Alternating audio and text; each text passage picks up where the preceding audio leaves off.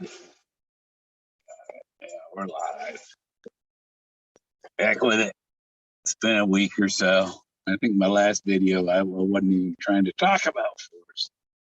So happy New Year. Happy New Year.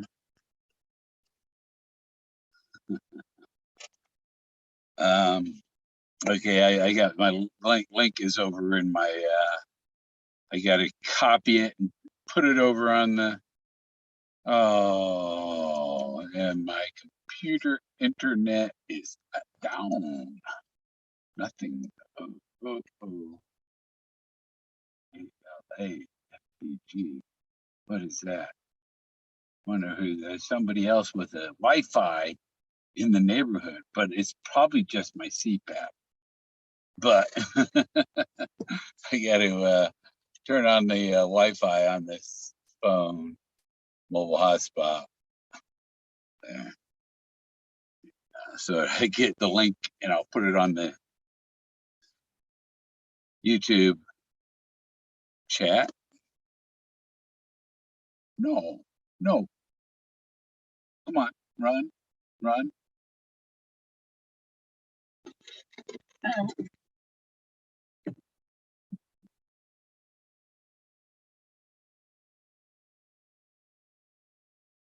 Generator was slowing down there because I got the under the desk heater going. So I don't know why the generator was bogging like that, because obviously it didn't trip the breaker, but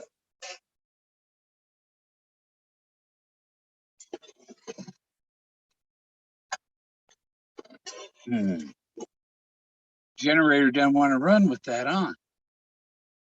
It doesn't want to run. It doesn't want to give me the whole 2,000 watts. I'm trying to get a little more heat. It's like 9 below zero outside. I got 63 inside. I got the curtain blocking the front of the RV off, so the heat stays on this side. Jack's water bowl was on the other side of my curtain, and it was frozen inside, so I had to move it over where the air is warmer over here, and his water bowl doesn't freeze. That's another reason you can't have water outside for the dogs. Why was that generator bogging like that?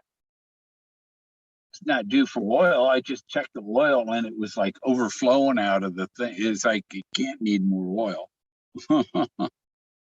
I do. I need more oil. Okay, see if I got my get my link here now. Copy. I gotta go over and open up YouTube. Go to my channel.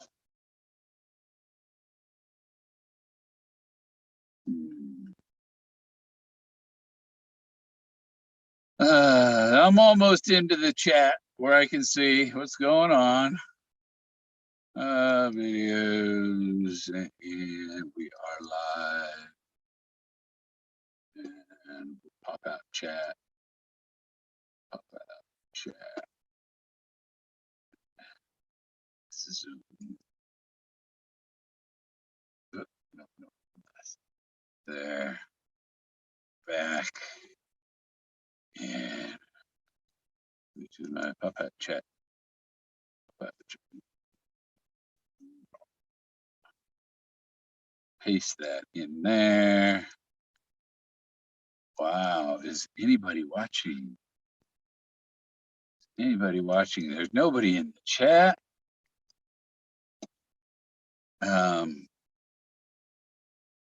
Jason was begging me to come on earlier. There it is. Okay. Now I gotta go back and look and see if anybody's watching. I'm just talking to myself. I'm talking to people in the future. This is back to the future because I'm live. But by the time you're watching me. You're watching something that happened hours or days ago or months ago. So I'm back in the past. I just need to watch it. Forrest Fenn, watch videos of Forrest Fenn, and he looks so live on the video, but he's gone. He's not with us anymore. Rewatching. It's not somebody else has a video. Let me see. Yeah. Show me 5 watching. Okay. So yeah, I'm back to where I have my Zoom. I can see the chat in the pop-out chat, but pop-out chat doesn't give you statistics how many are actually in watching the video right now, you know? And I have it blown up. There's Jason. You gave a link out there, Jason, but you probably already took your pills and passing out.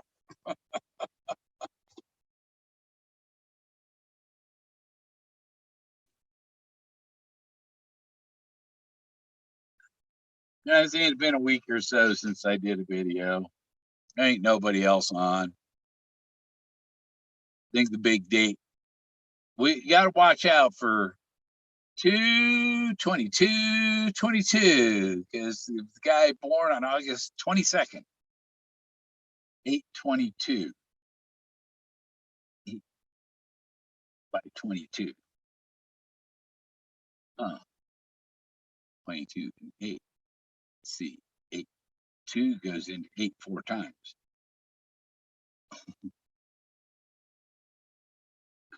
So, does that mean 4 2s? No, there's 5 2s in 2/22/22. Yeah. So yeah, just Jason. See if anybody else joins in. I was just watching. I just made a little video.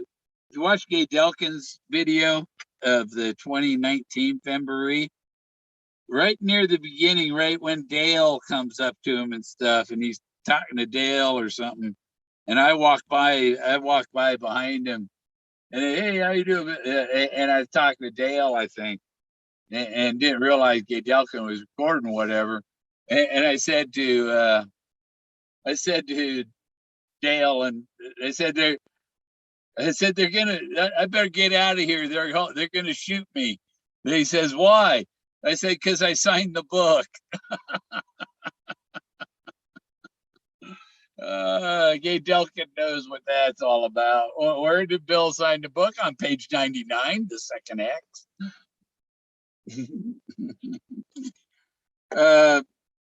Why did I do it? Well, a lot of people would say the devil made me do it, but in the course of the chase, you got to say God made me do it. God made me sign that second X. Oh, this is the hat I should be wearing in sub-zero weather. I should be wearing this hat, of course. There we go. Yes, this is the hat for this weather. I got the coat for it. Yeah, and this kind of need a scarf too underneath all this to stay warm and cold up here in Siberia. It feels like Siberia. Oh, my little thing is crooked. My thing is crooked. Oh, don't tell the KGB. Speaking of KGB, you got the KGB brownies going on here. But I haven't eaten one yet today. And I thought that, oh, these are 1 a day brownies, but no, they're not 1 a day brownies. They're half a brownie a day. one of these brownies will incapacitate you. You'll be like, I take the brownie, and it's like when you're standing up, you're drinking, right, or something, and oh wow, man, I better sit down, But these brownies, you're already sitting down. Oh man, I better go lay down. I can't hold my head up. Oh, yes. Yes. Below the home of the chocolate fudge brownie, the THC brownie. And so I'm only going to eat half of the brownie, and it is going to wipe me out. These have to be, they could be 100 milligram brownies.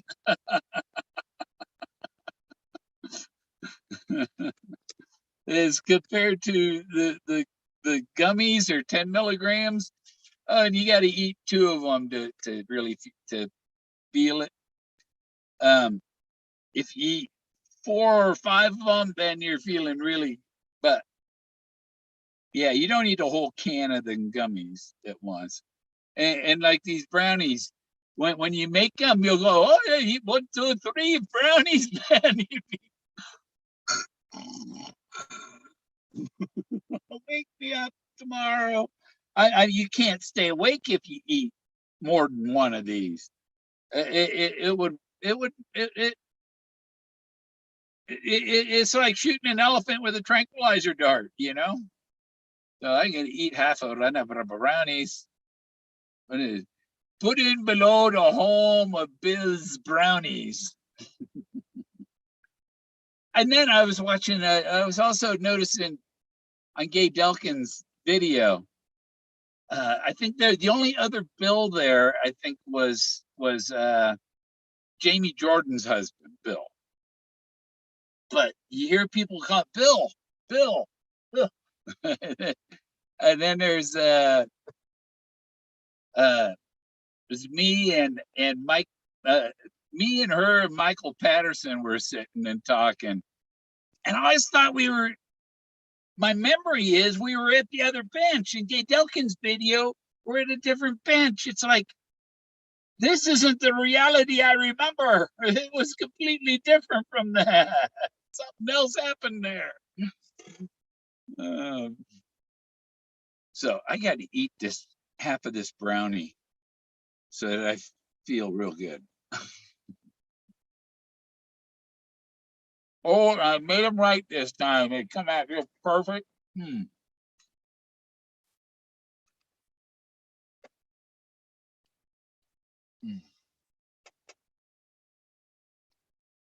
And you can taste the marijuana in there, but you can't see it. I don't even know. The only person that hi here is Jason. I don't know how many are watching, but I know nobody else was streaming when I went on. And I got up New Year's Day, and that's my oxygen there waving around. Gotta keep it blowing in my face. But I got up New Year's Day, and there was 3 or 4 inches of snow outside. And it was like, oh, and it snowed all day New Year's Day. Now, my mother, I told her she'd make it rain on my birthday, and so my mother was a rain goddess. But when my dad died, he froze in the snow and ice. So I think snowing on January 1st is a very good sign from the spirits. Oh,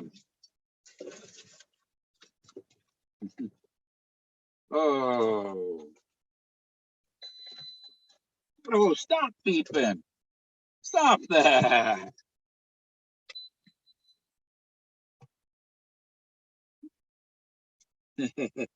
Stop that beeping.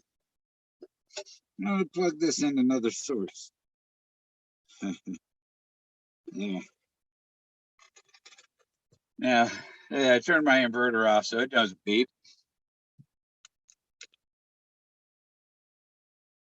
I thought I took a bite out of it. It's like it's growing fast.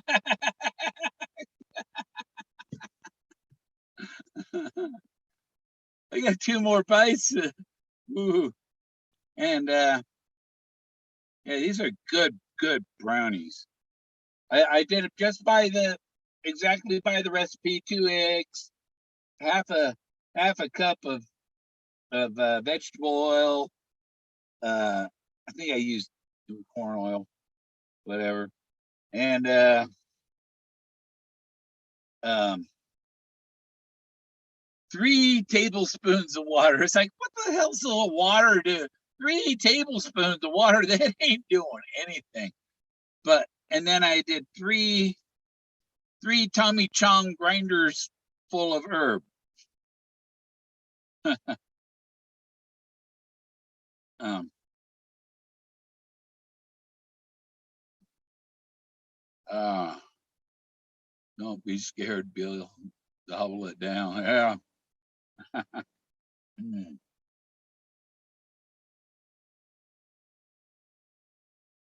Hey, I got that bite in the middle left. Looks like this thing. I was making a vest thing, and I'm going to cover this piece of foam with some old blue jean material. You know, I have to put the and sew it, turn it inside out, poke it in there, and I have pocket for a cell phone, a pocket for a GPS or something, and a holster for my gun, and place for a whatever.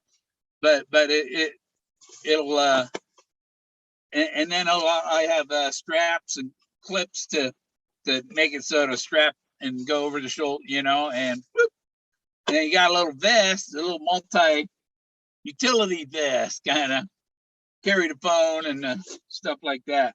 And maybe I'll have a little place to put a GoPro right in the middle, But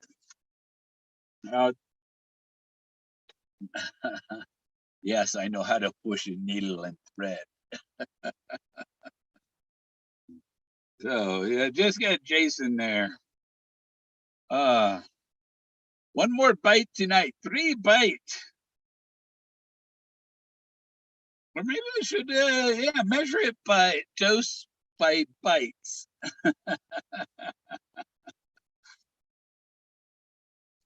But these are the last time I did the package in 2 9-inch pans, and my brownies were thinner. And one of them, so about half of one of these brownies is good. Next time I'll make them just like this, just as thick. I'll just instead of 3 rows of cutting 3 times, or instead of, let's see, 1, 2, instead of 2 slices, I do 3 slices. I cut it down the middle and then cut those down, and then so I make them little quarter slices. And I think that'll thin it out enough so one brownie's a decent dose. You're experimenting with the first. Yeah, there's a few watching, but I did the Zoom so that other people can come and talk too.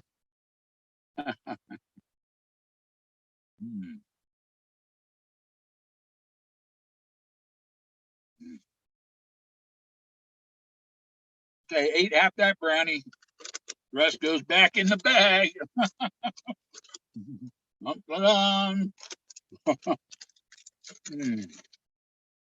And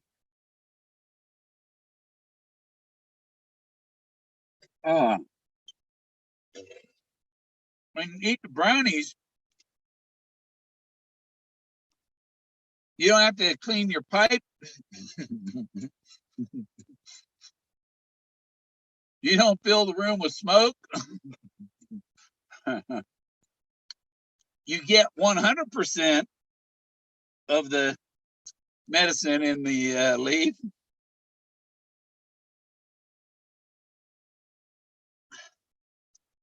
Um, and you don't get you don't your teeth don't turn yellow from smoking a joint.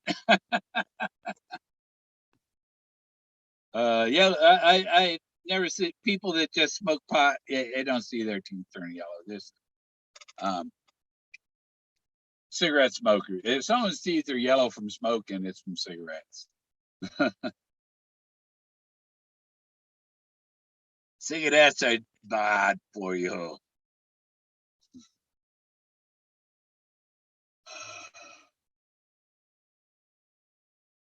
Yeah, but I have some lung problems. I've had pneumonia a few times, so I don't know if that's what gave me lung problems or just having the because I believe I had the COVID shit before it existed.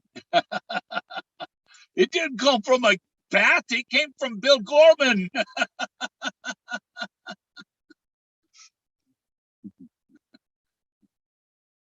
You like the little pins on the hat, Jason?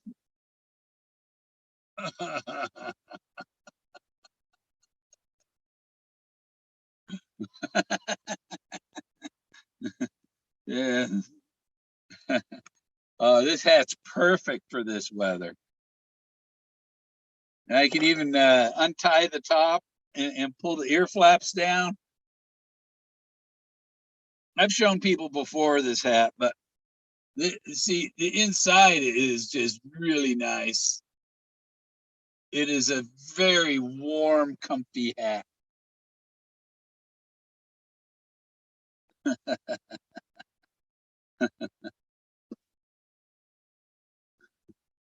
I, I'll have to go out tomorrow and get a picture with it and my American flag behind me. There we go.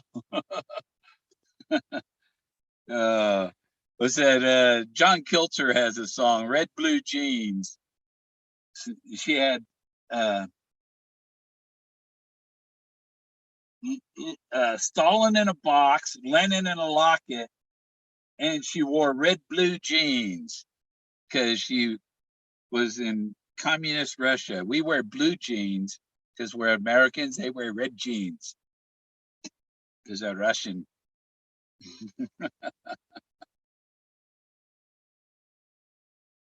uh, yeah, oh yeah, I'd love to go visit Russia.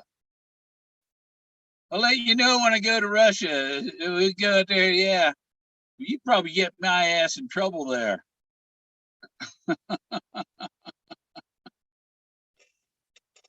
Yeah, I had a friend in Trey Lawler, this guy in Denver, back in '95 or so. Yeah, hanging out with Trey Lawler. He told me his sister was the sister of the governor of Colorado at that time, and stuff. And yeah, he we go we went out bar hopping, and he kept we go in a bar and he'd tell people that I was there to kill the manager. And, and we were at was it Caligula's? I think it was over on Hampton Avenue. Is that place still open? I don't know.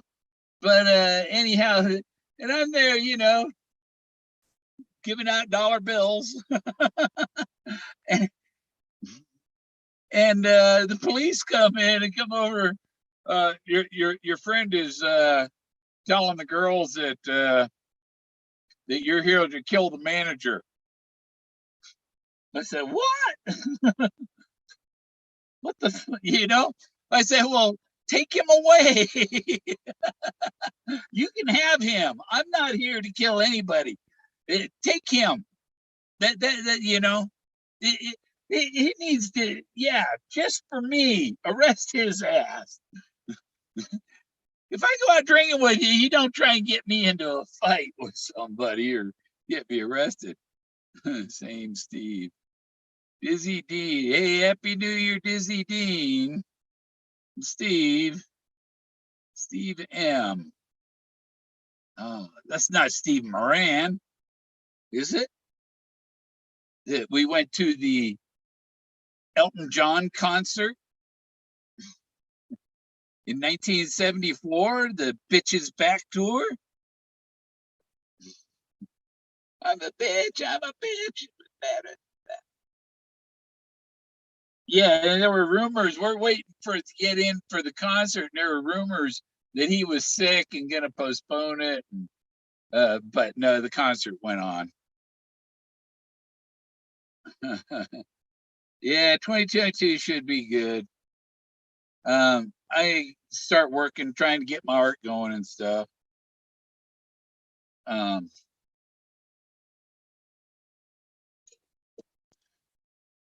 Try some more. No, yeah, he's not Steve Moran. Yeah, I went to elementary school and high school with, elementary school and part of high school with Steve Moran, and his family moved to San Diego.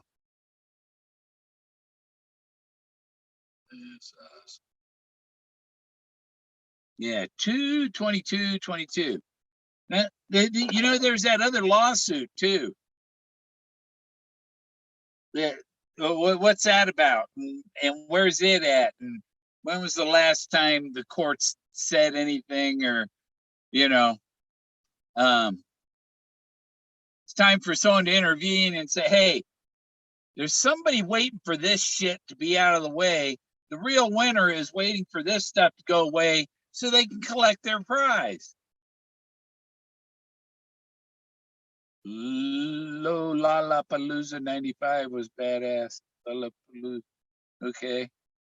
I'm trying to remember. They had they had one in the something in the Royal Gorge. They have concerts like the Lollapalooza things everywhere.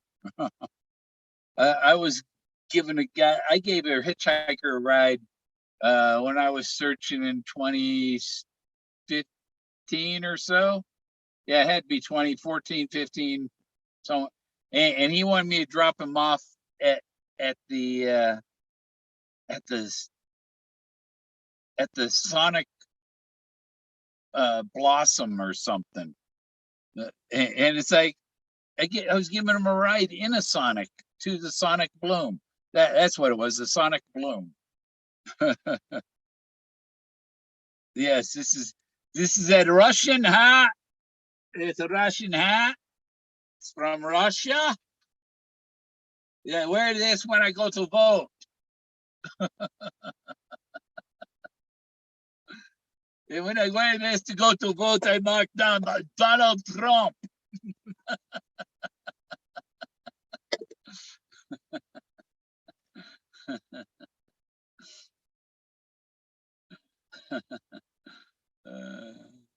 What kind of hat you're wearing doesn't decide if you're allowed to vote or not.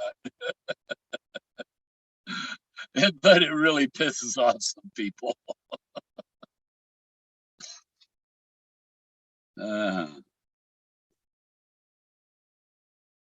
Yeah, and also my freaking camera, these idiots, for the repair thing. I told them I did the thing I go to the website, you sent me a link to get a shipping label. When I click on it, it doesn't print a shipping label. How am I supposed to return this without your freaking shipping label?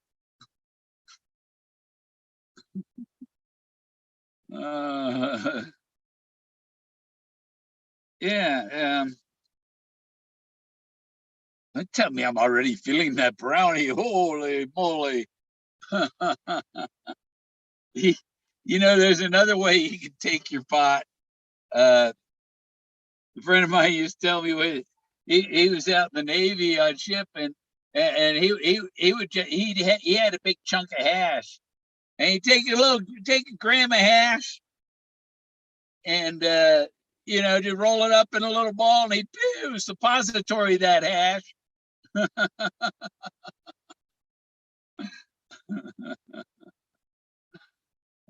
couldn't imagine that. No, no, man. I'll eat the ball of hash. I ain't not putting no hash in my ass. Ash hash. Ass, ass hash. Hash ass. Uh, I those brownies weren't making me laugh like that before. It must be the Nutter Butters that are making me laugh. And I was showing this to Jason earlier. Jason's gonna see it again. This here, and right there, the U.S. Department of the Medical Department, U.S. Navy, 3/10/1898. I think that's his birthday. Of the guy whose name is there.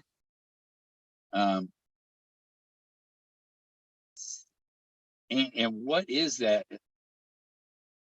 CA Steel, MD, and then it's got, those are a couple of Panama Exposition stamps from the Panama Exposition, but then the book is a 1917. So that I figure the date in the front is the guy's birthday.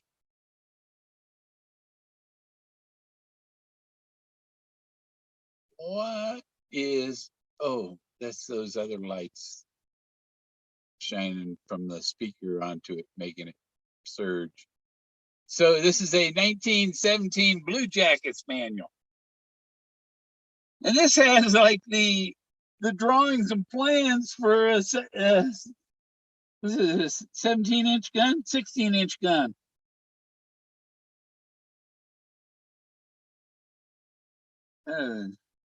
Compression of the facial artery. Compression of the carotid artery. See, it tells you where all the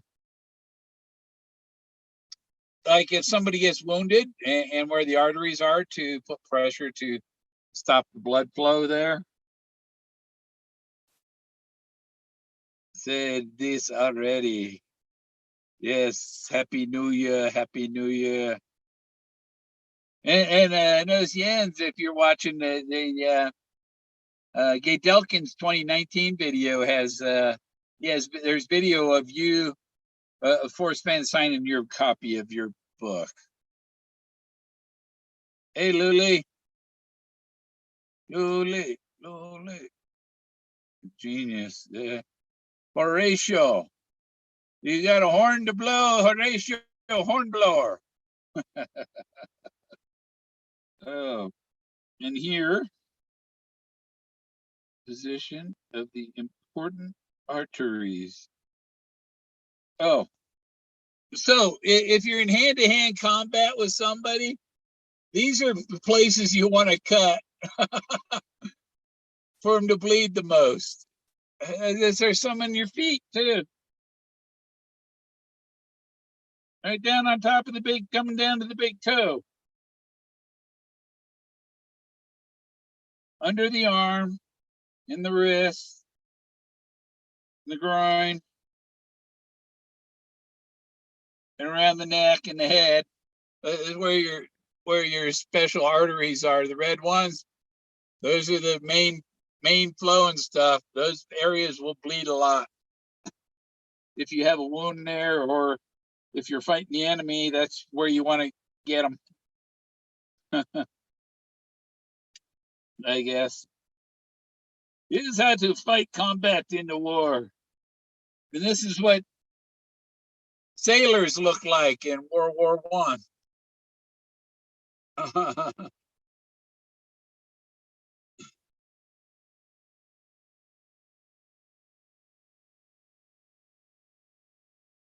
So he's the typical fully equipped. Oh, they got the rear view too. Fully equipped sailor. Rear view.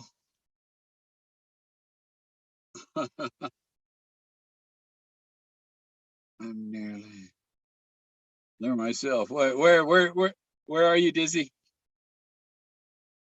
Yeah, Dizzy Dean. He was number 17, and he died on the 17th. And the 17th letter alphabet is Q.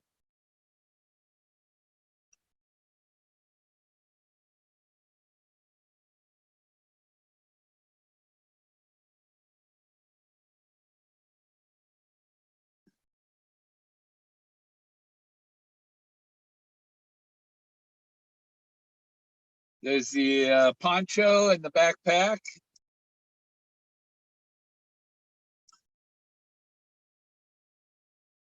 They didn't have plastic on the backpacks back then. No, they had metal hooks, metal straps, and or D-rings and such.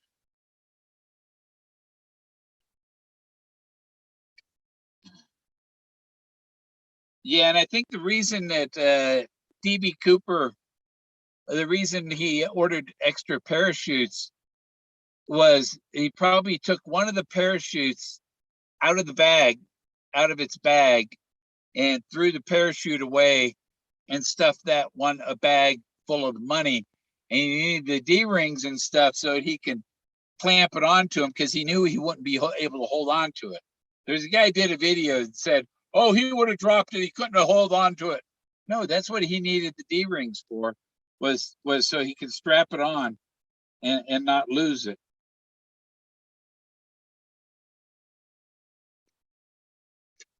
So that whole premise, oh yeah, he had to have lost. That's like, yeah, for shit. That's the only reason they let your video on YouTube.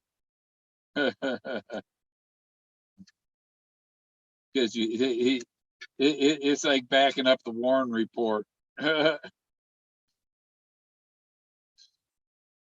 Okay. Oh, here's the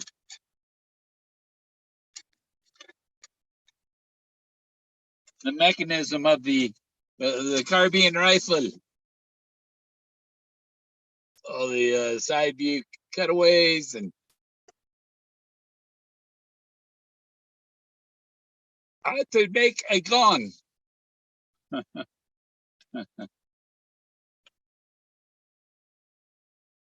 um, you know, when I went in the Navy, you'd think, okay, the Blue Jackets manual. Every sailor that went in the Navy had a Blue Jackets manual back in. But even when I went in the 70s, I don't recall ever being given a Blue Jackets manual.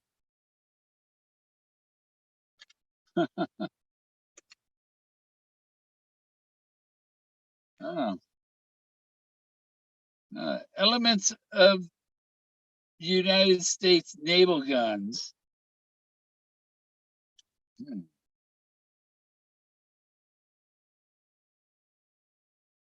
A Mark I, feet per second, 2,000 feet per second.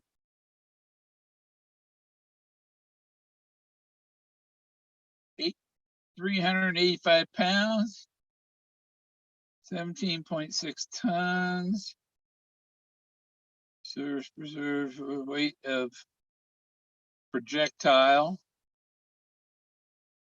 in pounds.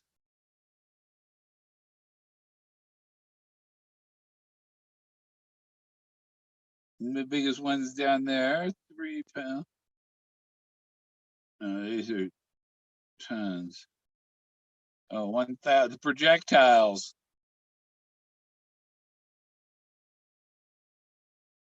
1,400 pounds. Wow, that's a big bomb. Big projectile. It has the different flags for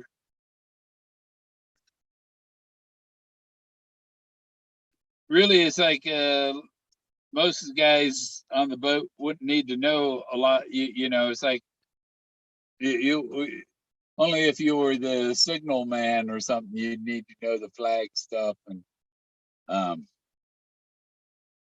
this is a 1917 book with color.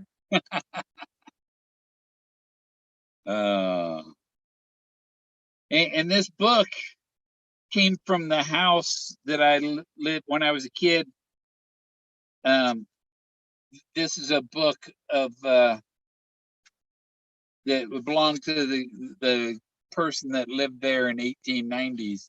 But look at this, even sail riggings in this book, even the rigs, you know, the different sails and how to rig them and stuff, and what the sail names are.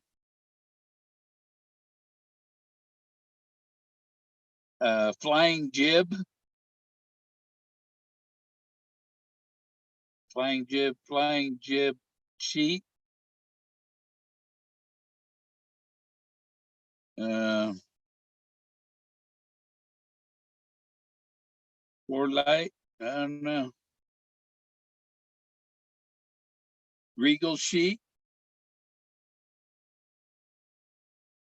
Oh well, four sails high, man. That's a lot of sails on one of them old boats, man.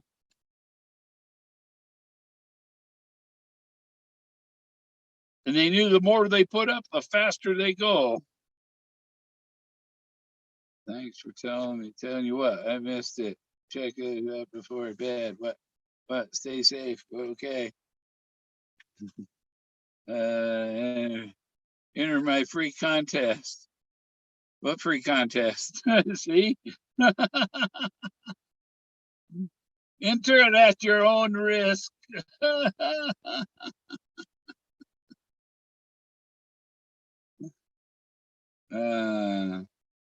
And I noticed the one part that Gay Delkin put on the screen in the 2019 video when Mary Wygant asked Forrest if the person who was closest was there at the 2019, and he put an X on her arm, and I guess that was her right arm, but he did kind of he pointed over, he looked over my direction basically, but what he had told Mary Wygant was, she asked him, well, what about Bill Gorman? Is he the solve? Or, you know, what do you think of Bill Gorman? Is what I think there was a question to him. And he said, I didn't expect Trump to win either. um, so I was like, well, Bill, yeah, well, he didn't expect him to win, but he did. And people go, oh, well, Trump didn't win. It's like, no. The one Trump didn't win was after Forrest died, so he had to be talking about the one before then. Name the dolls. Name the dolls. Win a crystal. Oh, like old dolls, like Betty Boop and all them dolls. Raggedy Ann, Andy, those ones. Um,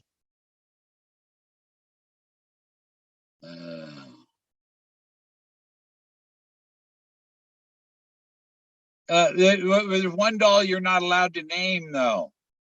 The, the richest doll there was.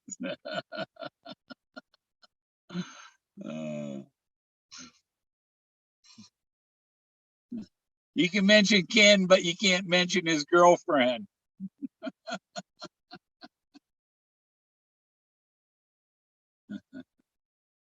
Reserve. 1719. Service of the piece in boats. If the piece is to be used in a boat mount, what piece? some type of piece are they talking about? Some type of fire fighting thing. Guide ropes of peace.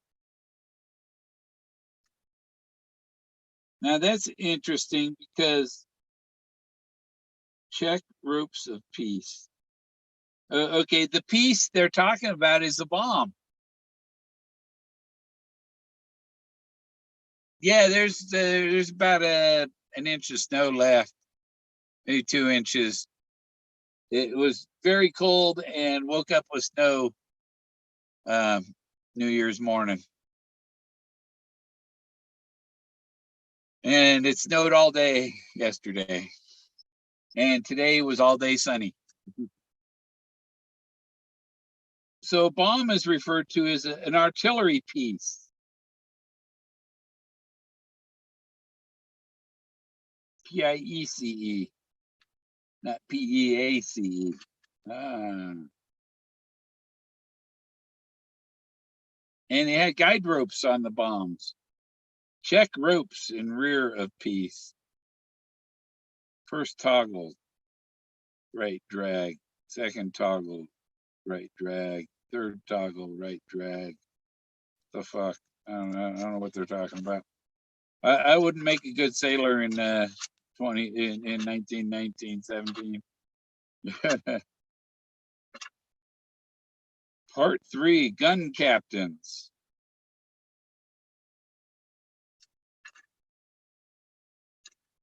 So gun captain. Do gun captains receive extra pay? Enlisted men of the Navy and the Marines who are regularly detailed to the commanding officer of a vessel as a gun captain, except as secondary battery guns, receive in addition to the pay of their respective ratings $5 per month. Well, yeah, if you're a gun captain, you get $5 extra a month. Go buy another beer. No. Back then, how many nickel hamburgers would that buy you? $5. Let's see, 20 times 5. It'd buy you 100 hamburgers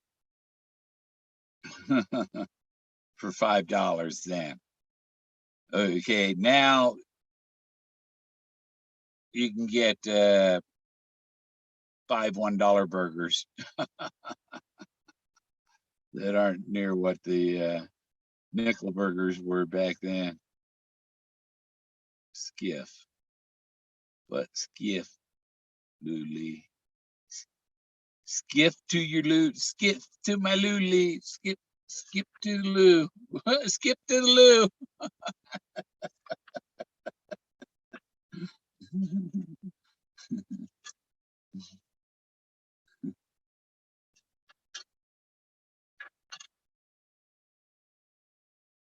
There's that video. I think there's a video of some. So this guy goes in his outhouse, and like a fucking tornado comes along and picks up the outhouse with the dude in it and fucking throws it. You wouldn't want to be in there. It'd be a shitstorm in there.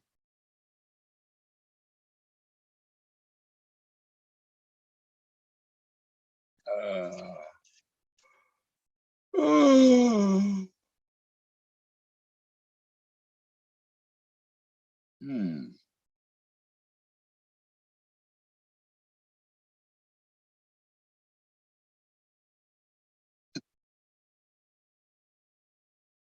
Subjects for all chief petty officers. I would gladly pay you Tuesday for a hamburger today. Yep.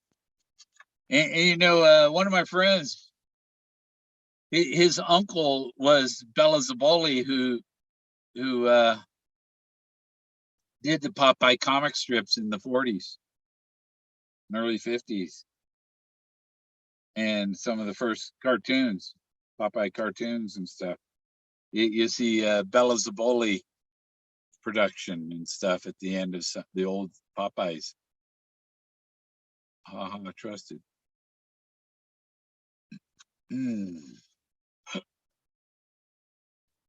Yes, I would gladly pay you on Tuesday. Which reminds me, when is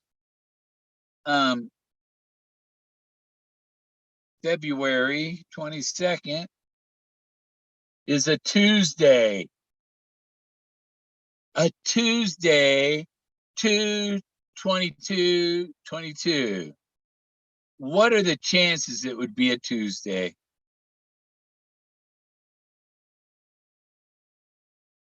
And that's a business day when the lawyers are working.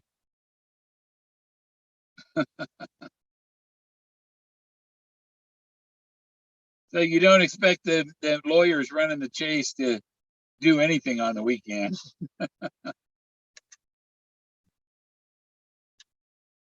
The chase is a nuisance to them, but it's the world to somebody else. Oh, what's that drawing?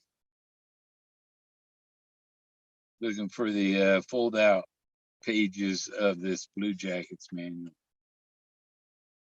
There's that first one. Oh, the different compartments of the ship.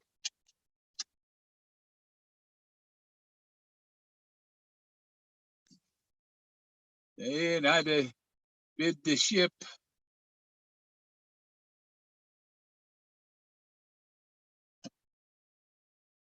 Wow. Boiler room's huge.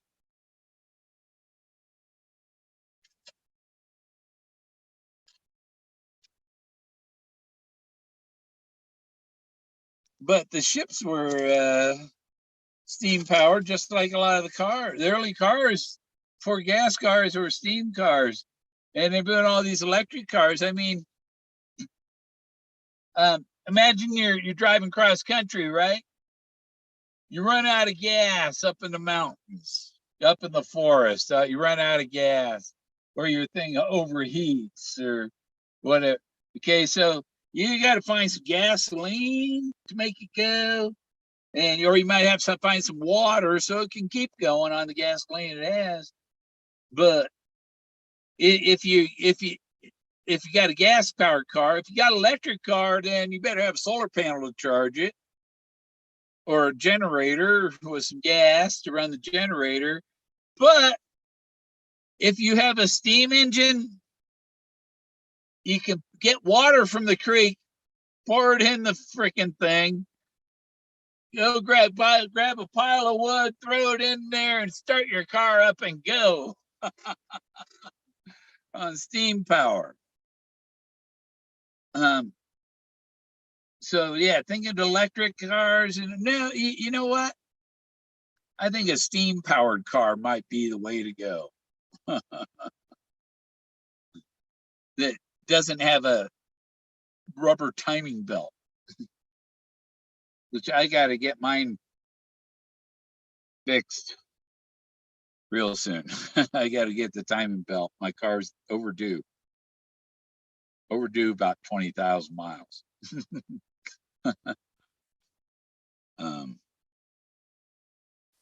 Tuesday. Yeah, it is. 2/22 is on a Tuesday. Tuesday, 2/22/22.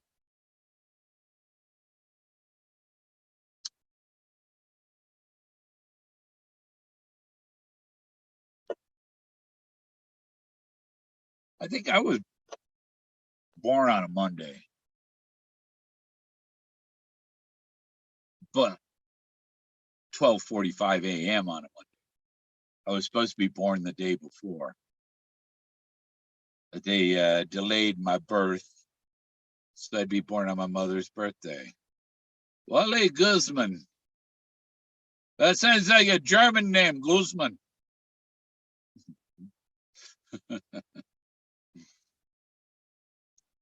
Yeah.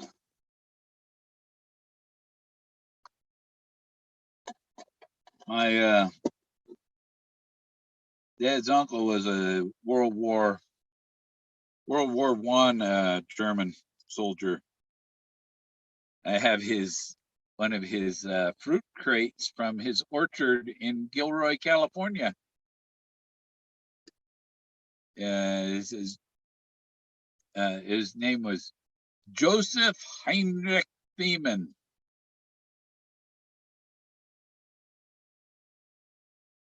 He's a nice guy.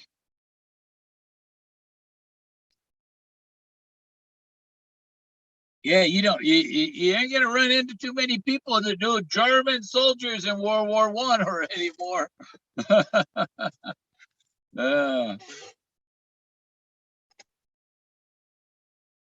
But all he cared about was women. Old men, women, just women. He don't care about nothing else.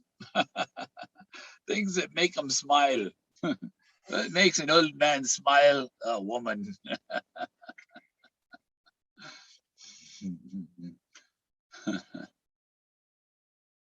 uh, oh. I wonder what happens if I turn on my heater again. The generator is running at a pace that can handle this under the table heater. Oh,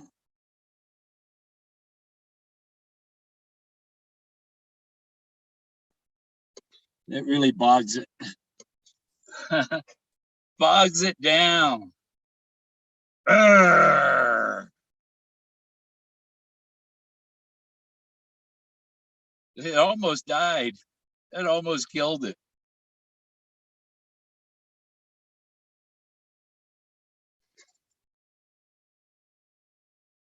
Let's see. Is it all on? Is that light on? That light's on, so the battery's on.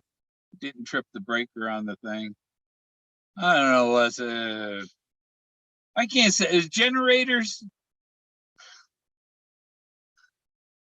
they run good for about 3 months. You buy them and they're good for about, and after that they're garbage. It's like, God. But see, there's where I want to run steam too. I want a steam powered generator.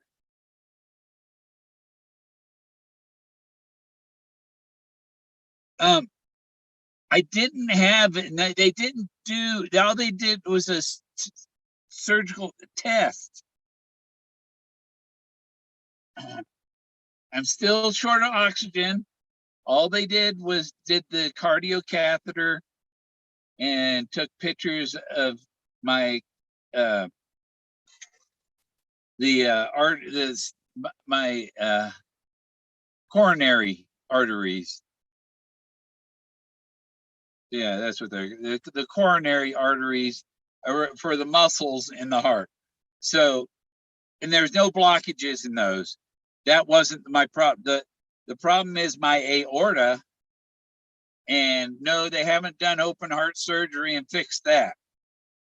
They have to. I see the doctor in February next month. I see the doctor for that, and she'll tell me what my CAT scan last week said. But it's like not where they want to do anything. Yeah, I don't know. Yeah, but it's like I'm going to need it so that I get more oxygen. New aorta valve. The valve or the new aorta. I need probably they say to do both. If you're getting one done, you do them both. That way you don't have to come back and do it again. Yes, I'm still short of breath. Nothing's fixed. I just know that I'm not going to have a massive coronary because my coronaries are fine. It's the size of my aorta is the problem.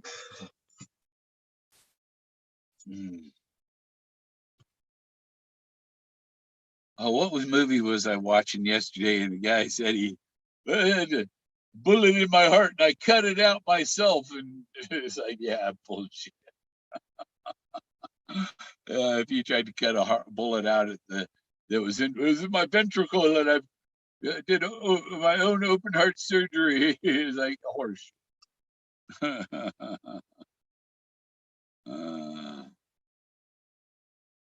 No pacemaker. They didn't put nothing in. They just doing tests.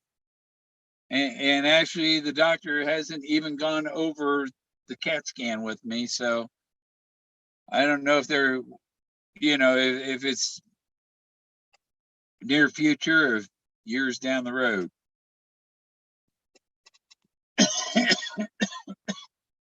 I'd like to have it fixed so that I don't have to have the freaking oxygen. But otherwise, I'm looking to buy I'm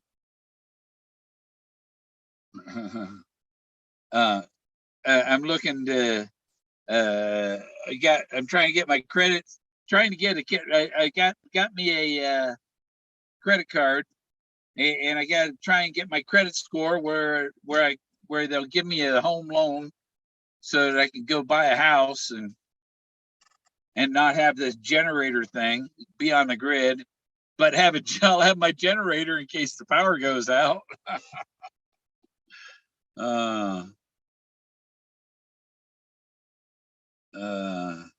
Because I'd rather not have to start a generator every day. I'm trying to keep my ticker going. One of those things. My grandfather, when he died, they found him.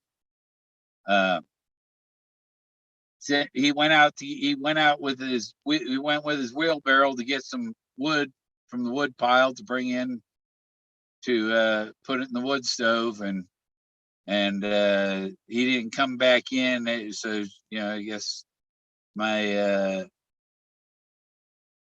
step grandmother come back, went out looking for him, found him in his wheelbarrow. He was sitting in a wheelbarrow.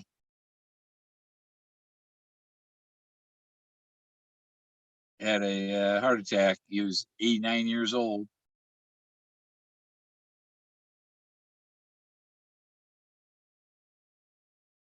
Hey, Jens. Credit score. Yeah. They if you didn't have a credit card, they give you a big 0. If you have outstanding student loans, your credit score is 650. But if you don't have a credit card, your credit score is 0. Yeah. I'm looking at like what part of the country, where I want to go live, but somewhere with lower altitude. It's got to be lower altitude, and try and get as close to. I don't like to be less than 100 feet above sea level, close to the ocean. No, because that's the tsunamis come. 200 feet, more than 200, somewhere more than 200 feet above sea level. And I don't like the hot humidity in the south. And I'm finding that there's some really good deals up in New England.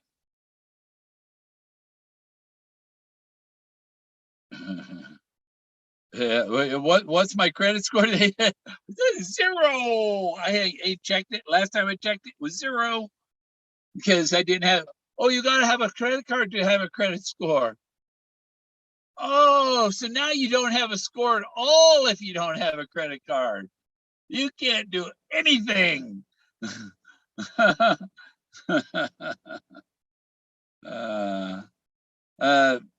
Yeah, I'd sell my land.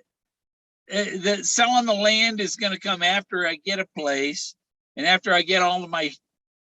I've moved stuff out to this trailer that's out here, and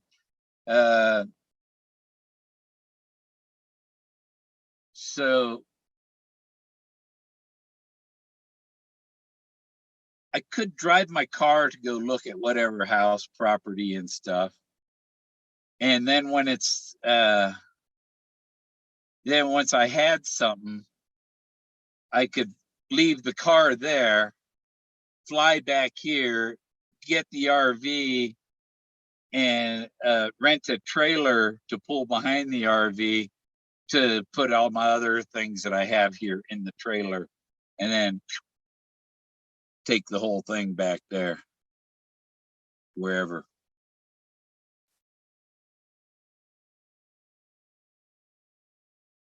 But I'm looking at houses that, so it's got to be something that they'll give a loan for, but I don't want something that's I want something that needs some work, you know, so that I get a good price on it.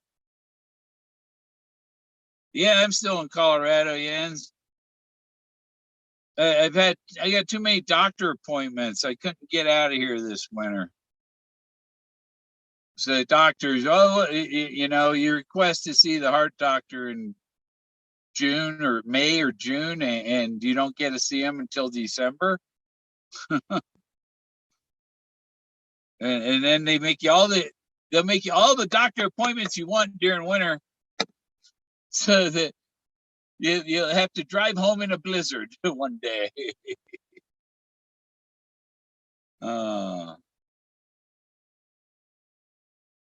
Yeah. And this coat my kid gave me, it's a rancher jacket, so it's real warm. And it's got the hood even. So the hood with that, man, it ain't gonna get cold. Not outside. I noticed my face. It's like, oh, my face is cold though. So I got to get some ski goggles and one of them ski mask things. And I think I got them here. I had some. I ain't got that shit no more. Somewhere in here. Manual underwriting. If your score is 0, 0 means you are debt free. Yeah, it does. I have no debt. Well, I do. Well, I still no, I don't have any debt. My credit card is secured. I don't owe them anything. They owe me. I could call them up and I say, cancel the card, send me my money back.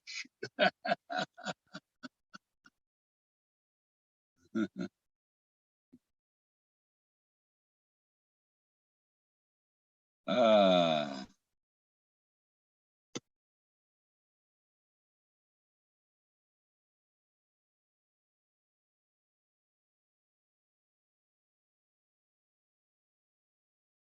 yeah, you gotta worry like you know, when you go to your doctor with a problem and they just write it off without testing or looking at stuff, you know, like, oh, your heart's just fine. You don't need to see a heart doctor.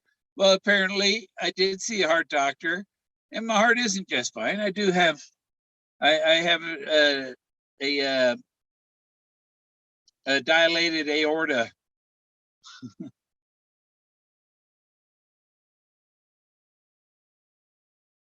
That makes it hard to breathe. Oh, and my wrist is sore. I took my pills for today. This wrist is sore for some reason. I don't know. You hit something with it?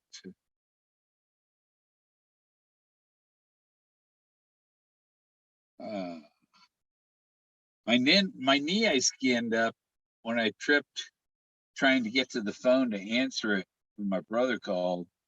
And I came in, I tripped over something and landed on my knee and took a patch of skin like that off my knee. And I put this ointment, neoprene ointment, and on it. And less than a week, it was their skin again. It was like, wow, man, that was fast.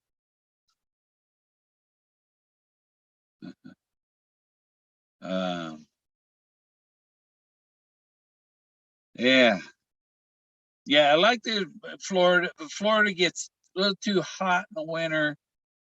I mean, in the summer. So in the summer, you want to be within within 10 miles of the ocean.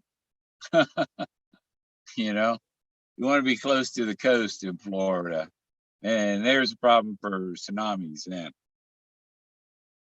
Say the one that hits there is huge from the La Palma volcano. And I think the La Palma volcano stopped erupting.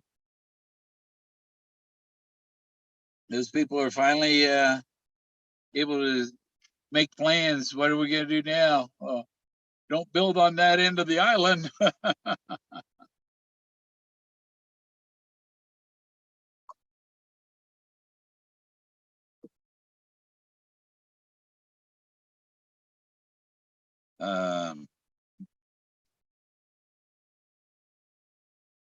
Why? Good food and a nice bottle of wine. Yeah, good brownies and a nice cup of tea.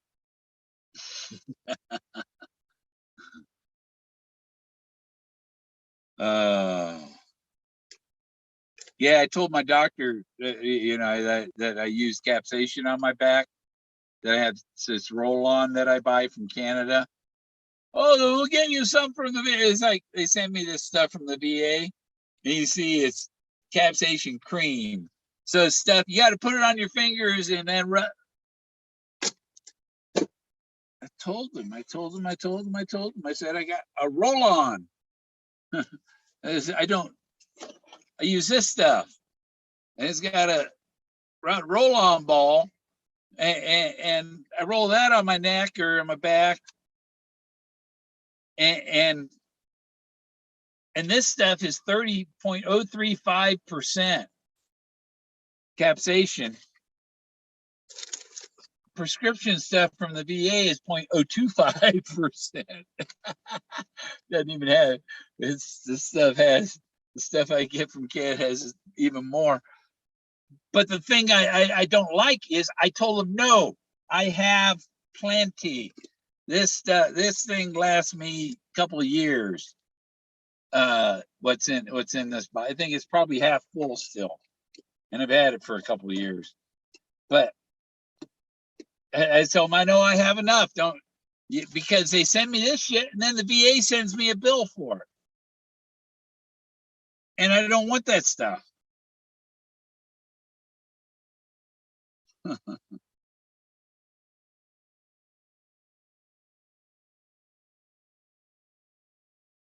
CBD. I was just looking at buying some CBD water. Living water, it's called. And I was just on the website looking at it. Ooh.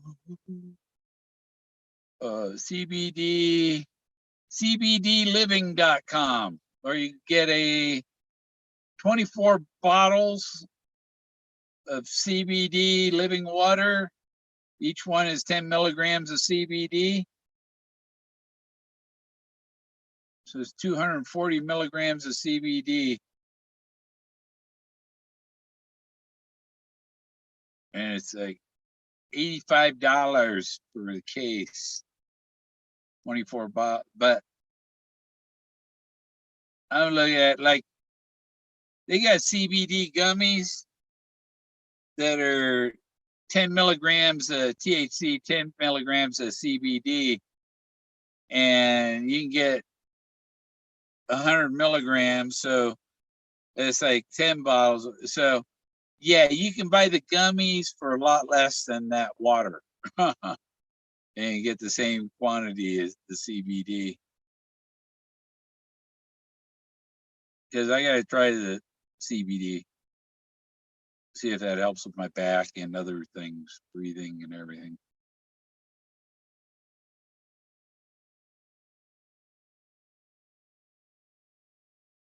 Oh, minimize.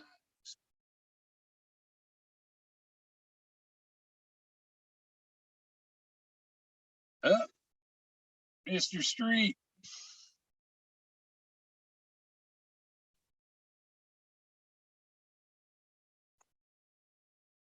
What's up, comrade?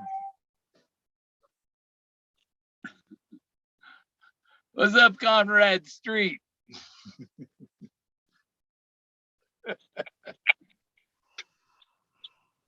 What's happening, Bill? Not much. Staying warm. -10. Gotta love the Rockies, huh? 65 inside.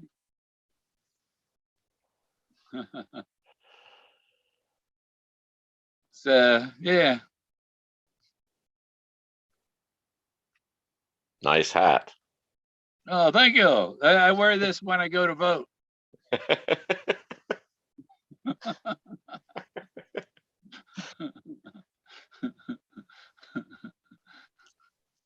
I really don't think it matters anymore, man. This voting shit.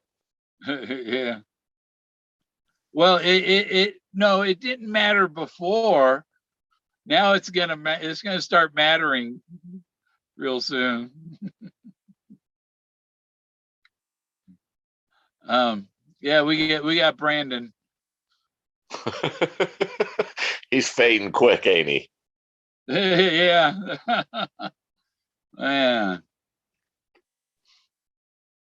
That's amazing that the guy with the was it the the Project Veritas guy. They raided his offices and his house because he had a copy of Joe Biden's daughter's diary that she talked about him and his inappropriate touching. Inappropriate touching to his daughter or to other females? Yeah, his daughter. Oh, shit. She's still uncomfortable about that. I would imagine. Yeah.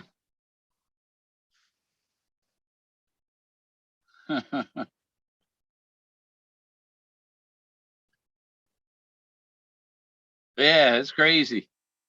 Well, the thing is that it's out there, and now that now we raided the guy's house to get a hold of it, we can't, and so we can't deny it exists now. Busted themselves, didn't they? Yeah, it's like you just proved that it's true. That's what you're at. Okay. Yeah, the world's getting stranger and stranger every day anymore. Then people will go, well, if you don't show it to us, we know that you're hiding something now.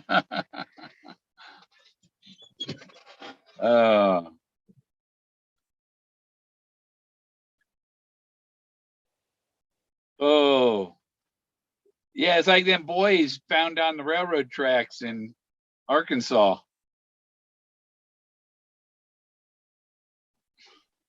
What was that? Those boys that were decapitated on the railroad tracks in Arkansas because they witnessed the cocaine coming in through Clinton and stuff. Oh, in the past, yeah. Yeah, way back in the 80s. Yeah.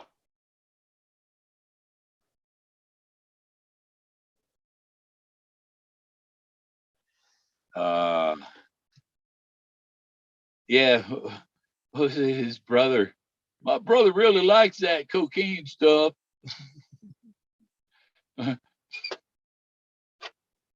Remember, was it Billy Beer? Yeah. Carter. Yeah. Jimmy Carter. Yeah, his brother. His brother was a problem for him. I kind of liked Billy, man. He kept things real. He was a good old boy. I watched Major Payne last night.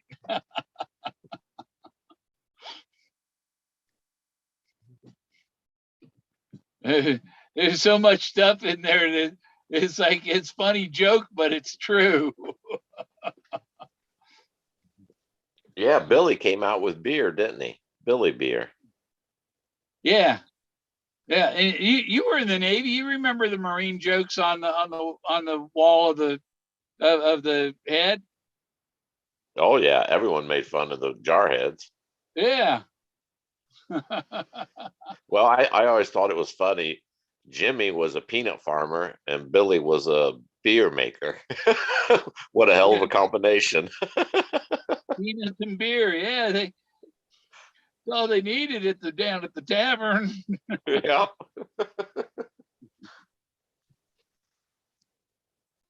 Yeah, I was watching it. I watch these the storage auction people, and that guy, what the hell's Jeremy? He's in Worcester. What's that? Jeremy Hales. What the hell's channel? He's in He's in Woot. Worcester, Ohio. Wow, that's not very far from me. Yeah. Well, um, he's got some problems with his. I guess he rented a warehouse space, and it was this guy and this woman were partners in the business or whatever, and then the woman had she broke up with her partner in the business and stuff, and and started doing things to because the guy was a full partner in the business and he had leases to other people, and she started fucking with his tenants and stuff. And the last thing they had is this Jeremy guy sold his trailer to the neighbor guy that leased him the place, and the guy he used to lease from had his own stuff in this trailer locked up out in the front of it, and they come by one day and their trailer's gone. The trailer's gone, and all the stuff from inside the trailer is moved into the guy's warehouse space. Not the other guy's warehouse, not the guy whose stuff it was. They put it in the other guy's warehouse space because they didn't know the other guy had bought the trailer from the guy with the. It's really fucked up, and so they steal the trailer. They catch him stealing the trailer and applying for a duplicate title and all that shit. And it's like, you people are going to go to fucking jail. Somebody's going to go to jail here. Yeah, Ohio's known for, yeah, there's some pretty fucked up people in Ohio. Yeah. No, I've watched. He's had the police on that thing for a couple of years. He's finally getting out of that building. So, What's his show about? uh, he goes to storage auctions and buys storages and stuff, and it's about all his problems with his neighbors and the police and everything too. He went and bought 70 acres down in Florida, and then when he had it surveyed, he found out all his neighbors were encroaching on his land. Damn. And the one guy's lighting things on fire. One of them's an arsonist. Mikey. But check this out. The landlord causing him all the troubles. Her last name is Raby. Raby? Raby. And she's got rabies. Next time you know better than to have a landlord named Rabies, a landlord with rabies, don't.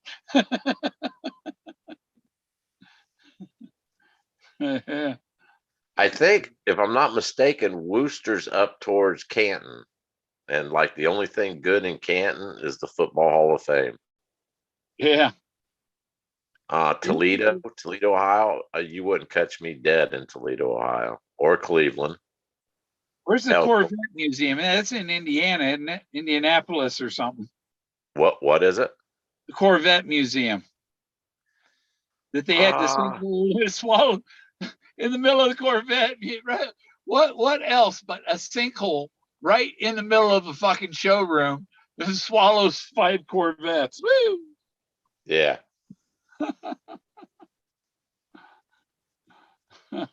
Yeah, I think it's off I-70 in Would you say Indiana? Yeah, I think it's near Indianapolis. Yeah, I remember driving past. I think it's off I-70, man. Yeah.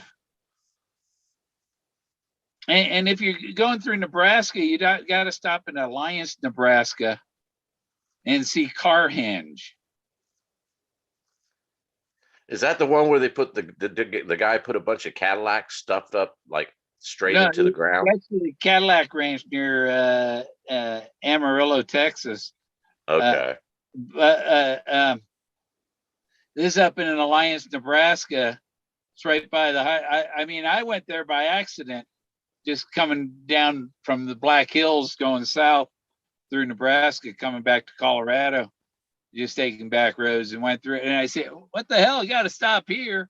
But it's a bunch of cars stuck in the ground like Stonehenge. I don't think I've ever heard of that. They're arranged like Stonehenge, but it's cars. And, so they got two cars sticking straight up and one laying across the bumpers on top. But no, it's a circle of them. It's set up just like Stonehenge, but they use cars instead of stones. I went there 89. I think I went through Nebraska once driving, what is that?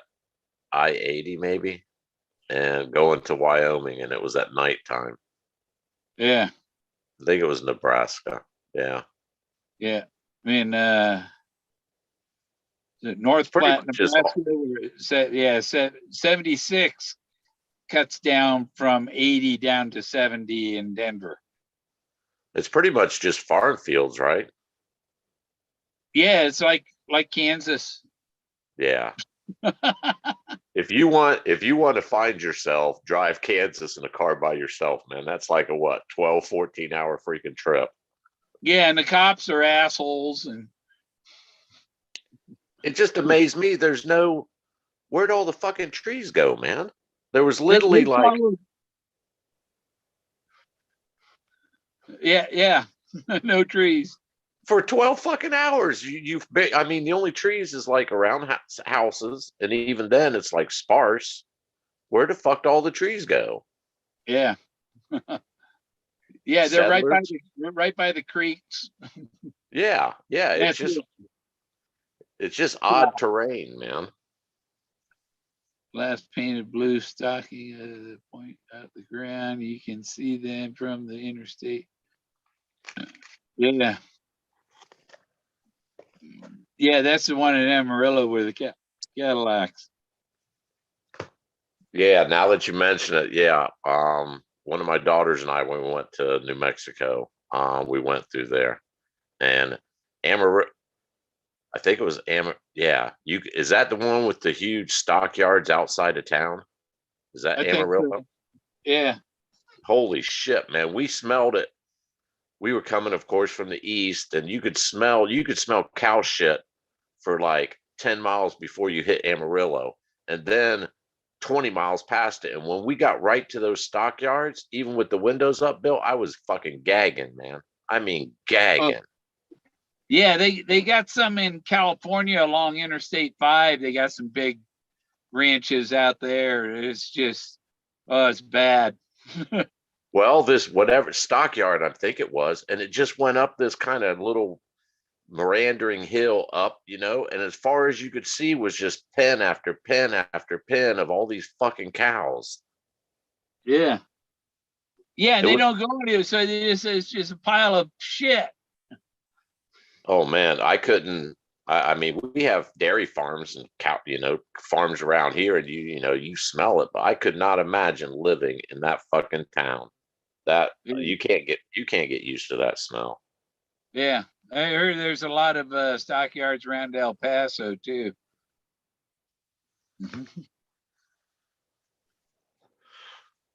Crazy. No, dumb doggy. No. It's freezing cold out there, Jack. It's -10. He's like, oh, I want to go out and play.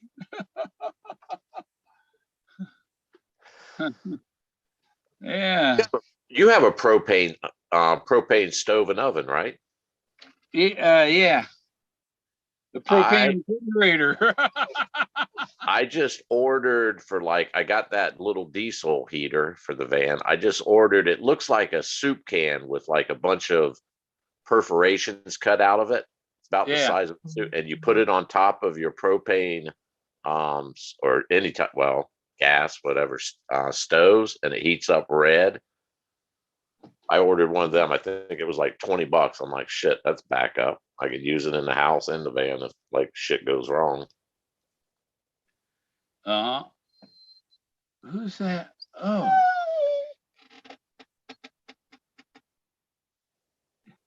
you whiner, Jack. Everybody's got to know Jack is a whiner.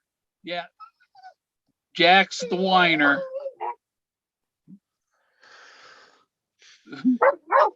Have you ever considered getting wood one of those little marine? I think they are wood burning stoves. You see people putting in vans.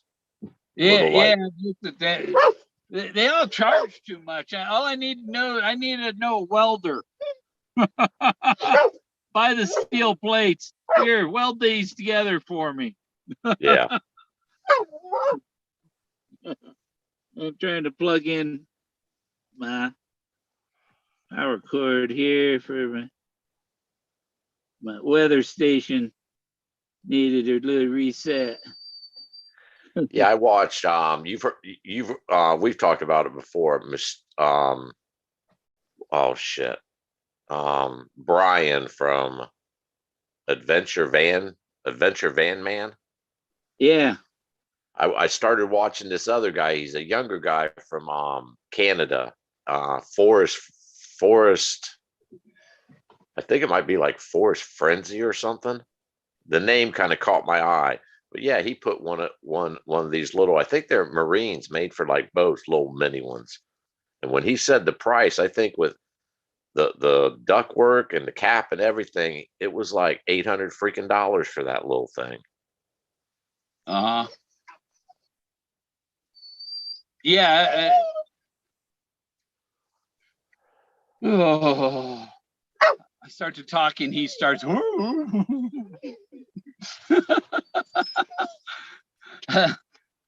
I learned a lot of stuff, and it's like I can make one for cheaper.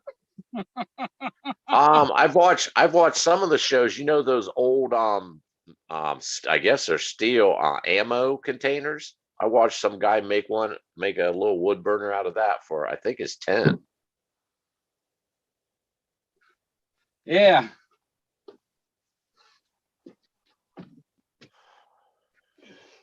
I wonder if you can probably make a heater out of a 5-inch shell, right? Yeah, hell yeah, you could. It put a little door down in the bottom. Well, one drawer for a door with a drawer for ashes with holes in it so the air comes in there. Another little door that you put the little pieces of wood in, and you have the smokestack come right out of the top of the 5-inch shell casing. Yeah, Yeah. you wouldn't need much for your you wouldn't need like a full size. Well, full size would bake your ass out of it. Well, you could stoke it up at nighttime, and the coals I'm sure would keep it warm all night. Yeah. And the other thing, you could have a smaller one, and what you do is your smoke thing, the exhaust going up, you have it do these zigzags, and so that it has more heat surface in your room, and you blow a fan across it. You cool the chimney. The chimneys, there's a lot of heat going through there. Yeah, Or if you had copper pipe, copper tube with water going coiled up inside the smoke flue, you know, so that it's heating your water while you're burning your wood stove. yeah, I've watched a lot of those. Hell, those old wood burning like cooktop stoves from back in the day, they had the Yeah. water tanks on the side, man. They had like, I don't know, 2 3 gallon steel water tank right on the side of it, so you heated your water. Yeah. I want a wood stove with a built-in boiler. Yeah. Yeah. And then I take the steam from boiler and run it through an impact wrench to turn the fucking generator. And you could hook up, or you could siphon some off for a radiator too. Well, yeah. After it propels your generator, it goes through the radiator and warm. I watched this one. They're a family from Alaska, and they do homestead rescue. Like, they come in failing homesteads, and they like. But the duct work you were just talking about, he came up with like, it was a weird shape. I wouldn't say a figure eight, but it's like he ran ductwork after ductwork, and the heat he gained from it, he says, shit, I get more heat from the ductwork than I do the stove, actually. Yeah. I had my apartment I had in Manchester, New Hampshire. I was just a little tiny 1-bedroom, but the heating bill was outrageous. And I went down in the basement where because it had the radiators for the heat, But I went in the basement, and there's a heater box for each apartment, and it goes to their pipes. And none of the pipes. I went in the basement, and the basement was like 100 degrees down there. It was like, well, the basement's nice and warm. All I gotta do is have some holes in the floor, and that heat will come right up here. I gotta do is put some vents in the floor. No. Have you ever looked into getting those little wall mounted, like I think they're plaque propane wall mount ventless heaters? Oh yeah, I had one of those in my bus. It worked good. I pretty much buddy heaters pretty much like that. And that's what I have here. I have a 2-burner buddy heater running both burners, and it's keeping it 65 in here. Well, I was just thinking with one of those, they have like a 6 plaque and a 3 plaque, like the small ones. Hell, at least you could run it all night long and not have to worry about Jack or anybody knocking it over. And when they say ventless, well, you're getting some fumes, but not that much. They say you only need just a little slot, air, for ventilation. Yeah. I have a propane detector, a CO2 detector, or a carbon monoxide detector, and a smoke detector. Is that all? Yeah, the one even goes off if it smells propane, but they don't ever go off because Bless you. Bless you. Feels like the freezer door is open underneath my desk here right now. It's like, where is all this cold coming from? The only thing sucks with propane, man, is condensation. Condensation is horrible with propane. Haven't been getting any. Really? Not lately. Well, I see some right by the seam of the window. I see some crystals on the window, right on an edge of ice, right where the two windows come together. Yeah. There's movement right there. Little ice on the inside of the window.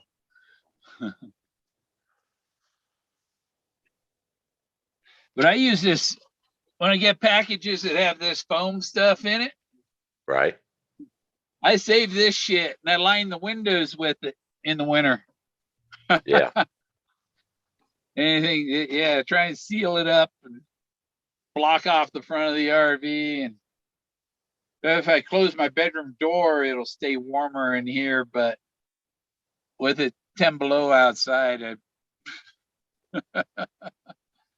I don't It want. sucks climbing into a freezing cold bed, man. It Yeah, sucks. yeah. I don't want my bed that cold, so it'll be 65 or so. Uh, went by and got filled up 5-gallon can for the generator tonight, and I ordered the Bacon King, and they gave me the Texas Double Whopper What? at Burger King for dinner. I decided to go to Burger King for dinner, and they have a Texas Double Whopper. It's a double cheese Whopper with with all the regular Whopper stuff, and plus it has bacon and jalapenos. And you didn't get it. They gave you something else. No, I ordered the bacon Whopper because I didn't want to deal with the jalapenos and stuff. And the bacon Whopper doesn't drip as much as the Texas Double Whopper. But when I bit in it, it's like, that's a jalapeno. That's not a Bacon King. That's a Texas Double Whopper. That's what I order. So it's like, okay, good enough. I get a salad with my hamburger. I don't know if out in Colorado, is here in Ohio, most of the, and I don't know if it's, well, it's definitely COVID related, but most of the like Wendy's, Burger King, McDonald's, they have like 6, 7 o'clock, the dining room closes if it's open at all. And then they're not staying open late anymore, man. They're closing like at 8, 9 o'clock at night around Yeah, here. the KFC here is closed at 7 p.m. Closes Uh, at 7. is it because of like lack of workforce going on, or I think what the hell? partly, and they're saving money.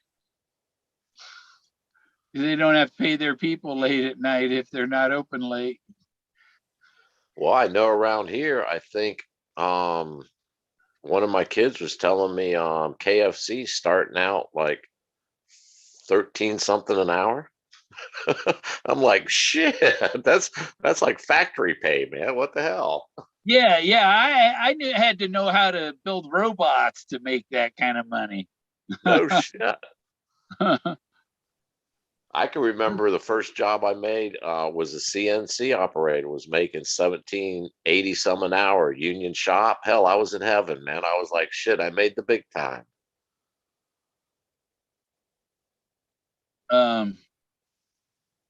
They're talking to Luli about wax and candles.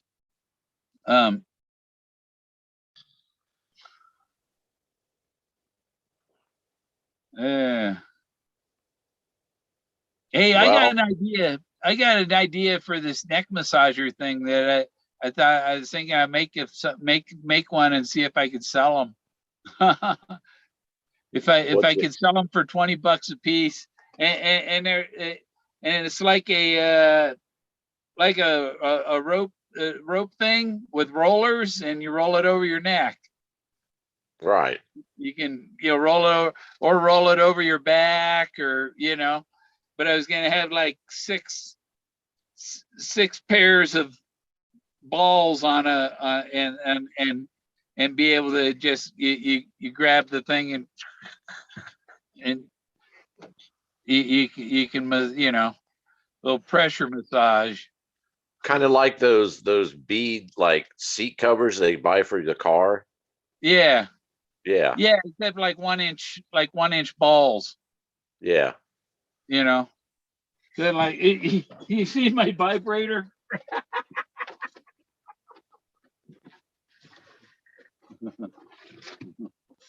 Look at this thing. Damn, that's industrial, ain't it? It's great on the neck and on the back. I use it on my feet and everywhere. I use it every place that women don't use them. You use them what they're intended to. Yeah, I use it on muscles. uh,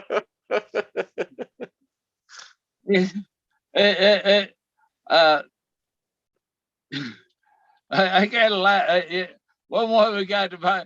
Yeah. Oh, how's that feel? I was like, sorry, the vibrator doesn't do anything for me. It does nothing at all for me sexually.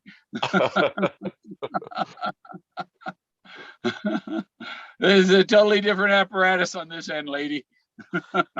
Yeah, must be nice to be a vibration being your best friend. That must be nice. And that's why Cal was doing one of his storage auction, his storage videos, going through the storage stuff, and I asked him, how many vibrators have you found so far?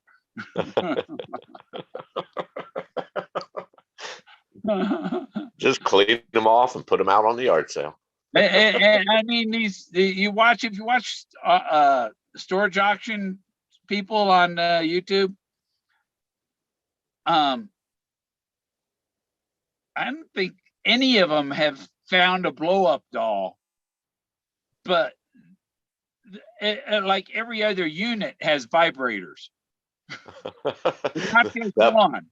That must tell you a story that the blow up dolls always go with the owners. They never get left behind. Yeah, they got a whole toy box and stuff.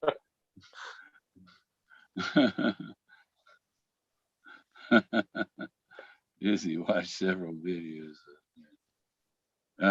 What's great ideas? Good to yeah. Okay, they're talking about candles or something though. It's like here, converter temperature bedroom 20 degrees. Yeah, yeah, and you know, when you ain't got somebody else in the bed to warm you up, you got to have a freaking heater. Either that or get you a couple more dogs, and it'd be a 3-dog night. That's when it's cold out. Yeah. Oh, Jack will come. He'll come lay on the bed for about 10 minutes at the most, and he'll lay up there. And as soon as you move, he's gone. He's okay. I'm gone. Can't be sleeping with movement going on, damn it. Well, I got him from my son, and you know, him and his wife are no dogs on the bed type people. And I'm like, oh, come on up here and keep me warm, dog. Lay on my feet. It's cold outside.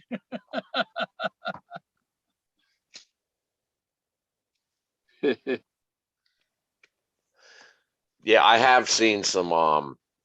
I watched a lot of videos about like van life and what, heating, cooling. Good fucking luck. There's no real thing to spray yourself with water and a little fan for cooling. But heating, I had seen these candles with the terracotta little pots on top. Yeah.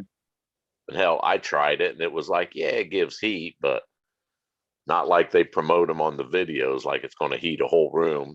Bullshit. Yeah.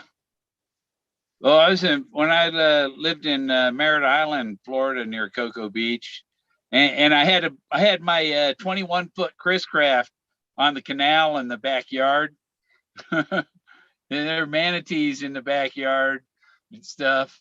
But I had my garage. I had the hot tub on one side of the garage, my Escalade on the other side of the garage. But yeah, I had the hot tub in the garage because it was because I was only renting the place and stuff, and it wouldn't go. I would have had to take the patio and back apart to put it in the back patio. So I just put it in the garage, and I had a power cord. I unplugged the dryer and plug in the hot tub.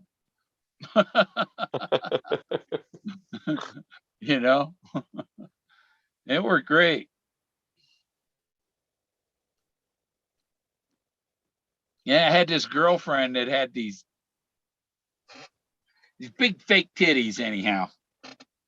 And she was over. It was New Year's Eve too, or around New Year's Eve or something. And I was at a little party, and she was there. And this friend of mine named Bill was there, and she's inviting my friend Bill out to my hot tub, and all she's got on is a husband beater shirt and her thong. It's like, no. No, you're not inviting my friend out to my hot tub without inviting me to my hot tub. Yeah, there's your sign. And you're doing the wet t-shirt thing. Well, no, you're my girlfriend. No, that's one thing I don't like with some women that drink. They get a couple of beers and they want to, and then they want to sleep with your friends. It's like, no, I don't want a woman that's here today and gone tomorrow. No. I want one that sticks around. I think they refer to them as loose women, those drunk loose women. Yeah.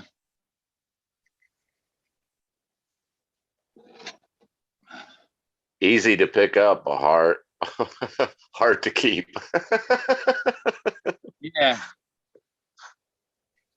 She was like 5'2" with 38 double D's. Damn.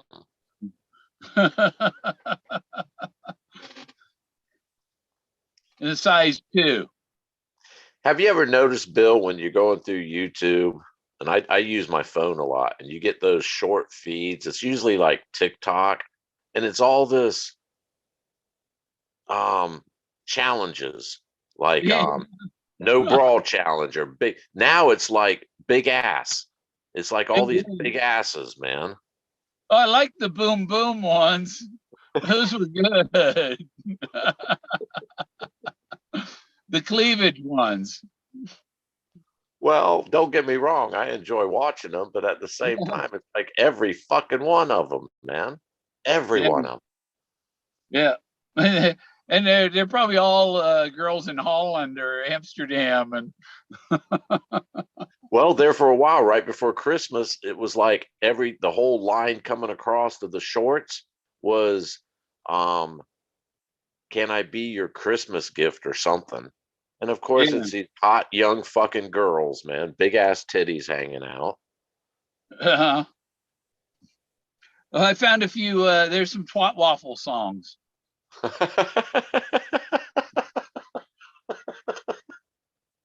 It's been around. It's in video games and everything. Twat waffles. Really? Yeah. I'd never heard of it, man, until recently. I'd never heard that fucking term ever. Yeah. Is that why they have like that waffle pattern on the panty shields? I think so. Look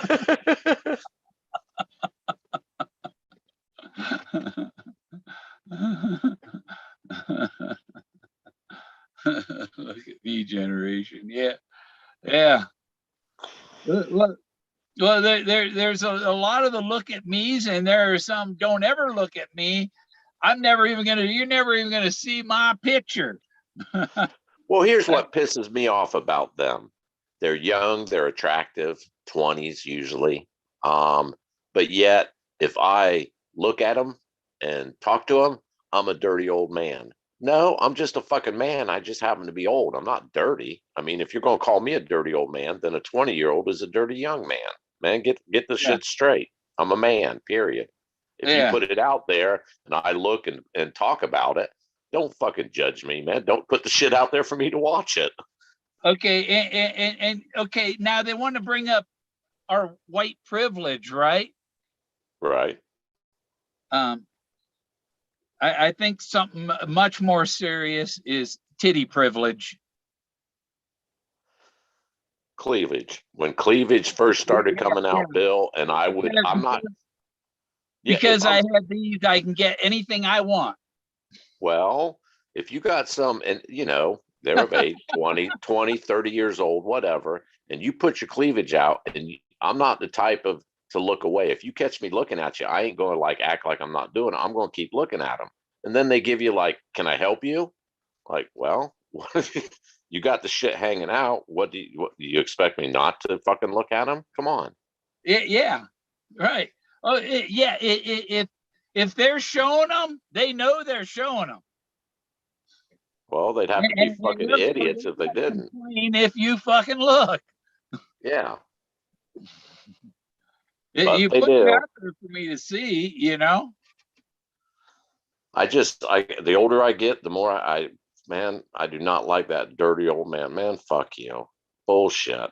If I'm a dirty old man, I'll say it again. Then a 20-year-old's a dirty young man. Man, get the fuck out of there with that shit. Yeah, they're dirty young men. Yeah, there's no fucking difference. Men are getting a lot more than us dirty old men.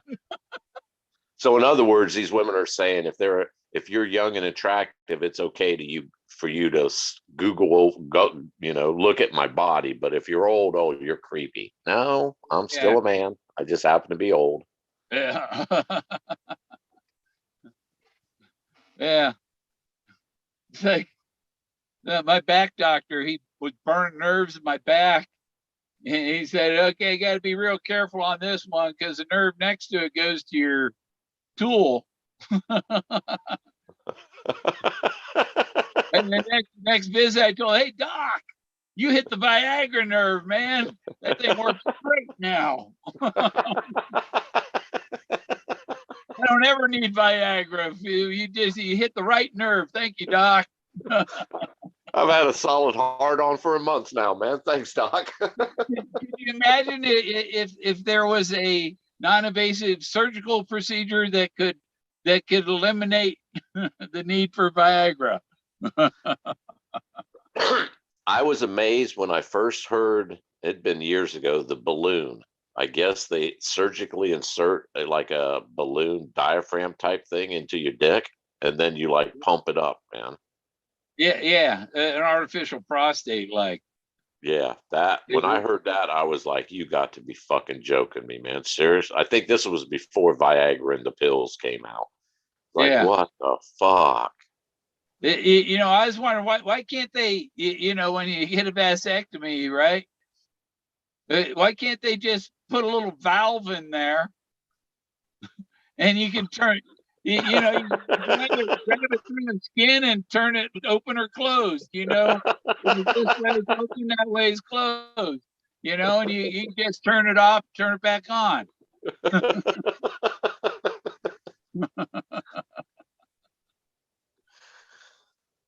Well, when I first heard about that balloon, it'd been probably, I don't know, 80s or during the 80s. I'm thinking, well, shit, if you can't get your dick hard, are you going to come? I mean, is that possible? Or is just the act of fucking? What the hell? I mean, Yeah. I never researched it, but I'm thinking, what the fuck, man? That's kind of crazy. Well, I know a guy that he doesn't. They took his prostate out, and he doesn't have one, and he can no longer perform. He can no longer ejaculate, to be politically correct. He can no longer, it no longer gets. He did no more erections.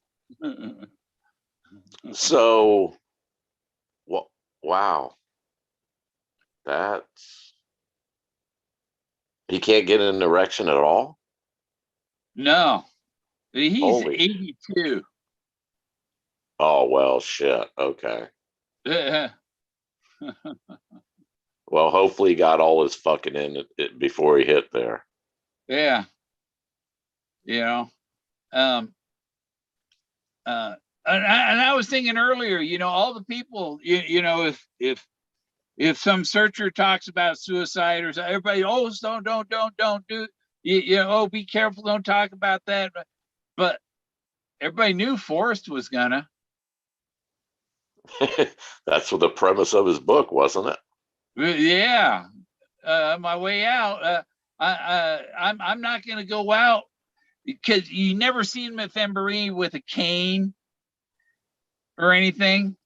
Nope. He wanted to appear fully capable. You know? Well, that's And another thing. I don't one day, care how fit, and I've watched arguments in chat rooms saying, "Oh, he could still hike out and he could do 5 miles." I'm like, bullshit. No, there ain't no fucking. I don't care. Jack LaLanne, that would be the only type of person that could, perform physical feats like that at 80, 90 fucking years old.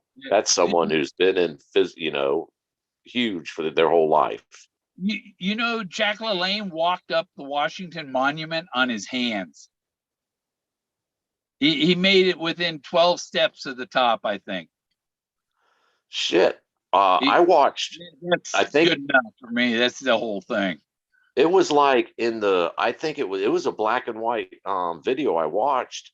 So it was probably in the 50s. He was probably in his 30s maybe, or whatever. He had a boat, like a rowboat full of people. I think it was in Florida, and he had a strap around him, and he was fucking swimming out in the ocean pulling this rowboat of like 6 or 7 people. Yeah. Well, I could do that shit. They called me Flipper when I was on the swim team. Well, I was like 6, 7 seconds faster than Johnny Weissmuller. My dad was faster than Johnny Weiss. My dad was a few years after, and my dad was the picture of my dad with all these trophies in Memphis for a swim meet they had with LSU and stuff. And my dad beat guys that came back from the Olympics. well, that's how Johnny got the Tarzan movies, because he was Olympic gold medalist, wasn't it? Yeah. Yeah, that's how he got the job. Well, my dad wasn't allowed to be in the Olympics because he was considered a professional because he was Navy swimmer. Oh, bullshit, man. Seriously, they consider that a paid professional swimmer? Yeah. That's not the same as being a professional football player or something. No, not at all, man. That was his, yeah, not at all. Athletic prowess. So, in other words, any marksmanship they had back in those days for the Olympics, a military person wouldn't be allowed to join in. Yeah, because they're professionals. Shit. But I think they got rid of that. That's why they had guys from the NBA on the basketball team in the Summer Olympics and stuff. So now it's not like that anymore. But shit, my dad could have been an Olympic gold medalist. Could have been on a Wheaties box. Yeah. Who knows? As far as, like you mentioned, suicide. For young people, yes, I would discourage it at all costs, man. You're just having a bad time. You just need some guidance. You need a mentor. You need some help.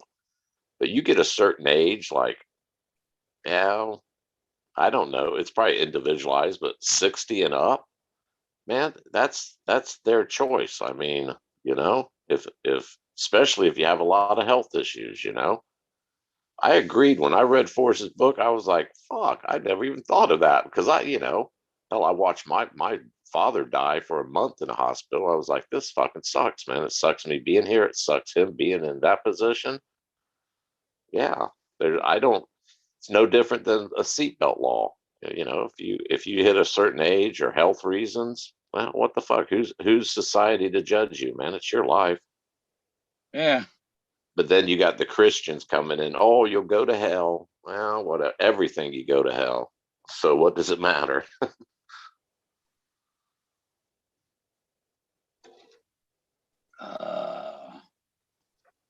That's the other thing I was thinking about. Okay, what in the Bible it says they cast the devil into a hole and they covered him up and buried him, right? Right. And so what if that's what the hole in Oak Island was? What's down there? That's the hole they threw the devil in. They're going to be shocked shitless when they open that damn thing, ain't they? Back up. Be like one of that Beetlejuice. Beetlejuice. Yeah. It's showtime. And remember last year, Beetlejuice went dark. They didn't know why. What's going on, you know? They figure a cloud just passed in front of it. Like a solar cloud or whatever they got out there. A dust cloud from its own activity, you know? Yeah. Yeah. Well, my opinion, whatever is in Oak Island was designed never to be found. So it has to be something maybe dangerous to world history, or they went to a lot of effort, Bill. At the time frame they're talking this shit was put on, that's a lot of freaking effort. And modern man has been trying to get to it for what? Since the 1700s? Late 1700s. Yeah. That's pretty for over 300 years. Someone's tried to be digging shit out of there, or nearly 300, and still haven't. It's Shakespeare related in the layout and the geometry of how things are laid out. Yeah, with all those rocks and all that stuff. Yeah, I watched a show about Shakespeare and Francis Bacon and stuff, and about the Holy Grail, and a lot of the stuff there at Oak Island lines up with Shakespeare stuff. But you can make a lot of things line up with stuff. It's like the Orion belt is only over the pyramid at 1 hour of the day, you know, or for the stars go all the way around the Earth. So if it's over the pyramids, then it's over Cuba too, maybe, you know? Yeah. You can line just about anything up with any. You can force fit any of that stuff. Well, man's been looking to the stars ever since he's been around. Hell, Yeah. that's where every religion on this planet, their gods are from the stars up in the heavens. Yeah.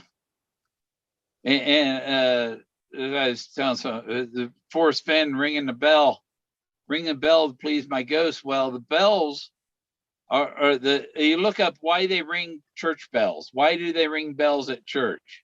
And it comes from, they used to I think God telling Moses, as long as my horns are as long as he held up his staff over his head, he was winning in battle, and the horns of, you could hear the horns of God, you know, the trumpets, horns.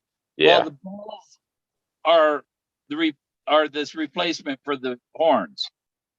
The bells represent the horns. So when the bells are ringing, it's supposed to remind you of the presence of God. Yeah. Yeah. God is present. And so when you're ringing his bell, you're telling him God's here.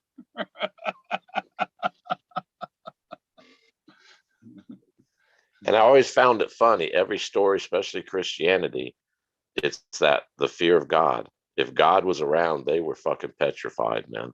Petrified. Yeah. And one thing I did tell Forrest on May 27th, 2020, 10 days before the announcement, I told him that I found his Moses halfway up the bluff. I'd got his Buffalo Cowboy car, the Bullet, and I rang Jack Dempsey's bell. Because when that cowboy punched Forrest, he rang his bell. Yeah. So, and this guy, Jack Dempsey, had a fight with a wrestler. It was the first cross sport competition between a wrestler and a boxer. It was Jack Dempsey, Cowboy Luttrell. Jack knocked him out of the fucking ring. and the guy lost. It was a sore loser. He shows up at Jack's restaurant in New York City. Hey, and Jack says, "Hey, cowboy," and Cowboy comes over and blindsides him and pins him down on the floor and starts punching his face in, you know. And that's when the Cowboy hit Jack Dempsey. And his Yep. name, his real name isn't Jack Dempsey. His real name is William Harrison Dempsey. He's Bill Jack. That was a strange story when I first heard it. That's in Too Far to Walk, isn't it? Or is it that in Thrill of the Chase with Forrest getting punched by saying hi to the cowboy when he's a little kid? It's in Thrill of the Chase. Yeah. When I first heard that story, that's just weird. That is just this is a grown man. It's about the same time period as when Jack Dempsey had this fight with Cowboy Luttrell. 1941 was the incident in the restaurant. I think the match might have been in 39 or 40, and Cowboy Luttrell didn't go get his revenge till years. Go get that guy. And he shows up at a restaurant, whatever. But so I told Forrest, I said, and I know that cowboy didn't punch you. You were just having a dream because of the news of Cowboy Luttrell punching Jack Dempsey. And so you had a dream about being punched by a cowboy that night. I've heard people say it's cowboy code. You don't say hi to a cowboy. Why? Why don't you fucking say hi to a cowboy? Probably has something to do with Jack Dempsey. When he said hi, cowboy, come over and kicked his ass. Well, if that's a cowboy code, and back in the day, cowboys was going around punching little kids for saying hi, that's pretty fucked up code, if you ask me. Yeah. They need to change that. Yeah, it's bullshit, horseshit. Yeah. That sounds like some manly man type shit, man. Some Duke and John Wayne. Remember who shit, you shit? It was kind of a game. Who shit? I shit. No, you shit. And then the person that you said you shit, they have to continue it and say someone else shit. I can't remember exactly how it goes. Something like that. It's kind of like passing the buck, passing the shit around. Yeah, every time I hear that, the cowboy code, and it's like, that's just some, I don't know, some fucking alpha male bullshit stuff. I mean, that's pretty, I don't know. Maybe that's what it took for them to survive out there. Maybe that, well, then again, they didn't live past their 40s either. It's all secret conversations. If you don't read them, they're gone. In chat? Yeah. That doesn't make it. Nobody comes back and reads your message. My God. If you think you gave out something and you want to, yeah. You know what I've noticed here lately? People will comment on videos and then fucking delete them, man. Yeah. Why even take the time to comment? Seriously. Why in the fuck? Why even take the damn time to comment if a minute or two later you're going to delete them? My grandmother, she thought if she flushed the toilet 10 times, it would take the smell along with it.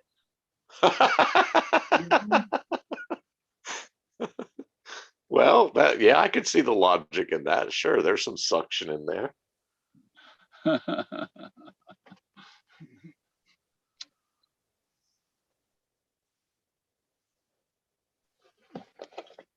Oh, this jar was full in, what was that, October?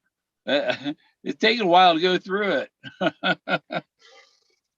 What's it hold? Like 2-3 ounces? Yeah, 2.5 or so. Yeah.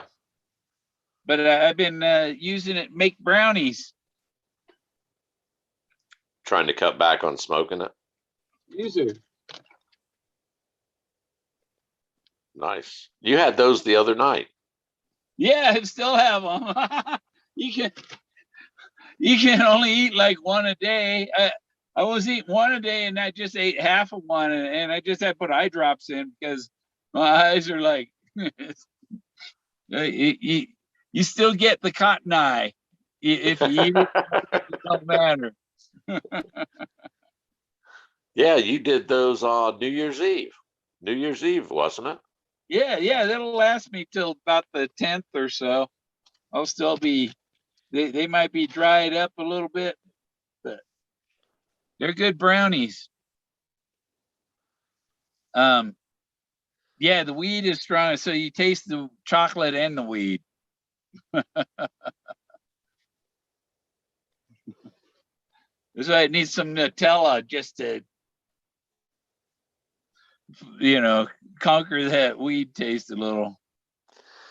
It's hard. It's hard to get when you're eating it like that. It's hard to get rid of the smell and the taste of weed. Like as soon as you open that baggie, you can smell the weed. Yeah.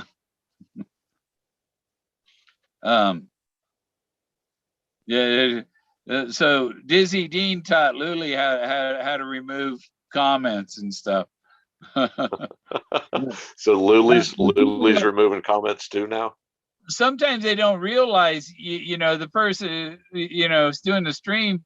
I'm having a conversation with somebody, and I got to divide my attention to read what it's saying, and and what you put up there, I don't see it for 20 seconds later, and sometimes they delete it before you even see it. Yeah. I always had a hard. I agree. Yeah, Bill. I've always had a hard time in keeping an eye on chat and listening to people in the Zoom. Man, I can't do it. I got to. It's one or the other. Yeah. The thing is, if you're in chat and you really have something to say on the, then hit that link at the top and come join the Zoom.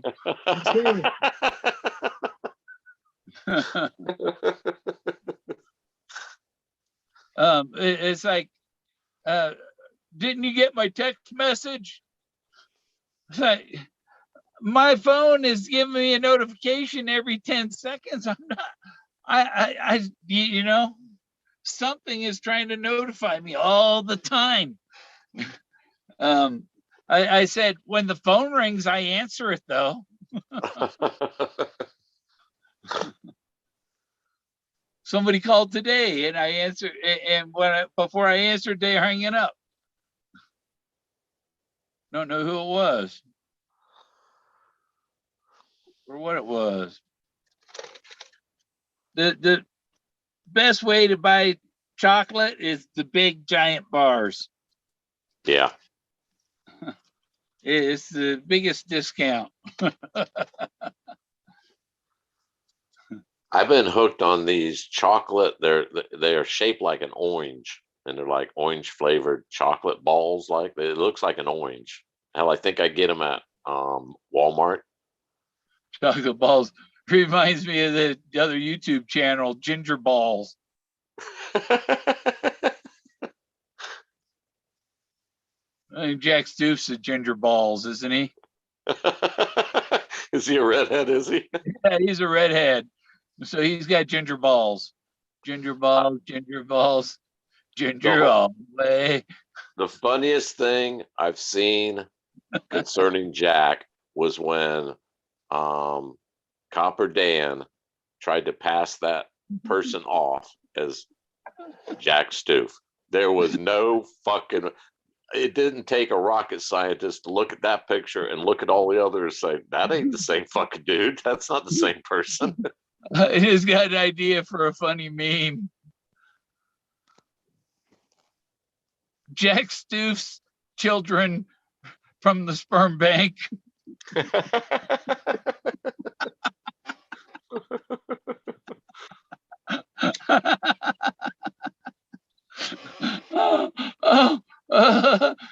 Yeah. He could do some Photoshop on some of the searchers. But give him red hair.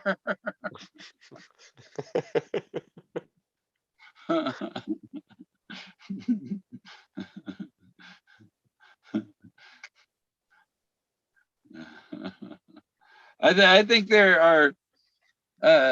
I think Jack has donated to the sperm bank. I think a lot of the search community are the children from that sperm bank.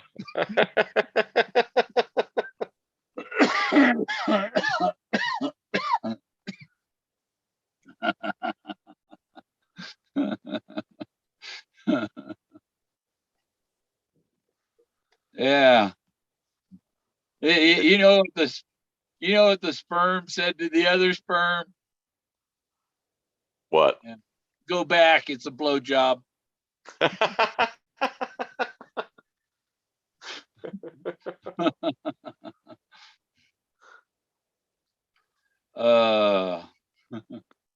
Yeah. I saw a meme. It's been a while back, and it was a mother looking at. She's probably in her 40s, looking at his probably young teenage son, and the caption was, "I should have swallowed you." Yeah. I have a picture from I have a picture from a shop in Key West, Florida, and they have their T-shirts that they have for sale. Some of them in the windows, and one of them is this guy with no head, and he's holding the sign, "We'll work for a head."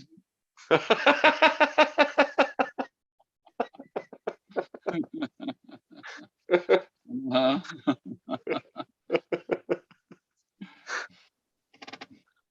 Yeah. And there's a story from the Civil War. The guy that got shot through the balls, and then the bullet continued on and hit a woman in the womb, and she carried his baby.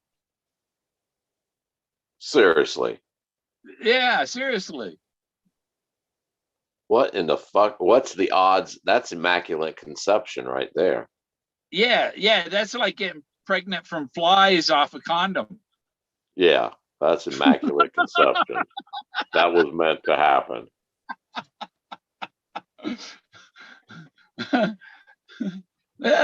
Yeah, well, I was at the beach and there was this condom there. I didn't know that they could transport the sperm like that. That's what she said to her husband. Yeah. Right. Jack shit. Yeah, and what's really funny is the movie uh man Man of the East, or Man from the East, or something like that. There's a movie. It's a spaghetti western. Is that the one?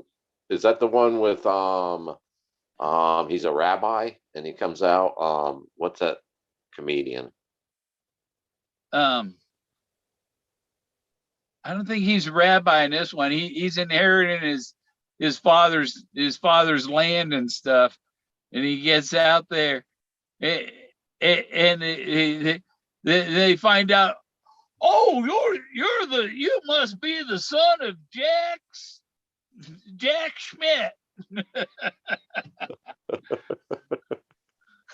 So Jack Stoof is this, or no, the son of Bull Schmidt. Jack Stoof is the son of Bull Schmidt.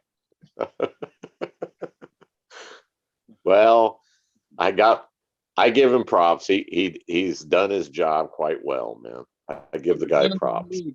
Yeah, he's just been a decoy for the real finder.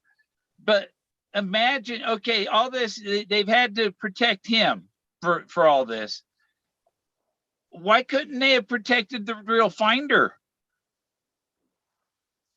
Because they're anonymous. Protected the real finder instead, because now when the real finder, they say they bring the real finder out, then they're gonna have to go through another round of possible people suing when they could have taken care of it all in the first round. You Uh, know, uh, I'm just surprised with all these stalkers out there that, they chased him down to Puerto Rico. They pinged his phone. Holy shit. And you wonder why the real solver doesn't want to come out. What the fuck, with a bunch of all those crazy fuckers hounding them down, knocking on their door and shit? what if Puerto Rico was only that he was PR? Yeah. He was Yeah. public relations. Yep. It kept them busy, didn't it? And look who followed them, the fools, in my opinion. Yeah, it's kept him busy while the so and the other thing is, if it was over in 2017 and Forrest signed some document in 17 that signed it over, then this year is 5 years from then, which could be leaving any statute of limitations. Say if it's some 5-year statute in some S corp thing, that nothing can be done about something that was signed 5 years ago. Well, we have one lawsuit, the hacking lawsuit. As we see, it never got to court, and it never will get to court. It's all fucking speculation. Even if it does, by some fucking miracle, get to court, it's still speculation. You have no facts. You do not have any fucking facts so every time I hear all lawsuits, they have no fucking facts. I don't give a shit what you come out with. You have no fucking facts to back up. Oh, I had that solved. It's on YouTube. Well, were you acknowledged for it? Did anything come? No, there's no facts, Bill. I have a lot of stuff on YouTube that can still go back and prove that I had it on YouTube. Well, I mean, as far as someone trying to come in and steal it once it's not, I've heard we've all heard the talk. Oh, that it's the reason nothing's come about because the lawsuits are waiting to stop. Bullshit. As soon as it comes out, like you said, there's going to be fucking greedy sons of bitches that's going to try to fucking sue. I don't care. It could be 10 years from now. Yeah, but there's nobody else that can say I had Moses before Gorman. Oh, I don't know. I think you have a challenger out there, man. I've seen it here recently. You got to run her up. There is nobody else that can say, oh, I have the 1930 Model A with the bullet hole in it. Exactly. So a circumstance like that, what facts would someone come to sue you? They can't, man. There's nothing fucking out there. It's all speculation. It's all hearsay and speculation. Yeah. So it was just in your head. You have somatization disorder. And the people that push lawsuits, what the fuck kind of a world do you live in? Is that the American dream for you now? Sue. That's your American fucking dream, man. What's this sue shit? Everything sue. Sault Ste. Marie. Isn't that a place in Wisconsin? Yeah, Sault Ste. Marie. Why did anybody sue St. Marie? I don't know. She was a doll, man. I always got along with her. Yeah. I found out about my friend Cash. He's from Cash. He's not part of the Cash family, I don't think. I found Shy Guy. My cousin sends me a Christmas card, and I have cousins. My cousins' grandkids are have Shy Guy's last name. Really? Yeah. Has he been hanging out in the brothels? No, my cousin ain't that type either. Or my cousin's kids. And I think my cousin said she had great grandkid. Oh, yeah. She's younger than me.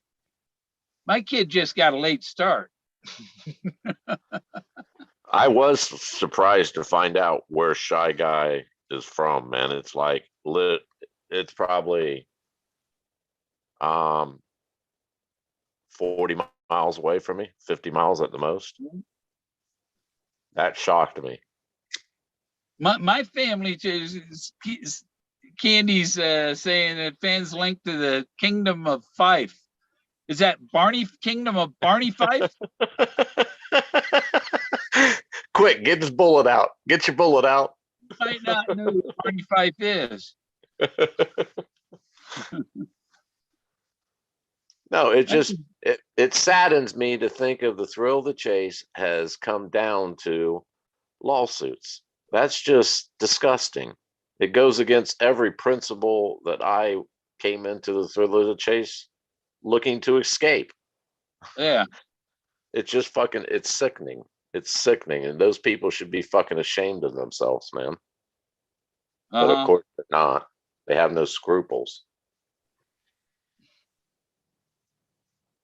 He's Kingdom of Fife. I mean, well, you know, in the movie Da Vinci Code, and they say these guys in the floor have the blood of Christ or whatever, the Knights Templars that are in the floor. Those are my ancestors. So I have the same bloodline. I'm related to John Kerry and George Bush. Well, if anybody follows the Bible to heart, we're all the bloodline of God.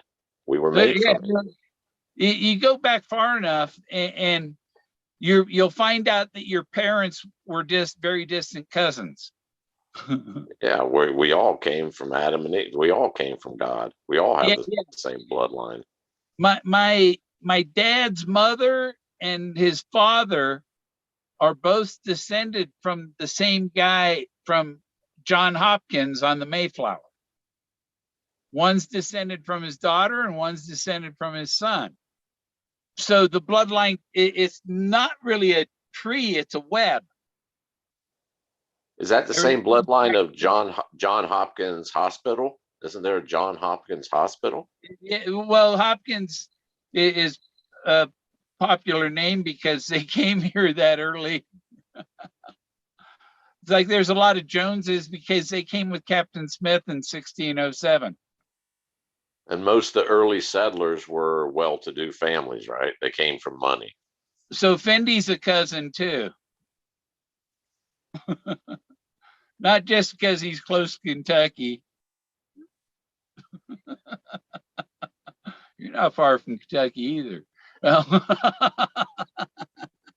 Nope, I'm bordering Kentucky, man. Yeah.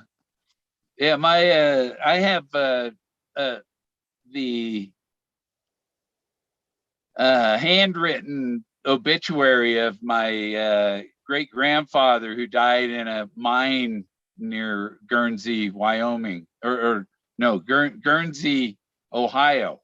It was a glass mine. Man,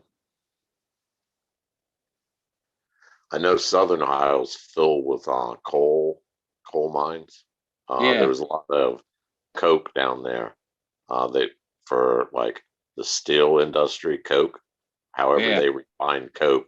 I don't know what they do, but yeah, Portsmouth, Ohio, Ironton, all those. They're kind of ghost towns now since the industry's kind of slowing down or whatever.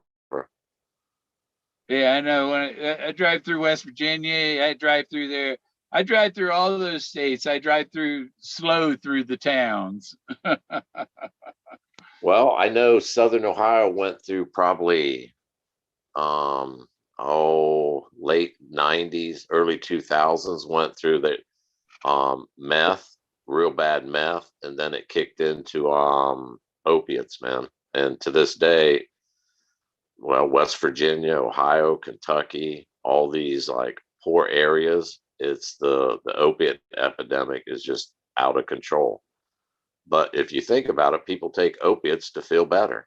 I mean, so okay, but there's rehab is it doesn't normally work. You have to go over and over, and it's individually based. So we need to find out what is going to make them happy. Well, having a job and a life would probably make them happy, wouldn't it? Yeah. Waking up to fucking destitute and no hope in life. Well, stop sending them to rehab and start fucking getting them jobs, or setting up places and inviting industry. I know here where I'm at, they give tax exempts to companies to come in. Like, well, we'll give you a 5-year tax exempt on all your products. Well, that gets a lot of hell. Honda came into Marysville, not far from me, back in the 80s, and they gave them, I think it was like a 10-year tax exempt, which encouraged the industry to come in there. There's fix. In other words, all I'm saying, there's fixes. It's just the powers to be don't want to go through the fucking time they think. I don't know what the fuck they think.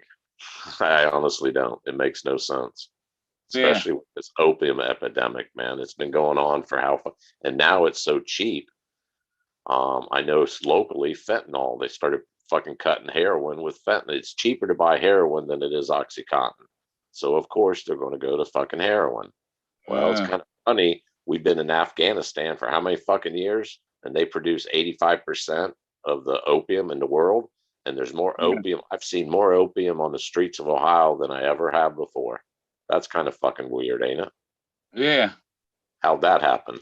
Yeah. Now opium ain't bad. Just, the tarry opium that you put a little bit on top of your bowl of weed and, smoke a little with it. That's how that should be legal, the legal type, and if you purify it, then you're in trouble.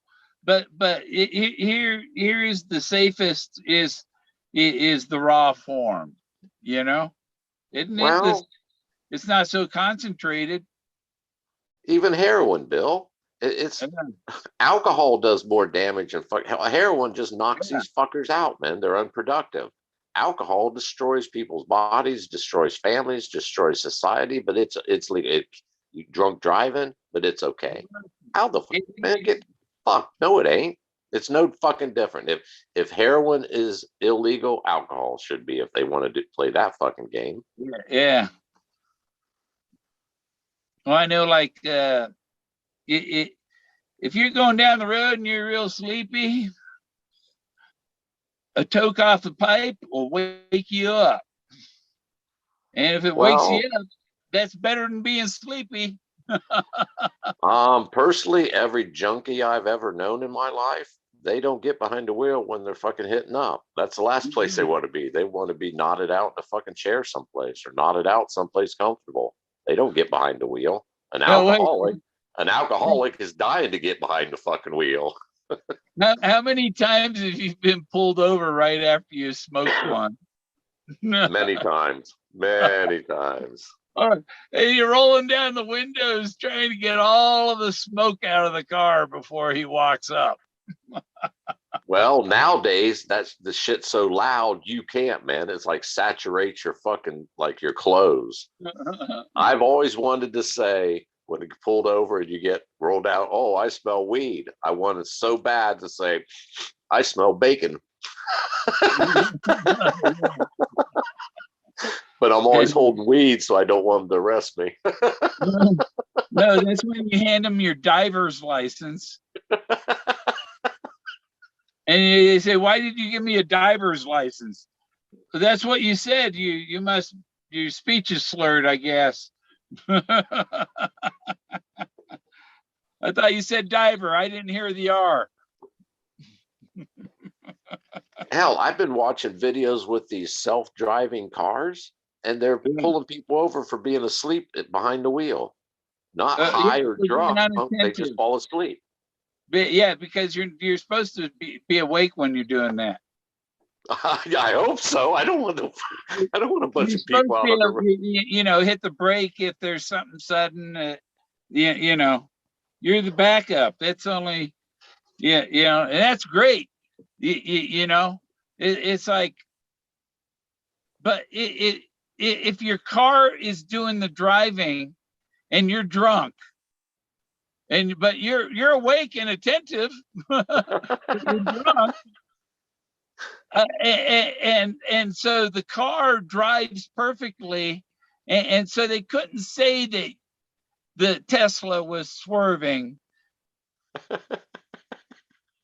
And what do you mean drunk driving? I wasn't driving it. The car was. The car was. I was just monitoring it. I'm the emergency brake is all. Well, what type of a mentality would get behind a self-driving car and trust it enough to fall fucking asleep? That's pretty weird. I'm waiting for the self-driving aero car.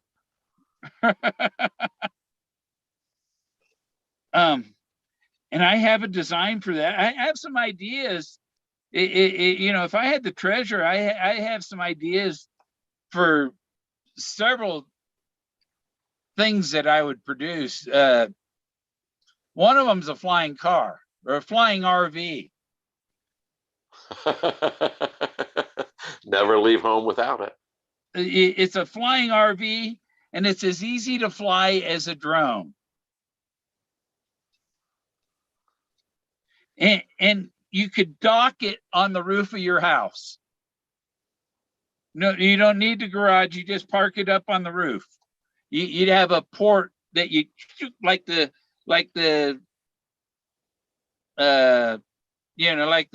space shuttle would dock to the space station. You just dock to a port on your roof, and you climb up inside from inside the house, like a little helo pad. Yeah. You could have an elevator take you up there if you want to, whatever. But you basically park on your roof. The streets would be empty. Everybody's flying cars. Tesla plans on making flying cars. I watched a show a while back. I think it was like 50s, 40s, 50s maybe. A guy did the flying car thing, and he got trouble trying to get it approved through the Aviation Commission or whatever that oversees planes and shit. They wouldn't okay it because I forget there was technicalities to it. So maybe he was ahead of his time. It just wasn't the right time. Maybe now they're kind of more lenient or whatever. Yeah. I'm gonna have to get some refill for my jar. Just got these little nuggets that are hard to get a hold of. It takes too many of them to fill the grinder.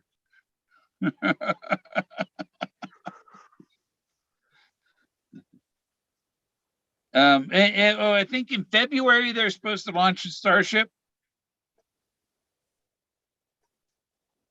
The what? One of the Starship, the first test flight. Really? First orbital test of the Starship. Who's doing that? SpaceX? Yeah, Elon Musk. The Starship from and it's launching from Boca Chica down by Brownsville, Texas, where was it spaceport? Space or Starbase, Texas. Brownsville's right on the border. Yeah, he's right on the border, right around the Gulf of Mexico and the border. You can see there's not much on Google Earth, not showing much of it yet, but he's got towers and 3 or 4 launch pads. And the first time I watched, it's SpaceX, I think it is, with the returning like rocket propulsion systems or whatever it is, the engines, how they returned out on those floating fucking things in the ocean. Bill, it reminded me of watching those old Japanese movies of Godzilla. I thought it was like, I looked at my kids, I said, that's fucking fake, man. That don't even look real. Thunderbirds. Yeah, that don't even look real, man. That looks fucking like a model landing. That can't fucking be right. Yeah, no, they're landing them fucking things on barges, and he's plans on launching rocket. It hit the FAA, don't let him launch. He's gonna go out in international water and launch. It's good to be a billionaire, huh? He's richer than Bill Gates now. Mm. He's the richest man in the world. Is he really? Yeah. Huh. Multi-billionaire. They say he might be the first trillionaire. So he can build himself a rocket and go to Mars. I was going to say, so what's his contribution to humanity? He's fucking vacating Earth. Way to go. Way to go, Elon. You should be proud of yourself. No. He's making sure so that if something happens, if a meteor hits and kills everybody on Earth, then there's still like there are people that can come back and repopulate it. So that it's kind of disaster proof. Or what do they call that when catastrophe proof. Yeah.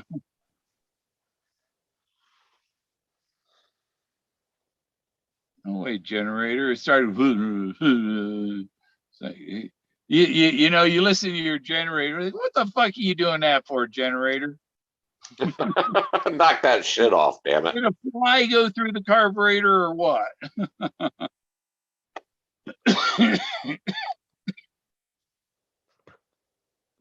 Yeah, could you imagine being a fly going through an engine?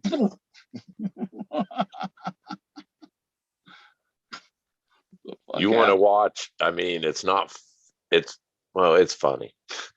During the, I think it's late 70s. It's on a flight deck of night ops on the aircraft carrier, and I guess it's the last guy who checks the chocks to make sure it's hooked into the catapult and all that.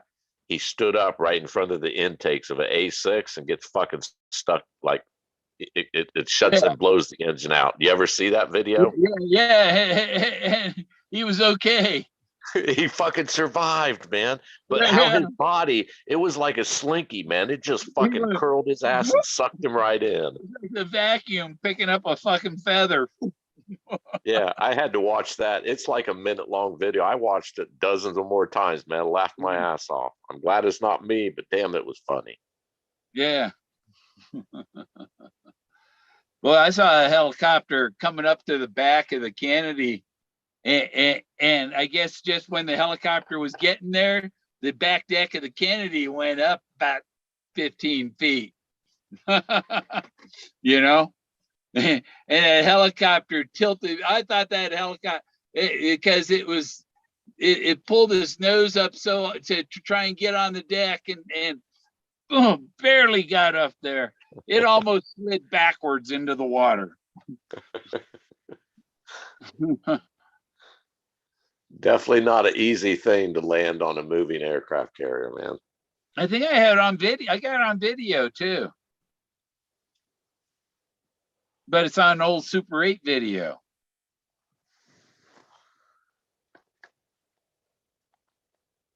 Yeah, I had one of the Super 8, Sony Super 8. So I got to take all those and get them. I got to take those in and give them. I even have a ride. You know that biplane in the movie Space Cowboys? Space Cowboys. That's the ones with the old man going back up to space. Yeah, with Clint Eastwood and all that. And yeah. Well, and what's his name? Is he the guy that played Maverick? Yeah, Gardner, right? Yeah, James Gardner. James Gardner. He's flying a plane, and he's flying this Boeing Stearman. This red Boeing Stearman takes his kid for a ride, and the kid gets sick on the plane and stuff. But I went for a ride on one of those, a plane it's identical to that. It's a red Boeing Stearman.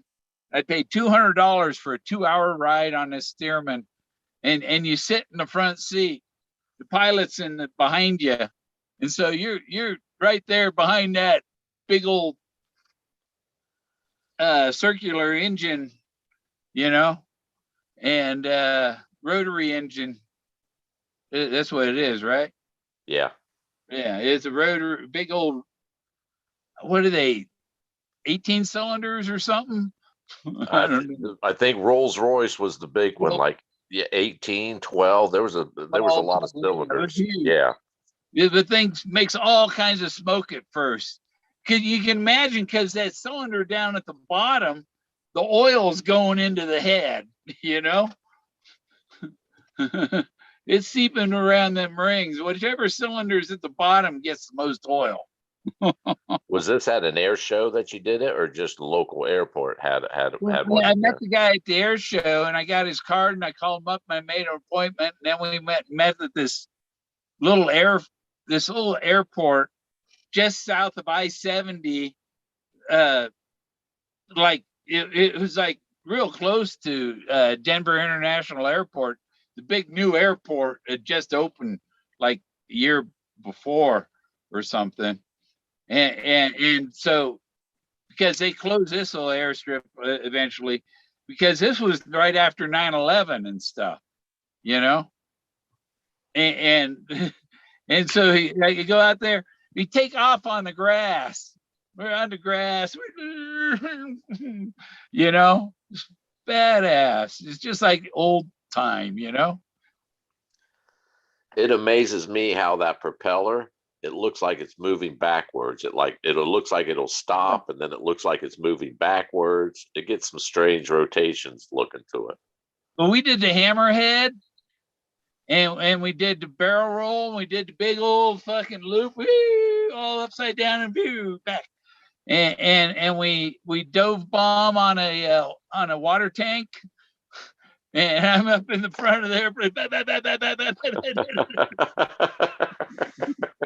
It's having fun. But I brought my Super 8, my camera with me, and so I have video of it, but I don't have anything that'll play the video. So I got to take it. The old camera don't work. I'd have to take the camera apart and wire in some power to it so it doesn't use battery. It doesn't work. I got to power it up somehow, but then I don't have something to copy it with. The computer doesn't have the computers don't do that shit anymore. So they don't transfer from so I got to take somebody to transfer it to a DVD. Well, if they do it, they have the equipment to do the VCR to disc. I'm sure. Yeah, it probably costs you a lot, but there's someone out there that equipment that can do it. And then we come back in and land on the grass too. It's like, wow. It's a pretty neat ride. I always loved flying, but the older I got, I just don't, being trained in mechanics, I don't trust the pilots, and I don't trust the maintenance crew to these, like all these, like flying nowadays on commercial. I just don't trust them. I don't trust the maintenance crew. I don't trust the company that hired them. I don't trust none of them. Yeah. I think my uncle knew Harold Stevens. Forrest Fenn knew Harold Stevens, and my uncle used to fly a one of them submarine chaser planes, one of them spy planes that you hear them catching them off the coast of China. During the Korean War, my uncle was flying one of them planes off the coast of China. Wow. And when I was 21 or so, 22, my dad, I went and met my dad and my uncle out at the airport in Fremont, California. I think that airport's gone even now, but there was no tower or nothing. They had to just get on the radio and say on a frequency, say I'm taking off, and take off. You look around there, nobody. Okay, go. And we flew to Monterey and back. And on the way back, see, I'm sitting in the co-pilot seat. My uncle's the pilot, and I don't know nothing about flying airplanes, right? And he goes, grab on, take over. And I'm like, I don't know what I'm doing. What are we doing here? And all of a sudden, we dove. We're up like 7,000, 8,000 feet, and we did this bank, tilt right wing up, and then dive, and then we curved up, got some G's at the bottom and stuff, and go, I don't know what I'm doing. You got to tell me what things are doing. I don't know what's doing what. It had the pedals, right? The two pedals on the floor, and then the pedals will fuck you up. Yes. People think it's that wheel, that little like thing they hold. Those fucking pedals, the ailerons, and they will fuck you up. Yeah, because your legs are stronger, so I guess it takes a little more to push it. I don't know. Well, it's just your natural instinct. Like with a situation like that, you start hard banking, your feet's going to push against your natural instinct is to push against the floor to like brace yourself. Yeah, push the thing that you're. Maybe they got it. Oh, we need to make flight control like body control. So you push that way, pushes you away from that instead of into it. Those planes that submarine hunters, they dropped like torpedoes on them, right? They weren't like normal bombs, weren't they? Like torpedo type bombs. Well, yeah. Well, I think it was a P2. I don't think they had the P3 yet, but it was in P3s too. But yeah, they flew in a P2, a Neptune. You've been around bases, man. You ever hear they're called warthogs, they're tank killing, they're modern day tank killers. Have you ever heard what they have the weird two? Oh yeah. If you want to see a bunch of them, right between Baton Rouge and Alexandria, Louisiana, there's a base there that has a whole bunch of them. And first time I seen them, what the hell is that, man?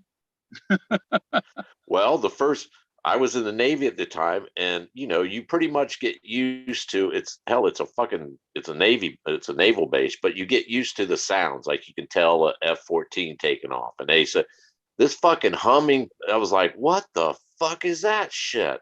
And it just like it's the weirdest sounding airplane I've ever heard in my fucking life. They fly real low though.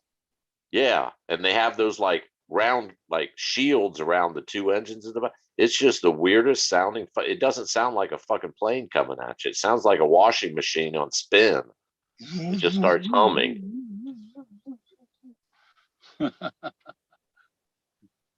Yeah. I think they're called warthogs. I don't know the real name of them. Yeah, warthog. Yep. Yeah. Yeah, I know some when I was first time I went from Dallas down to Florida. We're going through that part of Louisiana. And it's the first place I seen people walking in the middle of 10 miles from anywhere. What were they doing? Just walking down the highway. Walking to home or the store. I don't know. Maybe they weren't. It seemed like it was middle of nowhere, but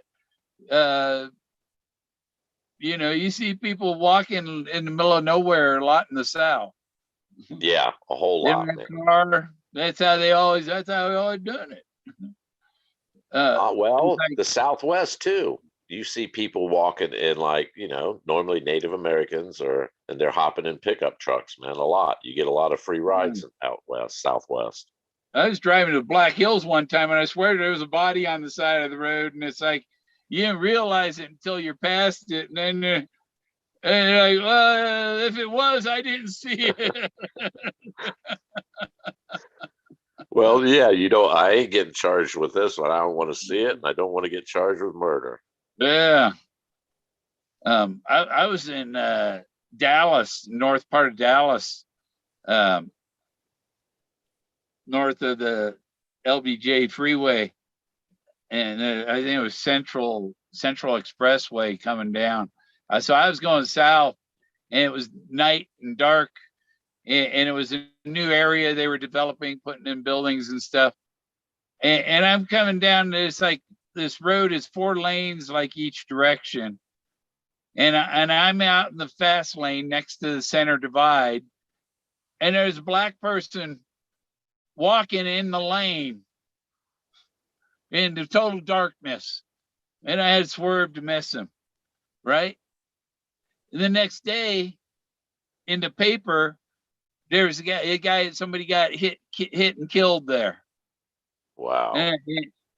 And you know, I knew who that was. You know, it's like, well, I saw that guy, and I knew that would have somebody's going to hit him, and that's what happened.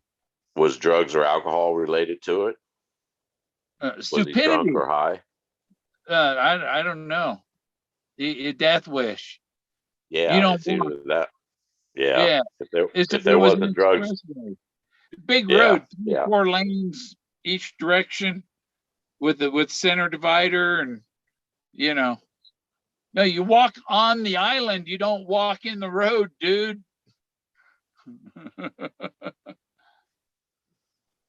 I don't remember if I called and told them that I had to swerve to miss somebody there, and I figured somebody would get him. He wasn't going to make it. Don't blame the driver.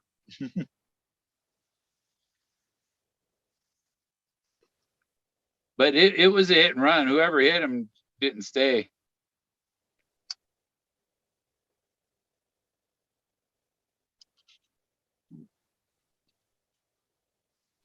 Another time I was with a friend, and I went to pick up a friend, and there was these apartments, and the cops had some cars stopped in this one apartment complex, but I was picking up a friend in the one next door, and while I'm driving through there, see, the cops at the other apartments are on the other side of this wall.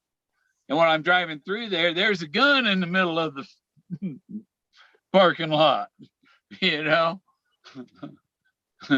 So that's probably has something to do with those guys on the other side of the wall. Yep. You know? And so my friend's car was a diesel, so he had plastic gloves, and we picked it up with a glove.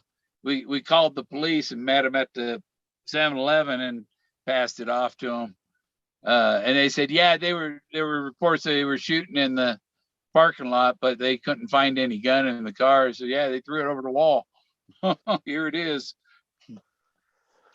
I just watched the feed. I think what's today? Monday? Yeah, probably like Thursday. A 14-year-old shot up someone, I think, in a convenience store. I think it was like in Texas or something. Yeah. And did you see that? He got in the car with like a 30-year-old, like a white truck. And then later on, the feeds came in and said he was questioned and released. The teen who did the shooting was questioned and released to his parents, and they're looking for the driver. What? What? Yeah. That made I was like, what? You released him? Oh yeah, we're looking for the driver. Well, the driver's, even if the driver got him to do it, the kid fucking did it. Yeah. You just released and he killed, like, I think he injured 4 or 5 people and killed 1 or 2 of them. Well, you got to understand they're trying to reduce the population, you know? That's what it sounds like to me, man. You released him to his parents, questioned him, and released him. Interesting. Yeah. It's like the guy that ran over all the people at the Christmas parade was out on bail for running his wife over.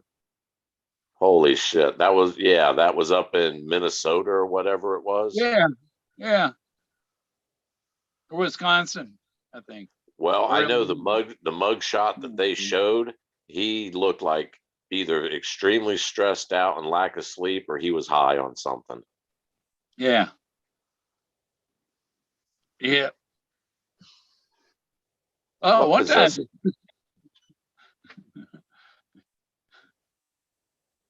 Yeah. One time what? Yeah. Well, my car broke down, and my buddy, he had a half a pound of weed in his shorts, and, and we were on the highway, and the cop pulled up, and he gave us a ride home with half a pound.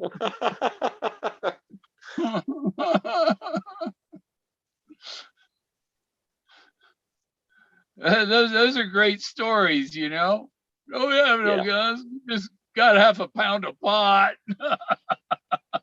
Well, that's okay. I don't care about the pot.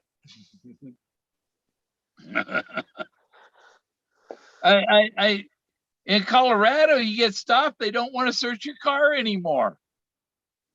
Too much work and paperwork for him. Weed's legal. Yeah. They're not gonna bust you for it. So yeah. The worst state I've ever been pulled over in was Texas, and it was a Texas State Highway Patrol. And man, those motherfuckers do not play around. He was serious as shit. And I had 3 kids with young, like the oldest one was 10, 3 kids in the car with me, man. It's like 3 o'clock in the morning. I'm leaving. I just pulled out of Dallas, and this motherfucker was serious as hell. He had me over for about 3 fucking hours, man. Yeah. It's convinced, called the dog out. He was convinced that I was running fucking weed. Convinced. Yeah, yeah. I've seen stories of guys bringing got money to go buy a semi truck and stuff, and they're going to pay cash for the truck and whatever, and they take their money out of their bank, have the receipts from the bank and everything of where it came from, and they get stopped by they take it just because we think it's a drug deal. Yeah. And they call the DEA in, and the DEA takes it, and then then it's a federal thing, you know, and it's people that had nothing to do with any drugs, you know. Yeah. They just, you got money. That's why if you have the treasure,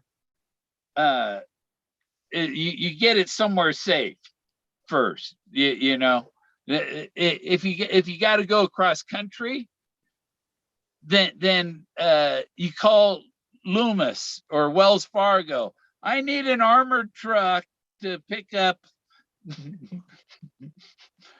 this something of high value and transport it to such and such address. And you can send it anywhere in the world.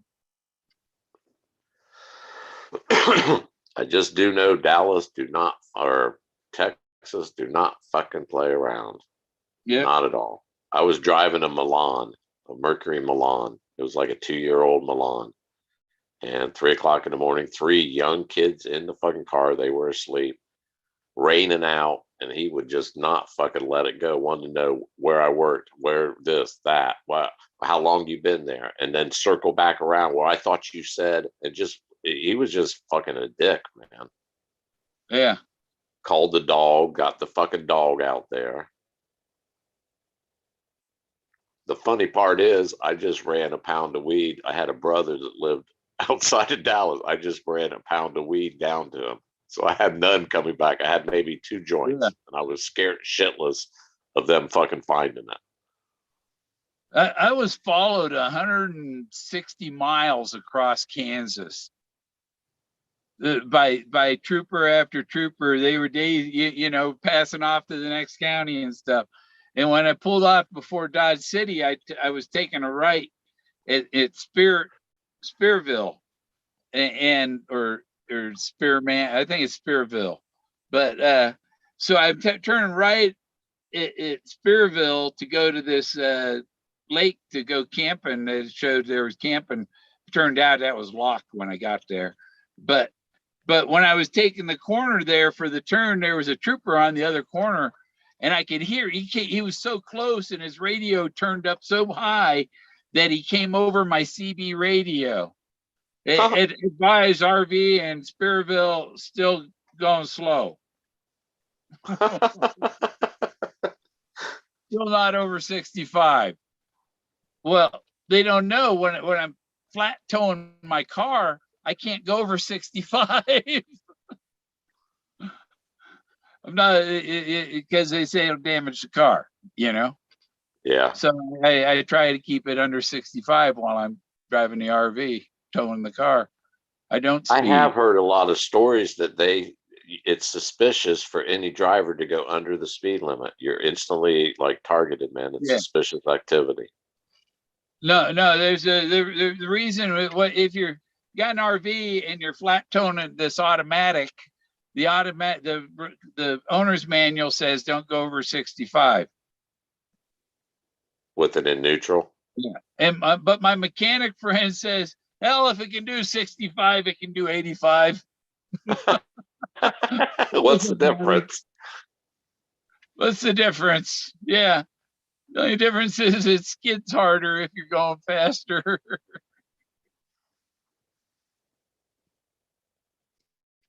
Yeah, and there's some hills you drive across North Dakota on Interstate 90, I think it was, and the roads, the interstate is over in the foothills, and so it has to go up and down every little hill. It can't just stay in the flat river bottom. You know, and you guys, every hill you're slowing down, you know, because it's big rig. Well, people don't realize that's why semis on the highway ride your fucking ass when coming up the hills. They're trying to build up speed because they'll lose 15, 20, 30 miles per hour going up that fucking grade, man. So they try to build their speed up. When they're side by side doing 40 miles an hour up the hill, blocking the whole highway. Yeah, I'm going to pass you. I can do 42. I went into town tonight, and it's 65. The road's dry. Dry. It snowed a day ago. The road dried out today. You know, so his road's fine. And there's somebody in an RV doing 40 miles an hour in a 65. On a 2-lane highway? Yeah, holding up 15 cars. And people don't, if you're on the road and you're holding up traffic like that, once there's 5 cars, if there's more than 5 cars, you can get a ticket for impeding traffic. It's a safety hazard, man. The law says if there's 5 or more cars behind you, you have to pull over and let them pass. You know, that's the law in California. You know, I think it's the law in a lot of places. You're not allowed to hold up traffic like that. No, definitely a safety hazard. Yeah. And today's road rage, man, you're liable to have some steroid fucking induced fucker with a gun, man, wanting to blow your head off. Yeah. It's like, if I was a cop, I'd stop the people who were going too slow,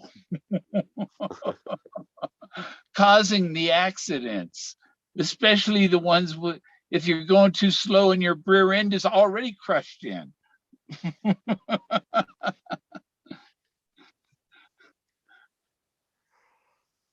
Or the the ones slower traffic, keep right. The law says when there's more than one lane, you're only supposed to use the next lane or sequential lane if you have to pass somebody. You're supposed to stay in the right lane unless you have to pass somebody. And, yeah. And like a lot of these mountain roads, the uphill side will be 2 lanes and the other kind of downhill side's 1 lane, but there are places that downhill side can use that one lane of the uphill side to pass. If they have that, if that yellow line is broken on their side, they're allowed to come over and use that second. That's why you're supposed to stay in the right lane except to pass, because in those areas, that lane is for somebody coming the other direction. I think now that you mention it, I-40, I believe it was Texas, and it's, 2-lane heading west and 2 lanes heading east with a divide in between. I think they actually was the first time I ever seen the sign saying they'll ticket you if you ride in the right or the left lane constantly. You're only supposed to use, like you said, pass and get right back over to the fucking right lane. I'd never seen those signs. I had a ticket in 1984 for doing that in Missouri. I was in the cruising the fast lane, and he's you got to stay in the right lane unless you're passing. Well, then again, how many times have you been in behind those fucking assholes that are in the passing lane and they're doing the speed limit? And there's a car next to them and they're going nowhere, man. That's fucking aggravating. Yeah. Oh, yeah. Those, yeah. But it's like, there's nothing you can't stop the stupid people. We can't stop them. Stupid happens. It's just fucking road courtesy, man. I mean, it's common sense. You're holding, I mean, everyone knows that if 2-lane highway going the same direction, the left lane is for passing. It's for high speed. That's where everyone, you want to roll. I always, when I'm traveling, Bill, if 1 or 2 cars pass me, especially if it's like a Porsche or Audi, I'm keeping up with them. Fuck, they're going to get, if there's 2 or more, they're going to hit them and stop them before me. I'll be able to fucking keep rolling, man. Yeah. Get behind them and do 90, 100. I'll do it for a while. I think, well, I don't know how fast the fastest is I've gone. I know I've done over 140. That's what the speedometer stopped at, right? No. I went from Ely, Nevada to Delta, Utah in 1 hour. It's 140 miles.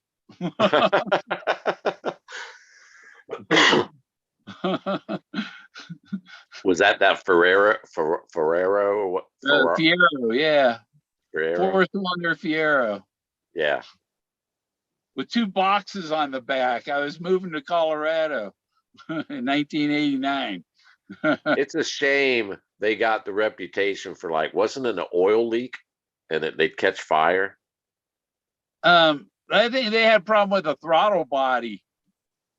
Is that what it was? There was some throttle body in it. It just dumped fuel. The throttle. It just, it killed the engine right there. Too much fuel. I just remember watching a lot of things of them catching on fire. But the idea was, the rear engine. They were neat looking little fucking cars, man. When that one went out, the people behind me said there was a big flame that shot out when it went, and there was a problem with the throttle body, and I was having payment problems. I called, come get your car.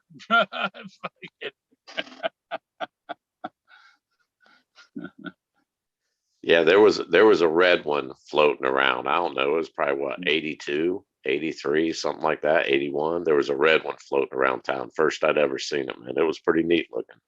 Yeah. I'd like to have one of them new mid-engine type Corvette Stingray, the new model, the convertible, but with Tesla. Electric, yeah. Except you know the electric. How long are those batteries gonna last, right? How many miles are you gonna get out of them batteries? Yeah. How many times can they be charged? And what's your range on that charge? And it's $22,000 to replace the battery. Damn. 22, the replacement but they have a new version. The new one coming out that is supposed to be cheaper, all that. So maybe there'll be less. But they when the battery price reaches a certain point, they say that gas cars, that more people will get electric instead of gas. But you got to look at can I get how many miles before the freaking battery goes out? Yeah. I don't want to have to buy a new battery every 100,000 miles. I don't see technology making what would they unsustainable battery, well, like a lifelong battery. I don't think I think we're very far off from like coming up with something like that. That's why I want to build a steam car. That's steam power. A steam powered electric car. You make electricity with the steam power that turns the motors that turn the wheels. Yeah. About like modern day locomotives, man. They use what, diesel it ends up converting to electric, don't it? Yeah. Yeah, you need a hybrid, it's like, okay, so you can tie a generator down on the back deck of the Tesla and have a gas can next to it, charging your battery while you're going. So I wonder how many rich people are doing like off-grid solar systems with these Tesla batteries. I don't know. I've heard that they need the grid. That they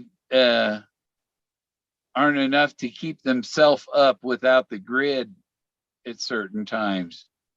Oh shit! Like a high charge or something. They take a high charge. Yeah. My batteries I have here. These I got fucking e-bike batteries. Yeah. And I got two of them. They're like $105 a piece, and each one will run my computer and my CPAP. I have two of them. Runs it for about 7 hours. Keeps my computer charged and everything charged up for about 7 hours. So if I had, it's like they want like $80,000 to run electricity from power lines to here. And how many of these e-bike batteries can I buy for $80,000? Yeah. If I had well, 10 of them would be $1,000. So if I had 20 of them, I'd be fine. I could charge them with the solar during the day, and it would run all night. I wouldn't need to run the generator at all. Well, I know like AGM batteries. That's what I got hooked up on my van is AGM. Even car batteries, they're only like 3 to 5 years good, and then they start losing. They don't hold the charge like they used to, man. Yeah. So if you got to buy a new battery for your car every 3 to 5 years, holy shit! And you got to pay what, 150 some thousand for the car to begin with? Yeah, if you use it a lot, the more you use it, the faster that battery's gonna go. Yeah, it's a great idea for the environment, great idea overall, but they're going to have to work out that it's like anything new. They're going to have to work out that pattern. They say mining the stuff to get it is very toxic to the environment. For the chemicals in the batteries? To get the lithium. Yeah. Anything we do is bound and determined to fuck up the planet, ain't it? That's why they mine it all in China, because they don't have EPA there. I watched a documentary, and I think it was like 60 minutes, and it's been, I'd say probably mid 90s. And it was about this area in China, this river. They said it's the most toxic area on the planet. And this was like back in the late 80s, early 90s. But they were getting all these TVs and electronics, and basically it was just these wooden huts along this fucking river for like a quarter mile. All these people were doing it. They were melting down like all different components. And hell, mercury was leaching into the water, all the shit, there was no EPA looking after it at all. So like Yeah. all the plastics, they were burning plastics to get off like copper wiring. They just throw up like piles of wire harnesses into a fire. And the whole fucking area, it looked like LA, man. It was just gray, black, clouded fucking area. Yeah, could you imagine? Can you imagine what they look like now, since they were like the number one producer of fucking goods sold?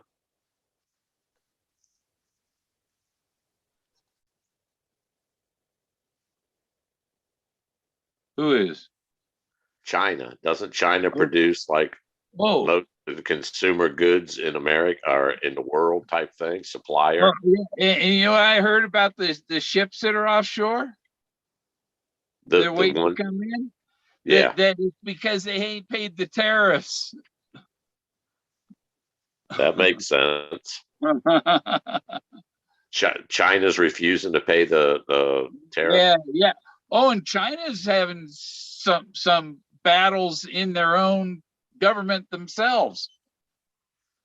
That's what money does, huh? It corrupts from within. Yeah, there's some people and people not wanting to buy from companies that are have slave labor involved over there. Yeah. Well, at any point given time, because of how China, you can work a person all day long for $1, blah blah blah.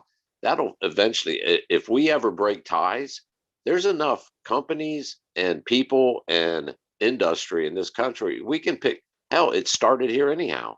I mean, we were the number one producer forever. We can still do it. I mean, Yeah. people freak out like, oh, if we lose China, we're fucked. No, it just means companies are going to be making it here and the price will go up because, they're paying more money here to do it. Yeah. Well, I went to Walmart today and the one aisle, the refrigerator aisle where the frozen pizzas and ice cream, the whole like half of one side of the aisle and about a third of the other opposite side, nothing at all in. It's like, where's all the stuff? Are you telling me there's an ice cream and pizza gate going on, Bill? What's up with the ice cream and pizza shortage? Yes, at least the Walmart here. Well, then I needed syrup, and I like to buy the Log Cabin has one that's real maple syrup, and it's in a little jug like thing, and it's like the lowest price real maple syrup, and I'd like to get and all they got is a jug of the great value that's like $14 when that you can get two of them Log Cabin ones for $4.75 a piece, something like that, and it's still less than 10. It's like $9.50 for two of them. That was more than the $14 bottle, So they got rid of their competition. They got rid of the Log Cabin, and so it's all great value. It's like Walmart. The brands are going away, and it's going to be only great value. Yeah, for their store. Yeah. Have you ever tried K-roll syrup? It's all it is, I think, is like corn syrup, man. It's white, clear. Yeah. It's I think the Okay. name. No, I don't do. I since they didn't have the syrup I wanted, I got the Log Cabin original no high fructose corn syrup. Oh, You get the no high fructose corn syrup log cabin. But I prefer the real maple syrup. yeah, it is delicious. Um, Michigan, some of the, I, we- what New England states, Vermont, isn't Vermont known for their maple syrup? yeah, I I don't, might I've move to never, Vermont. I don't know if I've ever had it, but man, Michigan makes some killer ass fucking maple syrup coming from the Upper Peninsula area, I think. Yeah, I might move to Vermont. I want as soon as I can get pre-qualified for a home loan. I'm looking to move. I've always heard stay away from, I mean, you got to go like rural. And even then, anywhere in New England is expensive. New Hampshire, Vermont, I mean, they're Oh no, expensive no, up I've there. done some reasonable real estate out there. There's plenty. There's lots. Vermont or Maine, you can get some cheap real estate. Yeah. And really, for you look at what you can get for that price here, and what you can get there, you're getting a lot better deal there, you know. And it's a lot of there's a lot of really cool colonial houses, you know. Yeah. They might be Old. creaky floors and stuff, but you can find a good one, you know. I started watching this. I think it was like game wardens on patrol or something, but it was in Maine. I never fucking realized, and I've lived in this country my entire life. I never realized how wilderness area Maine is, man. It's fucking Oh, like wilderness. we we went on vacation in 72, and we went up to Quebec, and we came down through Maine along this river, and the river was just full of logs, you know, just log. You could walk across the river on the logs, you know. Yeah, pine logs. Yeah, yeah, a lot of logging. I don't know if they still do up there. Well, some of them yeah, there was them logging shows up in that area, huh?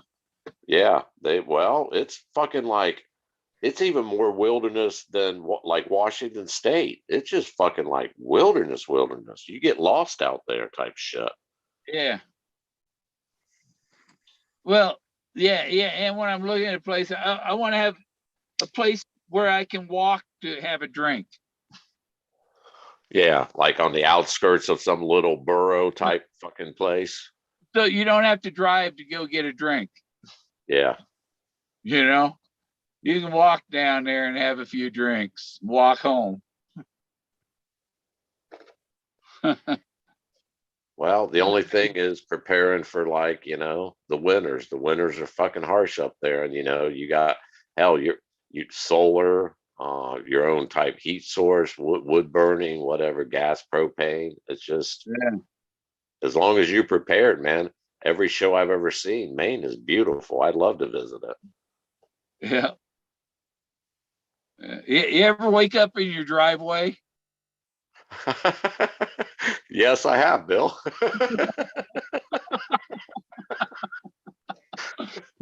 I woke up in other people's driveway and thought it was mine.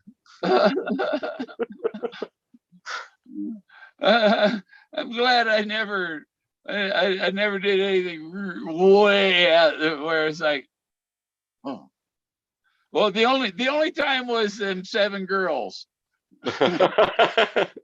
That's the only time that I woke up somewhere that I wasn't the night before. That had no recollection of the day. How did I get? Last I remember, I was in another state. And that's a story that you wish you could remember. That's one that, like, wow, I'm sorry I missed that one, man. Yeah. No, they could have left me a card saying this is what we did, or or it was in Illinois. They could have gone on Jerry Springer and told about it. Invited me. Yeah, it's like, hey, Jerry Springer, here's a good one. Find these 7 girls. I think they called themselves the roaming nymphs. I think I saw a tattoo said the roaming nymphs. I'm not sure. Yeah. Yeah. Billy's harem.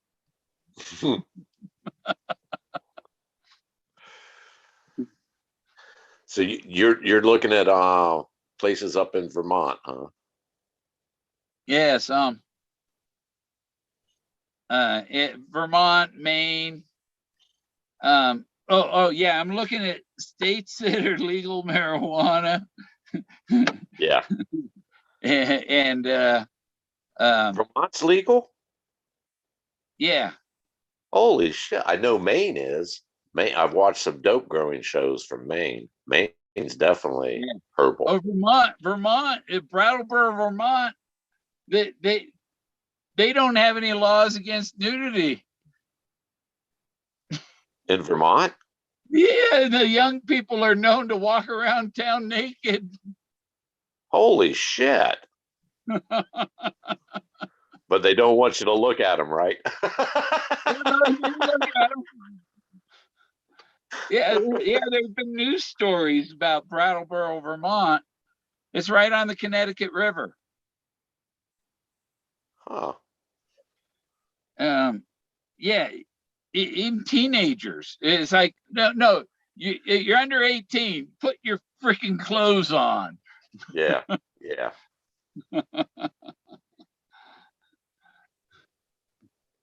This is a college thing. Whatever. Never bothered me. No. Sounds like good porch sitting places, man. Good place to sit on the porch. You know where you find the guys with the biggest lenses? Up on the cliff above the nude beach.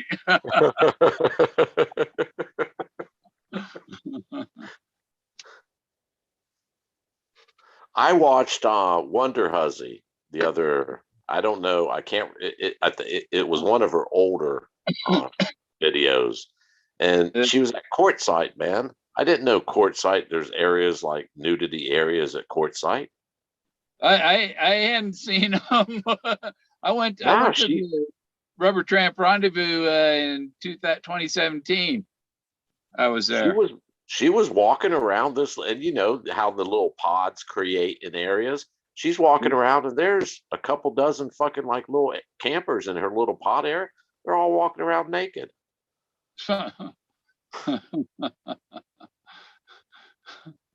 But they had their mask on because of COVID. Yeah. Well, watch out for the scorpion. Oh yeah, that's why they call me the Scorpion King.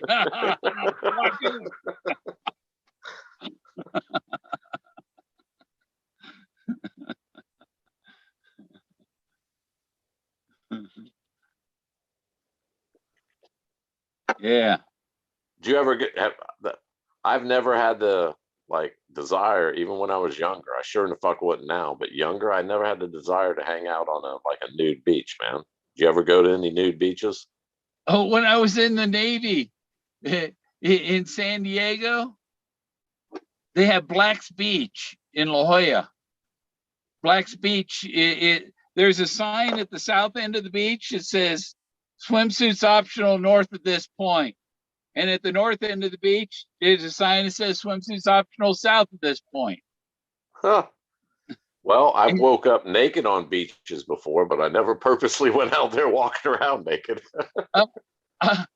So what was it? Electronics school or something is when I went there. I went with some other Navy guys, right? And there are people there painting bodies and stuff. And there's a girl laid out there with her knees up in the air and her legs apart, and this other sailor dude I was there with, he says, "Man, I gotta go put my swimsuit on. I can't handle this." He was getting aroused. Yeah. Yeah. Well, that's where I was going with that. There's no fucking way. No, there's no way. Younger days, there's no fucking way I could walk a nude beach without having a hard on, man. I couldn't do it. I'm laying there on the beach, and there's these two blondes. They're butt naked, and they're throwing the frisbee. And the one kept throwing the frisbee right next to me, and the other one would come over and bend over and show me everything, just to pick up the frisbee, but made sure it was pointed in my direction. Yeah. That's what they call advertising, Bill. I was like, I'm like 18, 19. I think I was 18, and you know, I didn't see it as advertising. I saw it as entertaining. I didn't realize that that was an offer right there. Yeah. If you knew then what you know now. Yeah. Some things you never forget. Nope. Nope.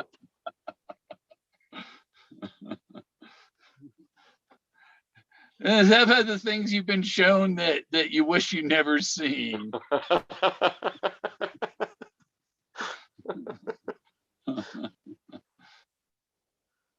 Well, some of the strangest times I ever spent was 2 years in the Philippines. I think I've seen everything. There's just some crazy shit, man. There was this one, and they have like they call them floor shows, right? They had Yeah. this one place, you know. This woman had the greatest muscular control of her pussy that I did. It doesn't even it's illogical. She could hit a fucking cigarette and blow smoke rings with her pussy, Bill. Yeah. It was fucking, and there's no trickery. There was no magic. I mean, you're sitting right there on the stage watching. Here I am, 19-year-old farm boy from Ohio. I was just fucking like, what the hell? Oh, I bet she knew Bill Clinton. That's no, where she inhaled, Bill. She inhaled, right? damn it. She inhaled. She used cigars or cigarettes? It was cigarettes, man. Well, she'd start out with these ping pong balls.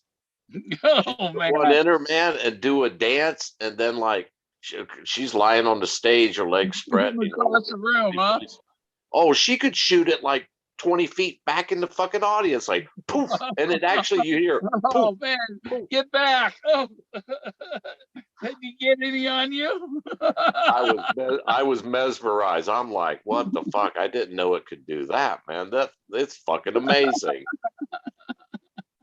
I want one of those. Yeah.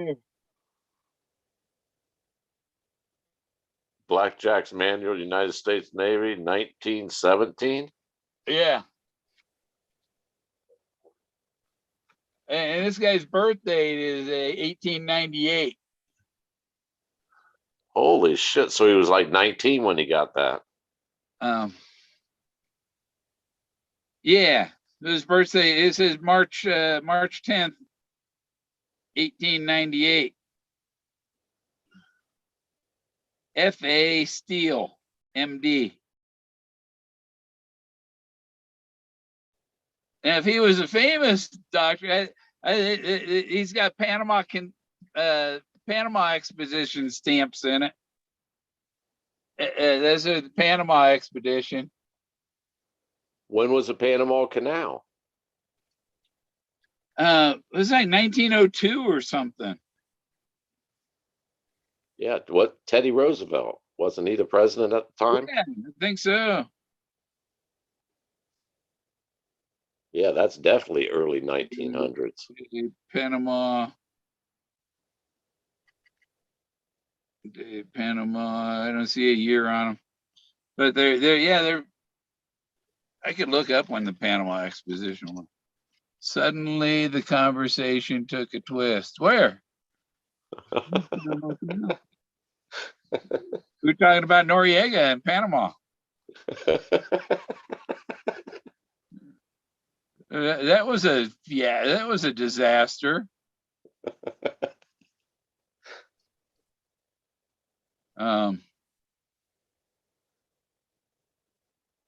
See, that's what I was going to look up. And okay.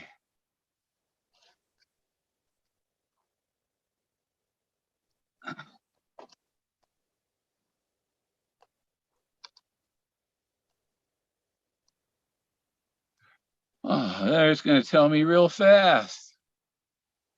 1915. Oh, between January 1st, 1915 and January 1st, 1917. So it was a 2-year thing. The exposition celebrated the opening of the Panama Canal and meant to tout San Diego as the first U.S. port of call for ships traveling north. So Panama Canal was a big thing for San Diego.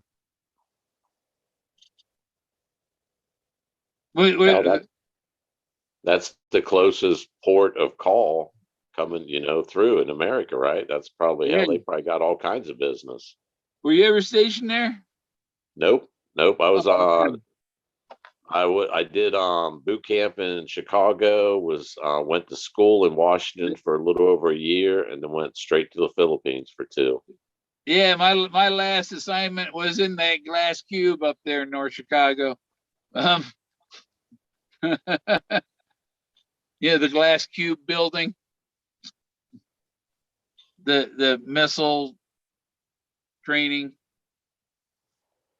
That's where the missile school was. Oh yeah, in that glass cube. That's where the gunner's mates, missile gunner's mates school. well, I'll tell you, man. I went to boot camp there in November and graduated like January. Fucking that place is miserable, man. The buildings are old. It was fucking cold and windy as fuck every day. And you know how when you wake up in boot camp they tell you the dress code of the day? It was always pea coats. We got 50-mile-per-hour winds. It's 20 degrees with the wind chill. It's like 5 below, and every fucking day it was pea coats, collars down, white caps. I'm like, son of a bitch, we got stocking caps. Why can't we wear our stocking caps, man? Why can't we like put our collars up? Yeah. It was fucking ridiculous, Bill. Ridiculous, man. Yeah, it was to make you suffer. Well, fuck. I'm not going to be in a fucking foxhole with it. Well, you're not training me to be in a foxhole to kill people. You're training me to work on shit. Why can't I be fucking comfortable, man, going through boot camp? Did they assign long underwear? No, never. No, you're never. Out there. Yeah, just the pants. No long underwear to keep you warm. The pea coat doesn't do it. Collar down and that fucking dog dish hat, man. You issue me fucking winter stocking cap, but I never fucking wore it ever. Yeah. That's when I knew I made a mistake. And when they stationed me, they trained me, Bill, for like a year and a half to rebuild J-52 engines. You have to be a SEAL to wear that hat. And they're too much of a man. I ain't gonna wear that. I don't need that. But they trained me for a year and a half to rebuild a J-52 engine. Pratt and Whitney. I get stationed, a year and a half worth of training. I get stationed and they put me to a C-130 General Electric turboprop. I know nothing fucking about them, man. That's not what you trained me a year and a half. That's when I thought, fuck. And I don't trust these people with my life, man. I'm sorry. Yeah. I signed the contract, but God damn it, you didn't uphold your end. That makes no fucking sense. You tell the guy flying the plane he didn't know nothing about his engine. It's like, what the fuck, man? They're different. One's a jet and one's a turboprop. Totally fucking different machinery. Same concept, totally fucking different. Yeah. and they wonder why I fucking said nope. I want to go home, man. I'm done playing this shit. You guys are fucking nuts. I was stationed in San Diego, and I had a convertible '68 Camaro, Rally Sport, and me and my friends we'd go cruising. We'd go cruising downtown. And we tease the hookers. We make them think they had a customer, and then we drive off. We just girls. Meanwhile, you pull up and they reach in and they're grabbing your stuff. That's funny.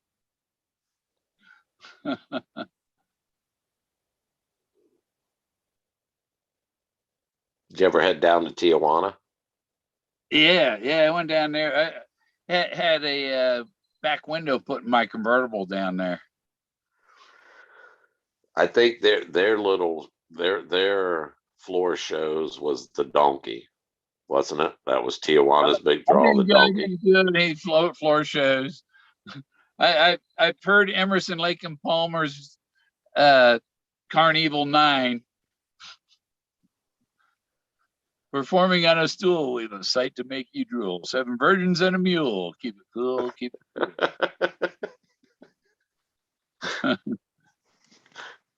The chase is kind of like that song, Carnival 9. Yeah. See the show. Yeah. I like how and it's not just the chase, it's all across humanity. You have the I call them goody two shoes. You know they cuss, and what's wrong with cussing? Oh, you're cussing like you can't cuss. Man, it's a fucking word. If that, oh, you're cussing like a sailor. So fucking what? I'm still communicating. But yet they uphold themselves, but yet when you hear them in private, they're cussing worse than me. But yet they portray themselves as something they're not. Yeah. I don't like people like that. Never have, man. They're phony. They're two-faced and they're phony. And there's a lot of them in the chase. Yeah. Well, you know, I came up with double blazes so people don't have to say F you anymore. Yeah. You know, now there's a cool trend, you know, more people saying double blazes and fewer people saying fuck you. Well, I've got it, I've got it thrown to me like there could be children in the room. Okay, and what's your fucking point? What, you're afraid? What am I going? Is that going to burn your children's ears? Oh, I don't want them to hear that. Well, trust me, they're going to fucking hear it. So if they have a phone, they're listening to it on YouTube or fucking TikTok or something. They're not ignorant. You ain't going to hide children from that shit. Yeah. Oh, it's inappropriate. Well, then why is it words then? Why do so many people? I mean, they're just words. They're cuss words. Oh, they're bad. How is a fucking word bad? Yeah. I have some new. Well, I did some design for some patches for double blazes. But I think they're not embroidered patches. But I was going to do some setup for some double blazes hats, the embroidered hats, you know, it was Double Blazes University with my logo and shit. Yeah. On a black hat. That'll look good, you know. And the hats, the thing is, with an embroidered hat, I mean, that lasts a whole lot long. T-shirts, you know, 2-3 years down the road through the washing machine and few times and they're fading and falling apart. Even if you put them inside out, they end up wearing that. That's why I bought one of your thermos mugs, man, 16-ounce thermos mugs. That fucker will last me forever. And I don't put it in a washing machine. You know, I don't run a scouring pad on the outside. I just use it on the inside. Yeah, my coffee mugs are oh hell, I got one I think it's called a thermal tumbler. Yeah, they have the thermal ones, the ones that for the car and stuff with the lid. Yeah. The Yeah. tapered bottom. Yeah. I drink 16-ounce beer, so it's perfect, man. It's perfect for the Well, the beer. hats look real cool but but I can't order. And to make the hat, they want a one-time $16 setup fee to set the thing up, and then once they have that, it's set up to do it, on as many hats as people order. But the first hat is $16 extra to set up the embroidery. That's with Zazzle. Yeah, yeah, and I think it's $23 a hat or something for an embroidered hat. I have oh, that's XP. Yeah, metal detector one. I have I have one for Alan Parsons project. Oh, and there was something else I was going to say about something we were talking about back there. The oh yeah, I already brought it up. He's in the hookers in San Diego. Yeah. And, How's that brownie doing, Bill? How's that brownie doing? And when I was in boot camp in San Diego, I marched in the Columbus Day parade carrying the American flag, and I carried the American flag at the opening ceremonies at the San Diego Chargers Houston Oilers game in October of 1976. Damn. I was the one holding the American flag for the whole stadium, doing the national anthem, and I'm there with the everybody else has their flag dipped, and I have mine straight up. Yeah. Memories, man. Memories. On my pole. Oh, they didn't really. It wasn't about the flag.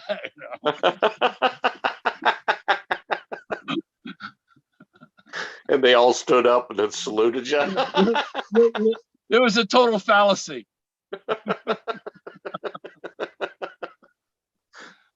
A fallacy. A fallacy is somebody's dicking with you.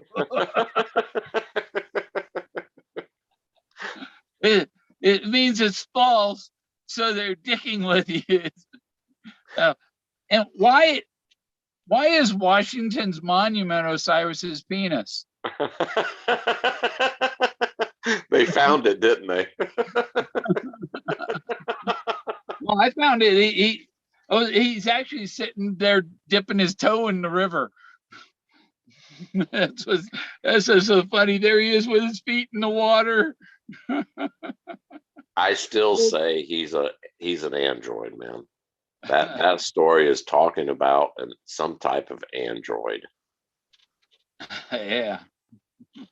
Even the hieroglyphs kind of substantiate it, Yeah. The one is his wife, right? Was his sister. But it shows his head on this table and her hands like up underneath the table, like she's sticking her hand up his neck, but it's just his head sitting on this table. The story, the hieroglyphs of how they found his body part. He's a Muppet? That's what it looked like. Her hand was like his head's on the table and her hand is like up inside his neck, like, messing with gears or some shit. Yeah. And then you follow the hieroglyphs down and then it's like the arms come in, then the torso, and that's an android. You know what I noticed something today when I was watching that video Gay Delkin had about with the peace pipe. I've seen he's put it up several times, with Forrest buying that Sitting Bull's peace pipe, and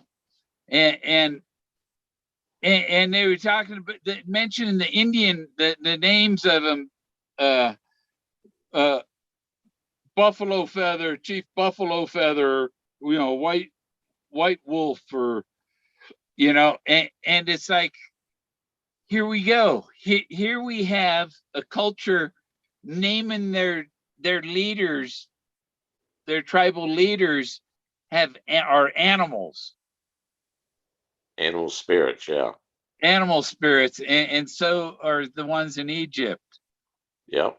That's why Anubis came from here, and Thoth came from, was the guy.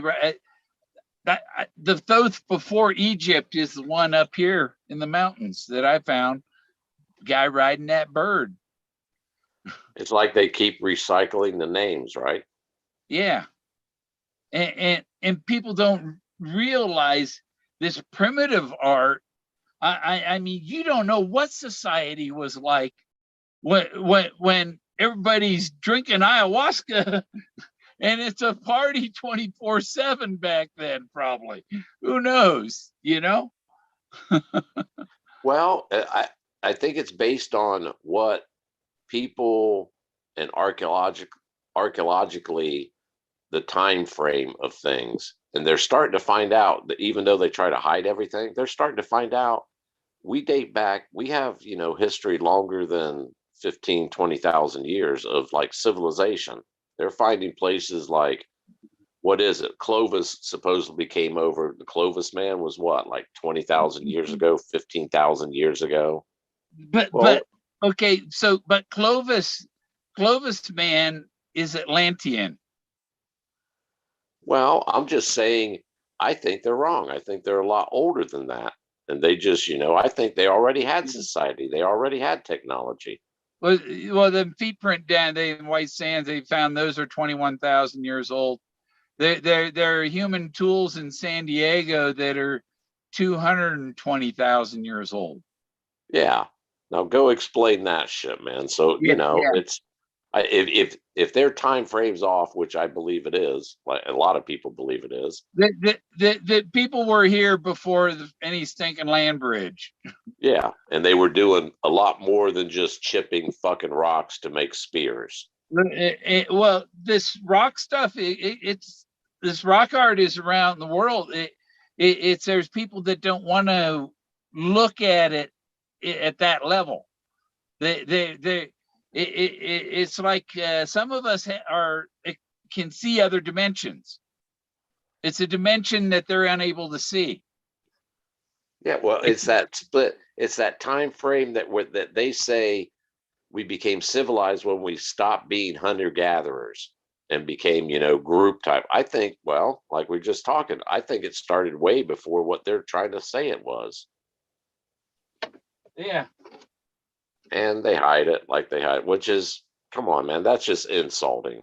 You found this shit out. It's just insulting to like, oh, we need to hide this. Why? Because you don't want the truth known. That's disgusting. And I've said it many a times. It might be controversial, but it's all religious based. It all goes back to fucking religion, man. If you change that time frame, then it kind of belittles religion in their bullshit stories. Yeah, religion and government are the biggest killers. Yeah, yeah. They hide and maim and destroy more than any other culture or entity on this planet. They have since they've been started. A gang can kill more people than a serial killer. Yeah. I will say Hinduism, I've spent a lot of I have a friend that's a Hindu priest, and they outright say, yeah, they have three Bibles. One of them actually has the spaceships. It has like the different layers. They readily admit that their gods came from spaceships from the heavens. And they've been around for Hinduism's been around for nearly 4,000 years. Yeah. But yet they're considered pagans because there's more than one God and blah, blah, blah, blah, blah, blah, blah. George Carlin used to say, never underestimate the power of stupid people in large numbers. Yeah.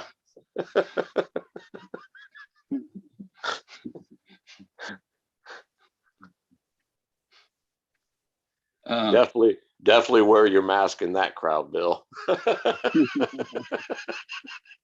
It'll rub off on you.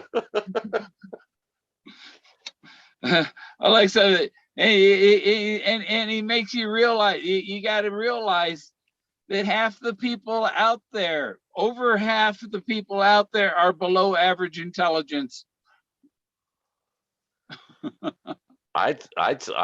Ignorant. Ignorance, the word comes to mind.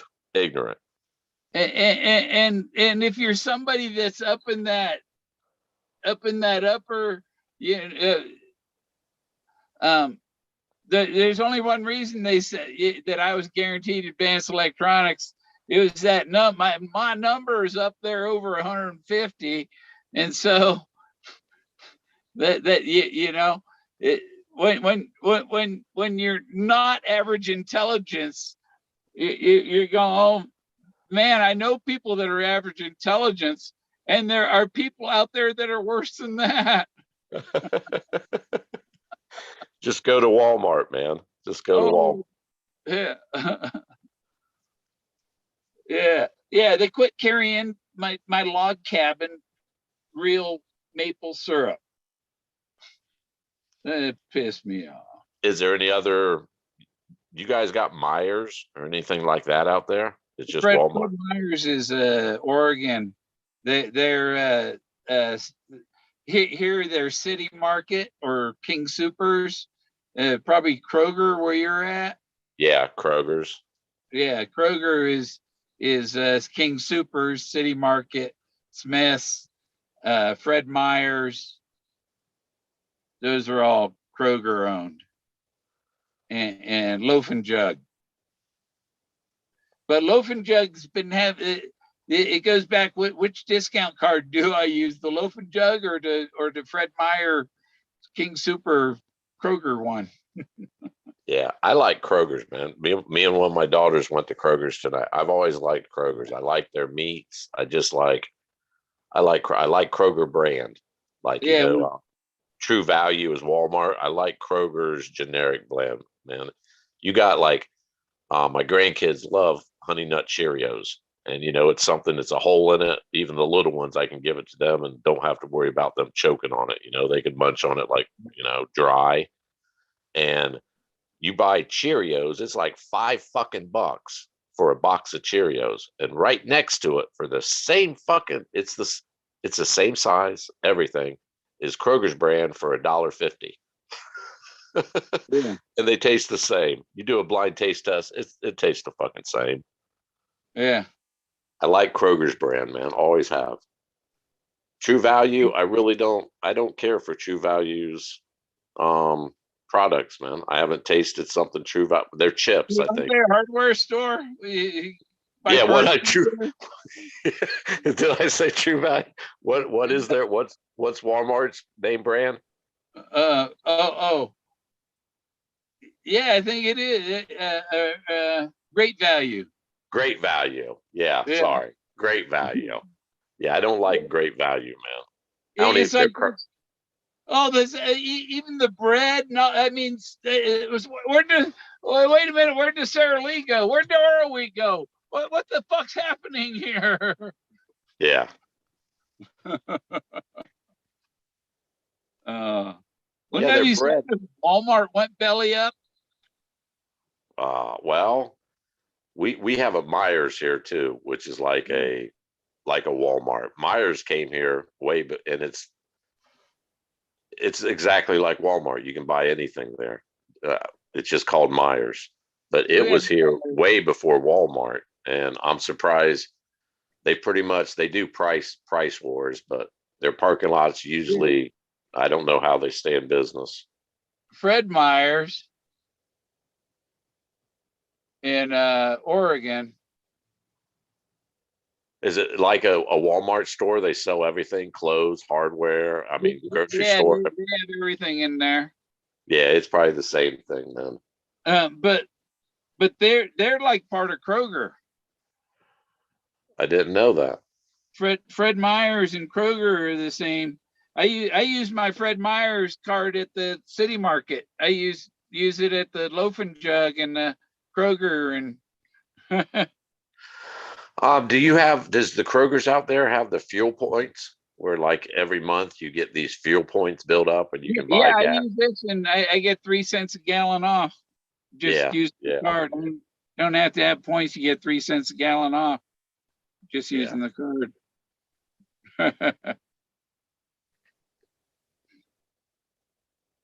Oh, okay.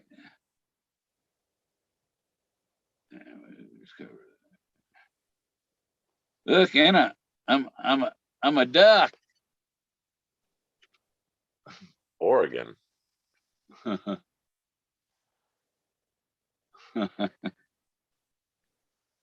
don't know where my diver's license is. I think I put it away somewhere. I think it's in a jewel box because you gotta have a diver's license for when you get stopped, you know.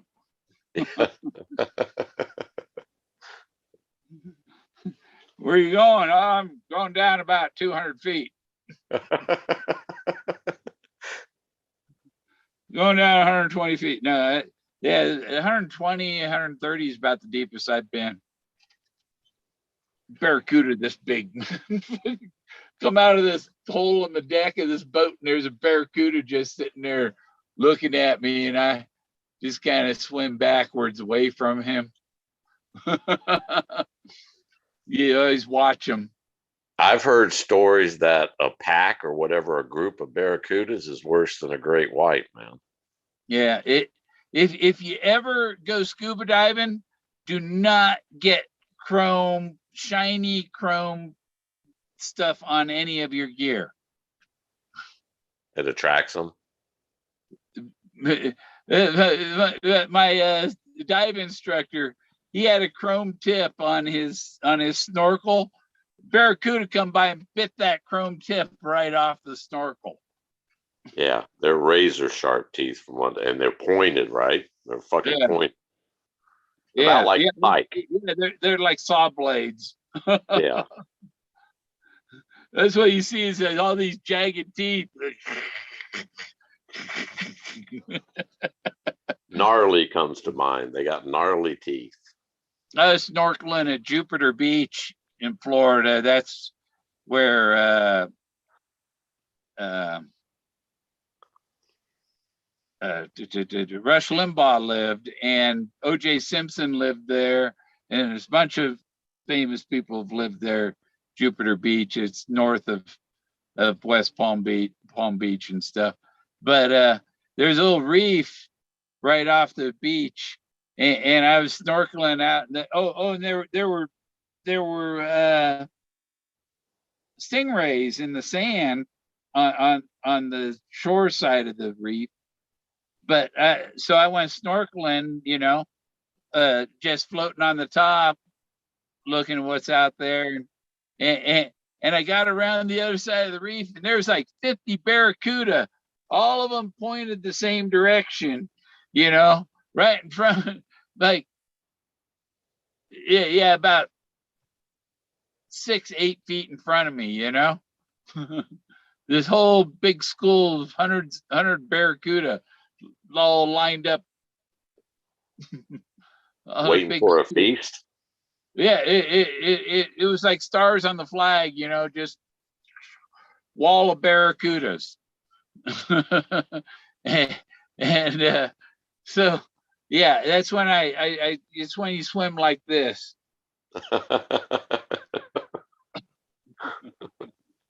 It's swim backwards.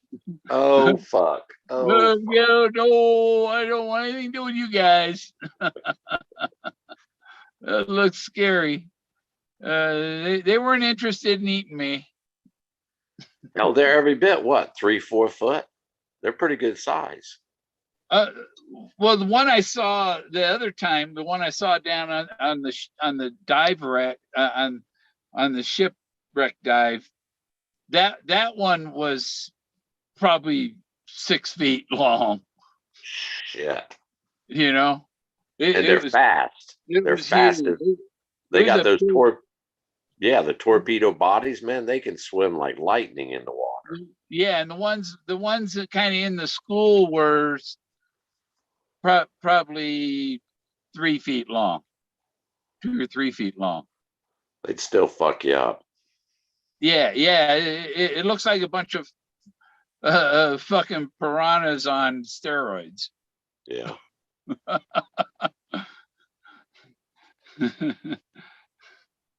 Yeah, yeah. I didn't have anything shiny on my dive gear. And also, a lot of time, I think I got stung by a jellyfish on my leg just wading in the water once in Miami. First time I went to Miami, and I drove from Dallas to there, and so I got there and I wanted to walk out, walk out in the ocean and cool off in the water, and I walk out there and I'm talking to this guy out there in the ocean. We're both up to our bellies in the water, standing there talking, and I tell him, yeah, I just drove down here from Texas, blah blah blah. He says, "Oh, I'm the governor of Puerto Rico." Oh, cool!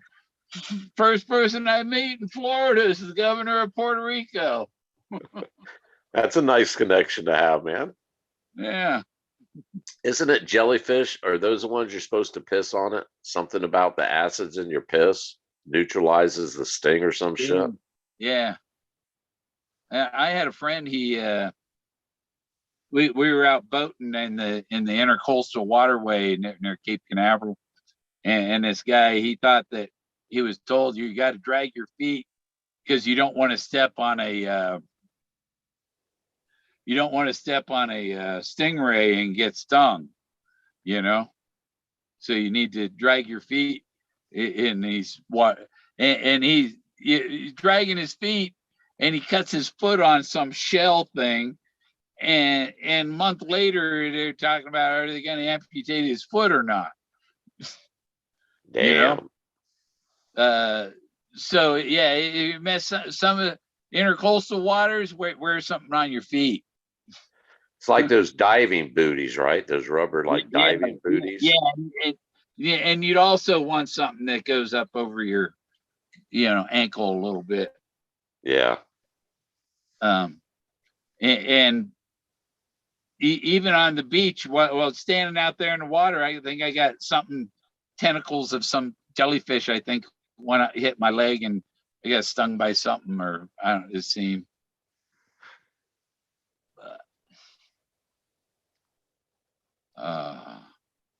Then there was, what was that girl's name? Oh yeah, it was some girl named Holly I met.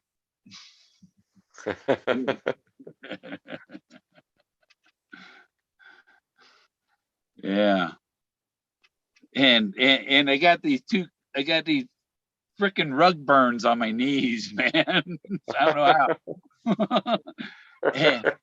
and it got infected and had to get antibiotics, and but it was worth it. I remember that. Me and this girl, we're laying in bed. It's morning, and her boyfriend came over. Oh shit. And me and her, we're still in bed.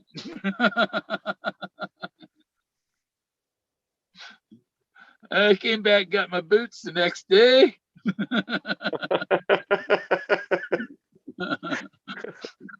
That's a true story. I mean, she was going to an art school, down there. I don't know. Never seen her again. Not after her boyfriend showed up.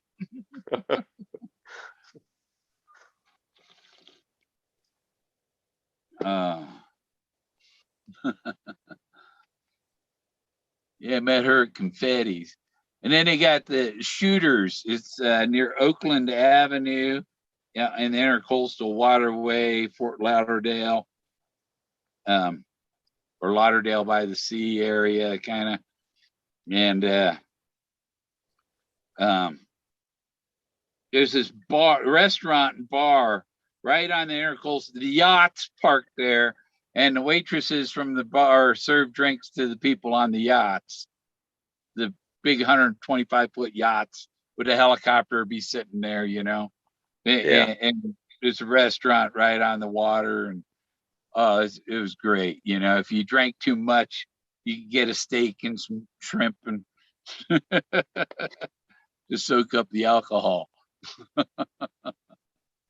I've always enjoyed the bars, like when you're sitting outside right on the ocean or whatever, the Gulf, whatever. Those are nice bars to drink at. Yeah, I always learned never drink on an empty stomach. Yeah. I'd always drink, even if I, no solid food, a glass of milk, whole milk, before I went. If I was going to go out drinking, in the younger days, I'd chug a big old glass of milk before I went out. Yeah, I used to drink a lot. I used to drink milk all the time, but a couple years ago, I just quit drinking milk altogether. You're actually they're saying like the hormones and all that shit, it's really not good. That's why all these people are lactose intolerant and shit now, supposedly. Well, that's one reason I saw maybe that's what's fucking me up. George Carter, I like to move every once in a while, so I have different water and different poisons. Yeah.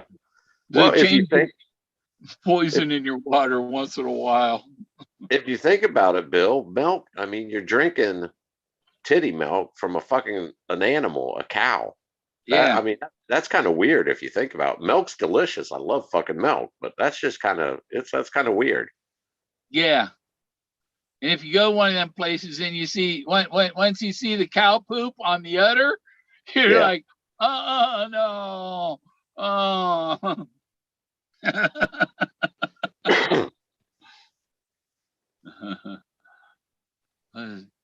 Oh yeah. Yeah, that dream with Forrest and he was missing fingers. That's a weird dream. He was missing some, but I think he was just hiding them, It was like that. Well, without fingers, you can't grab things, right? Yeah. I mean, what else could it represent? He couldn't grab something with his hand. You can't grab things with no fingers. Yeah. And the way I was just watching that 2019 Fembury video and him signing and stuff, and that's not no artificial hand that he's signing with.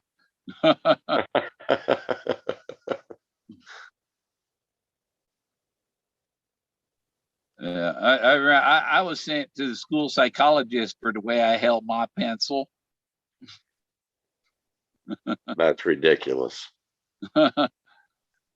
And they made me do an ink blot test.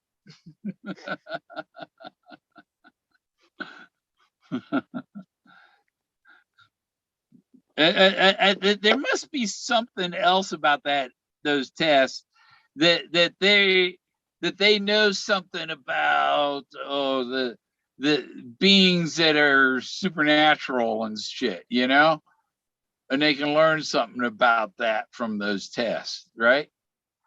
Yeah, it's psychological. Same way. Okay, look at the Forrest's poem. That I consider that a Rorschach test because it can take you anywhere you want it to take you, man. It's a Rorschach test. But I'm telling you, those Rorschachs, whatever you see, your mind's eye, that's where your psychology is. Yeah. Well, Richard Weatherall and the beads. Okay, where were the things from in the box, right? They're from Alaska, the nuggets, right? Like placer nuggets. Right. The coins, where are their mints? Where were those coins minted? Was it Denver? Well, the Philadelphia isn't in the search area. You know, the Denver, so you're thinking inside the box, you got to think about those coins that were minted in Denver. Yeah. And you got to think about the beads and the bracelet that were found at Mesa Verde in Colorado. And then we jumped down to pre-Columbian religious artifacts. Yeah. But this, you could call this area I found the city. It's several cities. Well, And which of these areas that I've found here is the most important area of it. And that area up there in the mountains is a pretty important one. But this one with the pyramid down here is pretty important too. isn't gold considered religious? Gold's, I mean, the streets of heaven, Christianity, gold's real big, man. Everything's fucking gold. The streets of heaven's paved with gold. So it's all religious. Well, the Egyptians, they covered the entrance to the underworld with sand. Well, we got the sand dunes here. Are they covering up an entrance? Isn't that the largest? I just watched something on white sand. It's something that's the largest something sand area, like mobile, whatever it's considered in the world. I can't remember what they called it. The Sahara Desert is bigger. Well, it was something about how they were created makes it different than the Sahara. It's something about like when the glacier. Because it's all pure silica sand. Yeah, okay, that's what it was because of the nature of the sand. Yeah, there was something about it that made it like different than any other place on the planet. Crystals. Yeah.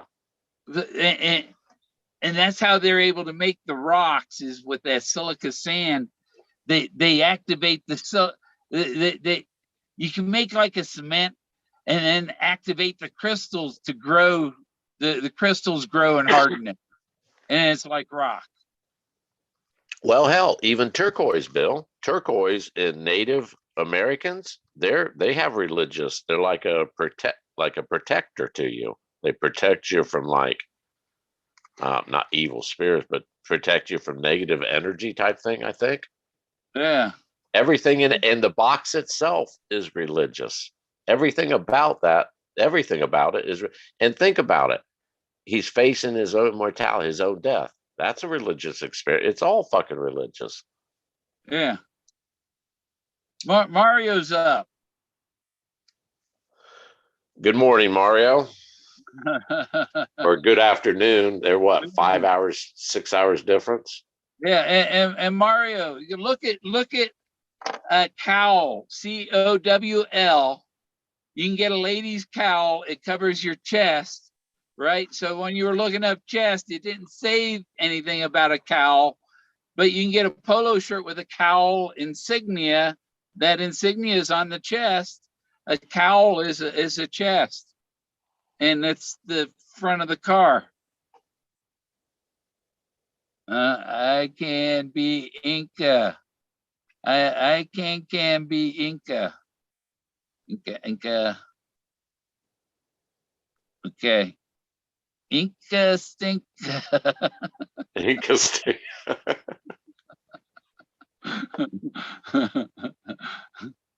I'm 10 a.m. there. Okay. It's 10 a.m. 7 hours. Yep.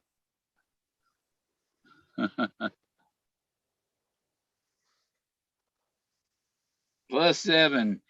He's on the Grand Meridian.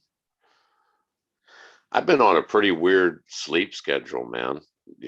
I've been up, man, I don't know. I've been like staying up nights, and it just happened overnight. It seemed it wasn't like it gradually happened. It's just one day I stayed up late, and then boom, I've been on that fucking schedule, up all night and sleep during the day, 5-6 hours, man.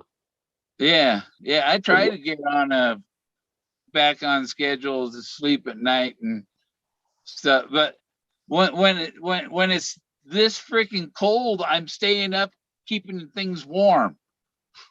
Yeah. You know? Well, it fits your schedule. It's not like you got a 9 to 5 to go to, so it fits your lifestyle, right? You did it last winter too, didn't you? Yeah. But I think I'm gonna.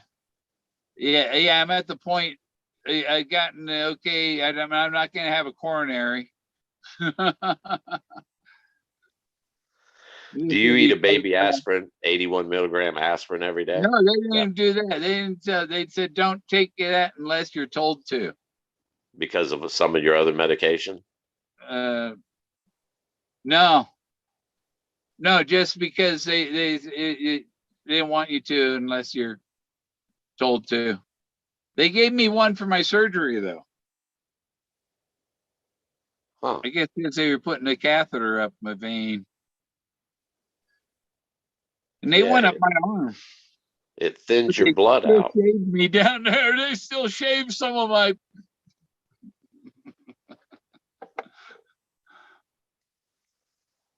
I know them nurses. Those nurses. I got the nurses all looked.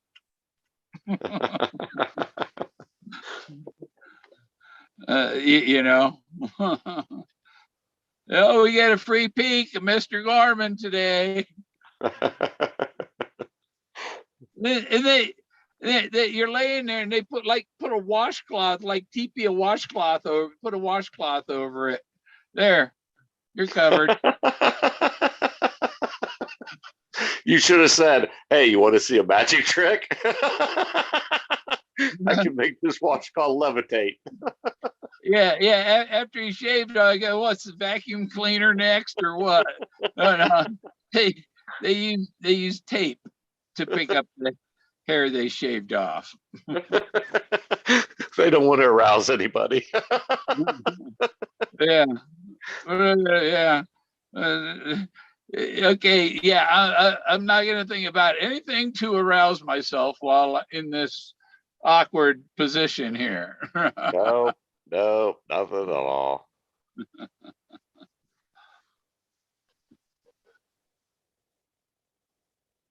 Anagram of I can is Aztec. Where's the Z?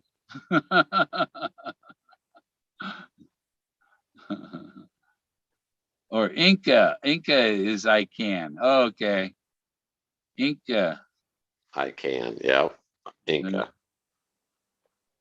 Yeah. Why did Forrest Fenn say a friend of mine named Bill Griggs?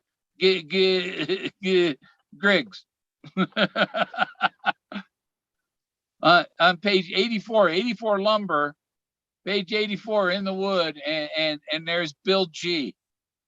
Bill Griggs is just a substitute for Bill G. Is that in Too Far to Walk? Once upon a while, the after the mildew episode. I own it. The only book. Remember the 2017 Femboree, right? Where I brought the Buffalo Cowboy car, and he did the doffing the hat, hand of God sign, and then had Shiloh get mildew because he's never going to wear that hat unless somebody figured it out. And so that whole congratulations, I'm wearing the hat now because this guy figured it out ceremony. And then 6 months later, the book Once Upon a While comes out with Moses in it and Bill G in it and the bullet comes home, and I've got the bullet. I brought the bullet to Santa Fe at Fembury, so that's the bullet coming home. The book was saying once upon a while, it's over. This happened, it's over. Once upon a while, you're talking about history. I thought that was kind of weird the way it was rushed. It basically it was just a bunch of scrapbooks and different things in it, and it was a paperback. It was just the whole thing with Once Upon a While was kind of weird, man. And being the third one, it was just kind of weird, wasn't it? And Doug said there is loaded with clues. It is. Yeah. It's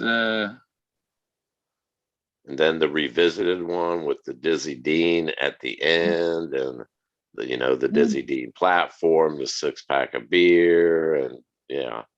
Oh, when I went there, I'm just standing there by the coffee bar, and I get a tap over my right back, my right shoulder.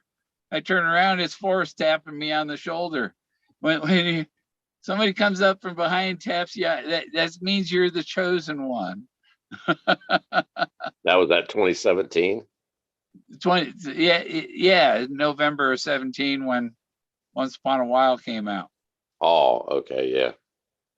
But the ceremony with the hat, because you got to have the date. You got to look at everything as when did this happen?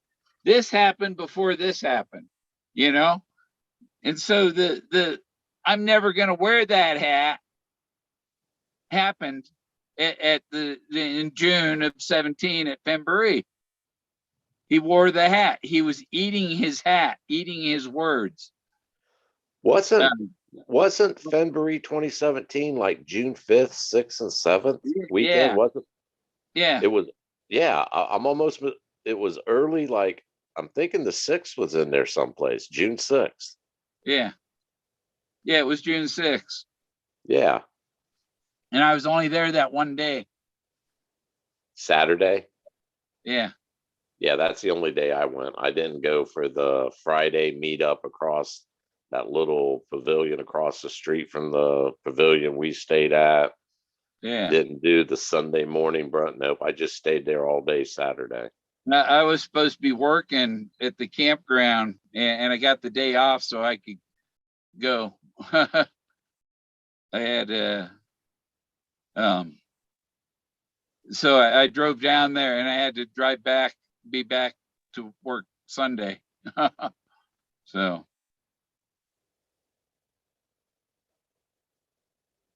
yeah. So that whole ceremony, people don't put it together, that ceremony with the hat and the doffing the hat and doing the hand of God. And then he didn't put that hat on. He told Shiloh, get mildew for me. And he put mildew on because he's eating his words. He would never wear that hat. The only reason he would wear that hat is if somebody had figured it out. I can remember all the murmuring going on right after that. There was a lot of. And there was, and who are the people? I didn't realize all these other people were taking pictures of that little event. Yeah. Barbara, you remember Barbarisi there? Yeah. I was looking at the 20 and their Gene's pictures. And Gene had a picture of the Buffalo Cowboy card that I had brought there too. It was in one of his pictures in his video. Yeah. If you listen to the beginning of his his video of the 2019 Fembury, in the first 2 minutes in or something, and he's talking to Dale, or Gay Delkin's talking to Dale or something, and I walked by, and I said I got to get out of here. They're going to shoot me. And Dale says, well, why are they going to shoot you? I said, because I signed the book. And you know where I signed the book, right? Yeah, the X in the field. Yeah, I signed the second X. Like That was the book. That's the book that Seattle Sullivan ended up winning, right? Yeah, but he sold it to Gay Delkin. I think Gay Delkin gave him $3,000 for it or something. Wow.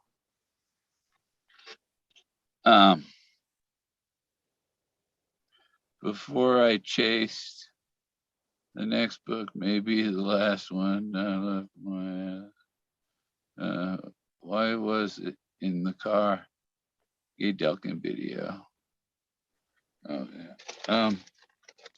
And the other thing about the car is Eric Sloan's. Oh no! Got my Blue Jackets manual on my computer. Popped up something. What the hell was that? The Return to Taos.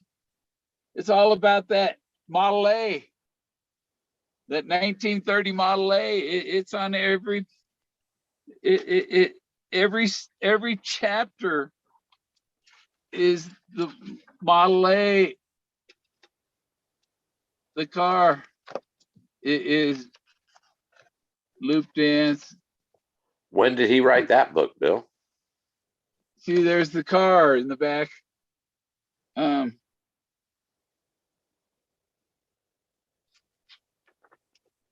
Return to Taos. Get to a page with a date. New York. Wilford Funk Incorporated, New York. Pointed her radiator westward. 1960. Damn.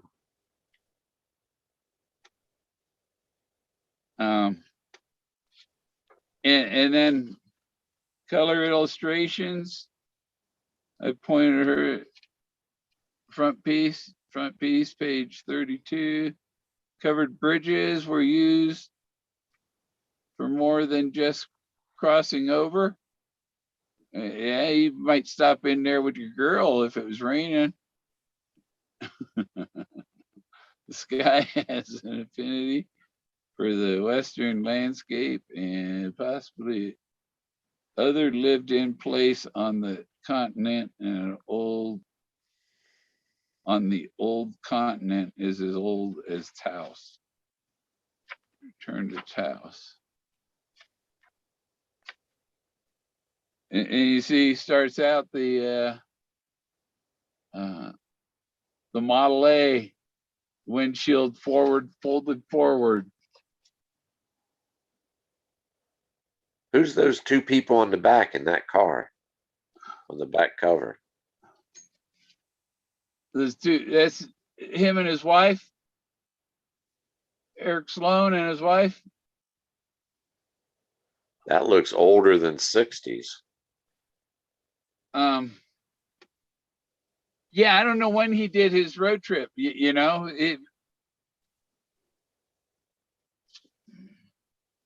but there's two people in the car in his drawing too, so he must have taken her. She was on his little road trip too. And he has a box that can be a table or a bed or a. And hell, back then, a road trip across America in a Model A, you're talking what, a month at least, if not more. Yeah, jacked up like a welcoming committee.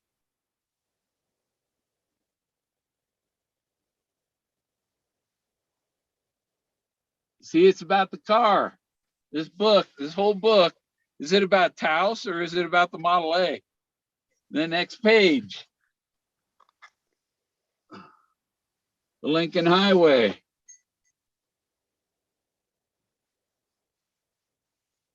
And isn't that like the teachers with rope car?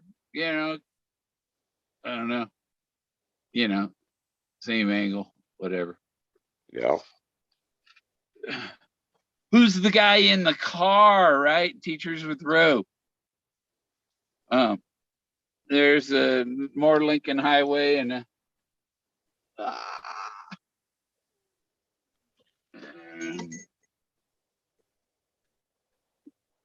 Sloan was a hell of a doodler, a hell of an artist, wasn't he? Cars all over through here. This looks like Trenton, Philadelphia map.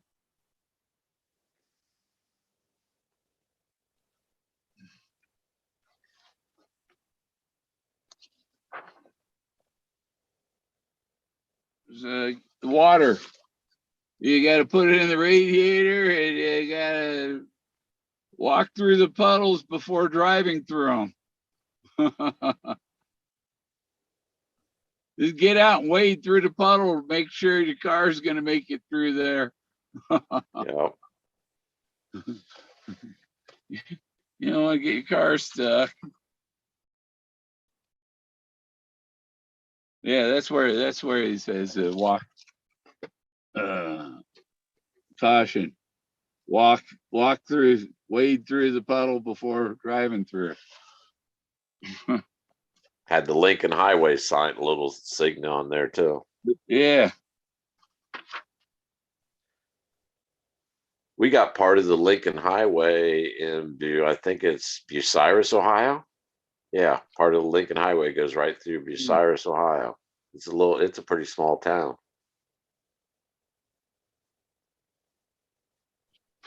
There's Gulf Refining Company.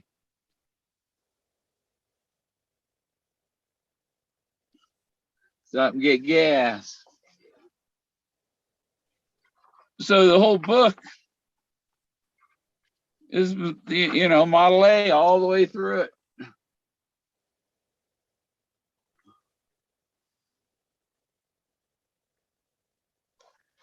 Why were bridges covered in the first place? Because the horses got scared looking over the sides. So they covered them in, that they didn't know they were going over water. Right. Yeah. Huh. I never knew that, man. That's and I have on Facebook. I have a Oregon's Historic Covered Bridges page with 30 something of the covered bridges of Oregon. I gotta go back and get pictures of the other ones someday. Yeah, more Highway evangelist. yeah. So Pennsylvania Highway, right? Jeb Daniels, who I met on my first trip. I use the word character respectfully and not according to present slang usage. Ever since Will Rogers defined a character as a nitwit with a personality, one no longer refer to a town character without meaning to imply ridicule. Sounds like Otis to me. Yeah, you can't say character without it meaning a little something different now. Yeah. Hear him imitate. You see, he'd go around. He has this thing. He has a sign that says signs on the side of his car because he was selling to finance his trip. He would paint signs. He'd paint the covered bridges, paint the Coca-Cola signs and things like that on the bridges, and paint your mailbox, whatever, to make money to go across. I'll tell you something cool here in Ohio is the old barns that still has the mail pouch chewing tobacco painted on them. Yeah.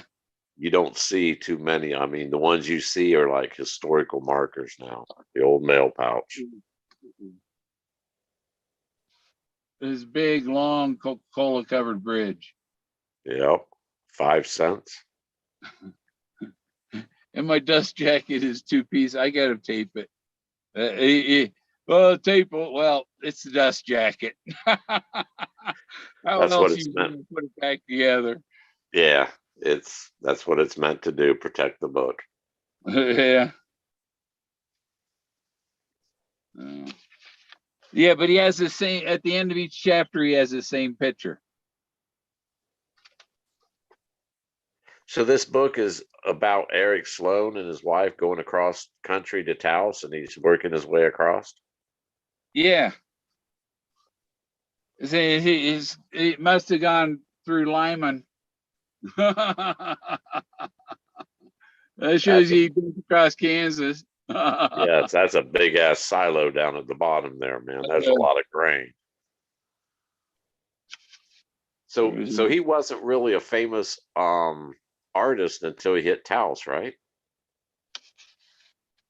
Yeah, maybe. I don't know. He had done stuff for the Air Force and all that, though. Their weather stuff and for the Weather Service. So he was more of like a contractual artist than an actual like freelance, and he painted what he want type thing. He didn't have a name yet, right? Yeah, look here. They had a place that there's it's set up like a roller coaster, but you drive your car on it. That's fucking insane. I'll bet you it was pretty popular. Go have fun with the car. No side rails, no nothing. Didn't that sign say we're not something about a little curb on this? Yeah, you could probably drive off it fairly easy. Yeah, isn't he standing at a sign saying something about responsible? Yeah, we're not responsible for your accidents. Yeah, that's like don't the do not touch. We are or Forrest Fenn's touch. We are responsible. Yeah.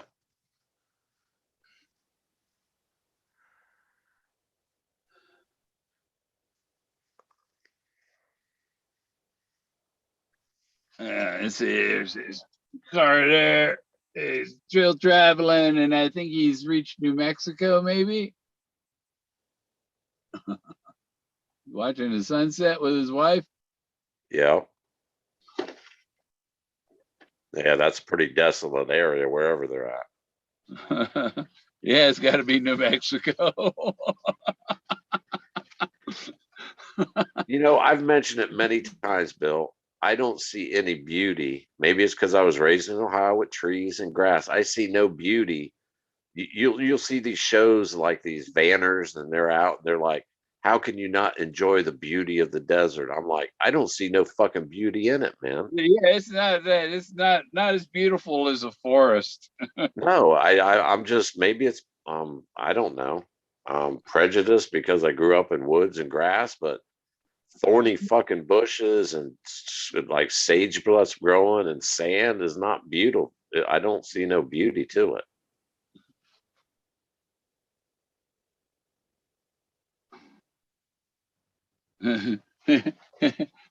Here's early RVing. Oh. A canvas off the side. It's a sign. He's got a sign propped up. See, his legs are sticking out there. Yeah. He made a little thing so he can lay down and sleep. Oh yeah, and here he's this little sign mobile.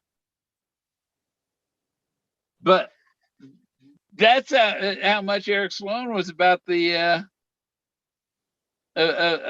car. Oh, and here's the cover without the dust jacket. It's a hoop dancer.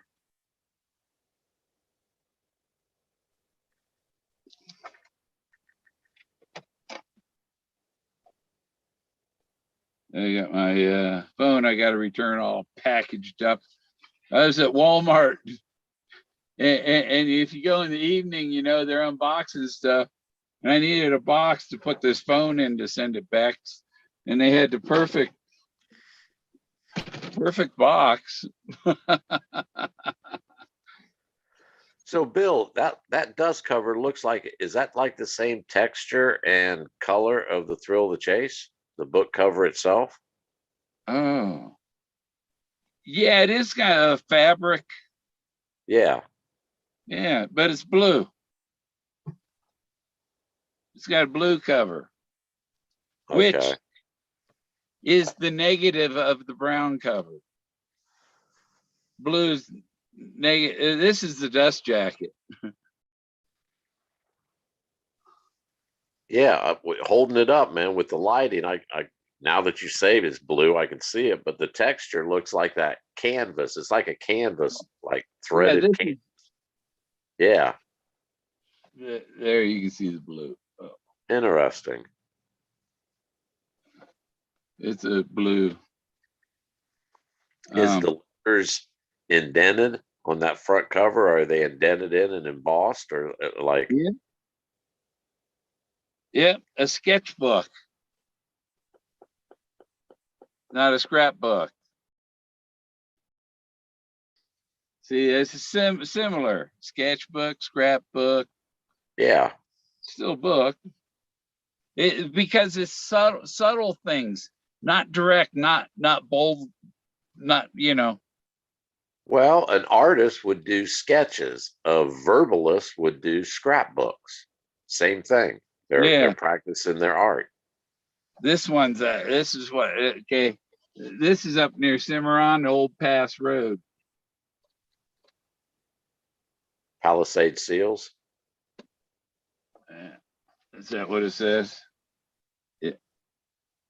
Palisades of Cimarron Yeah.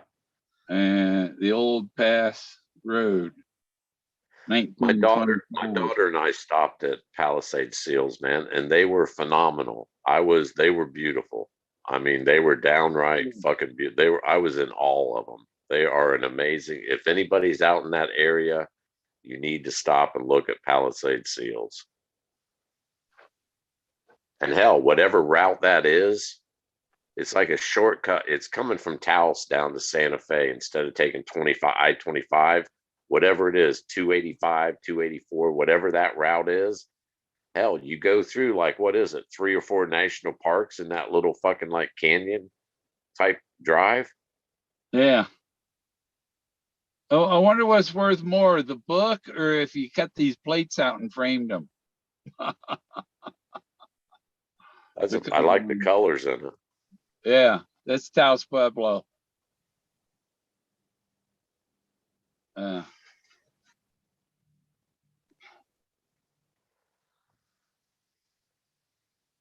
his Model A is just like the Buffalo Cowboy car.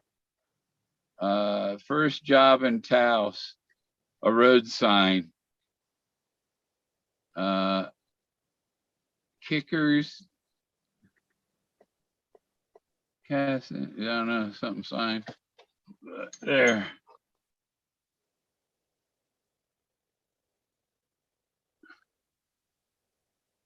So he's drawing in there. Painting the sign for Taos, first job. So Eric Sloan was, traveling around making money painting signs.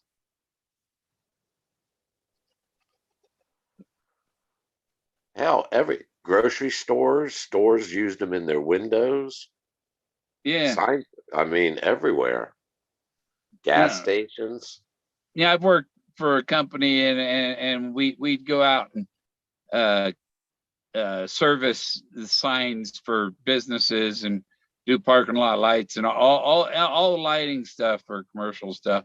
And we had to do a lot of signs with, and when I was, my car broke down in Grand Junction one time and it broke down right by this real estate or this not real estate insurance agent, a State Farm insurance agent, Chris Cameron, I believe his name was, and I needed some money. I'm broke down. I'm getting low on cash, and I needed some cash. And so I offered.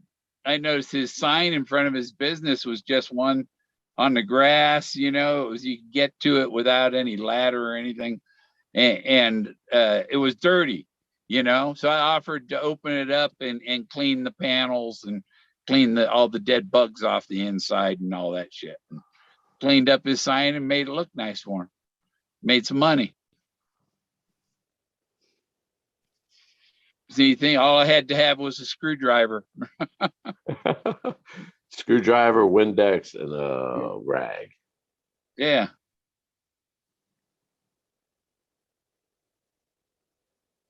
So I cleaned this sign up. Yeah. Santo Domingo, Leah, Acoma. What are they? Different birds.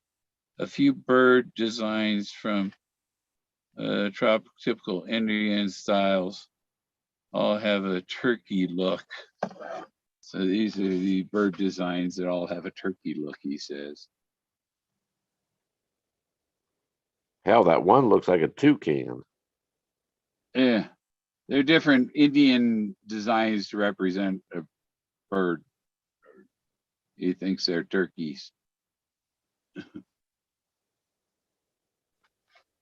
There are turkeys here, and there's grouses, like forest hens, you know? They're like a forest chicken. Yeah, we got wild turkeys and pheasant. A lot of pheasant, a lot of wild turkeys. The bridge in Taos was once just a log. Did you ever go to Taos, Pueblo? I went to Taos. I don't know if I went out to the Pueblo. It's not in the city. Yeah, I haven't been to. I got to go there sometime. Yeah, I spent 3 days there and never went to the Pueblo. I kind of regret it. I like to go when they have the powwow thing with all the colorful feather. Yeah, on one of their special ceremonies, that would be cool. From within the village. Rancho de Taos Church. There's the church. Yeah.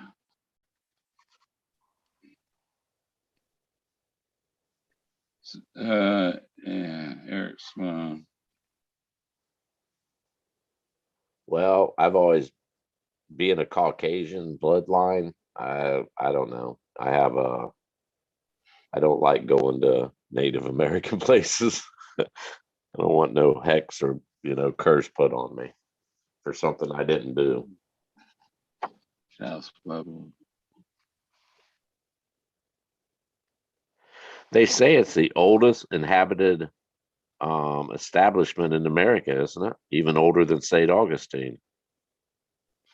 Yeah. The hotel we stayed at is one of the older ones. And hell, you could tell it was built probably in the 20s, 30s. It's the one that has what's that famous, not Buffalo Bill, but there's a famous statue out in front of it. Yeah, Carson. It's Carson Hotel, but it was older. But yeah, Kit Carson's house is there.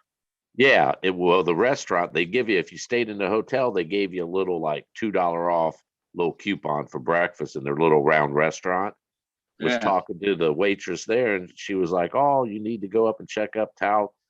If I'm not mistaken, she says it's older than Christ. It was around before or around the same time Christ was around. I found that interesting, man, if it's true. Yeah, that's how old it is, huh? Yeah. And it ain't all buried in layers. Yeah, it's still inhabited and maintained. That's amazing. Yeah, there's some area. You know, a lot of my pictures I take of places here. I take the pictures from like the road, or I don't have to get very close to get the picture. And some of them I see stuff. It's like, oh man, I gotta hike up there and go look in that hole, see what's in there. Yeah. See if there's something there. See if it goes into the rock.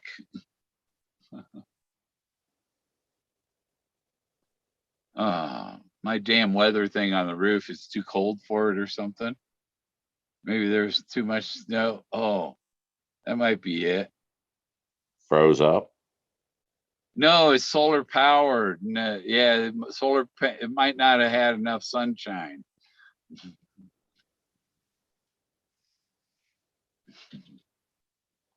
Uh, if it had a power jack, I could put power on it. I got these little solar panels. Where's that other one I had? I didn't open it. Right there.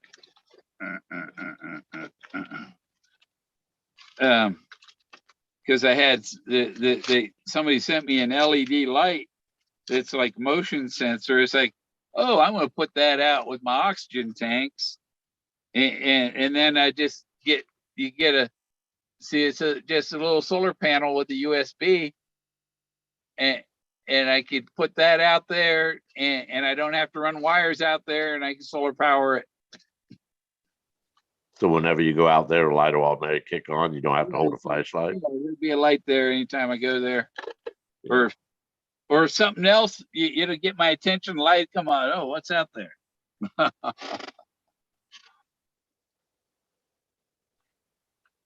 There's a little a motion sensor. I was thinking to put on my post up by at my front of my driveway, and then if anybody even drove down the road, it would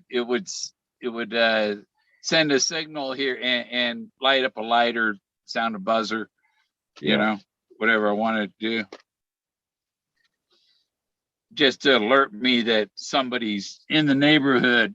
I know a lot of the farmers in my area have them on their long driveways. They have those motion sensors that sets off a bell in the house, like, dee dee dee dee, and letting them know someone's coming down their driveway.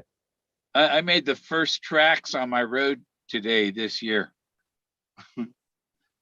The first tracks this year on my road. In the snow? Yeah, because of snow. And then when I came back, I drove on top of the same tracks going out. So that nobody knows, oh, it looks like he left.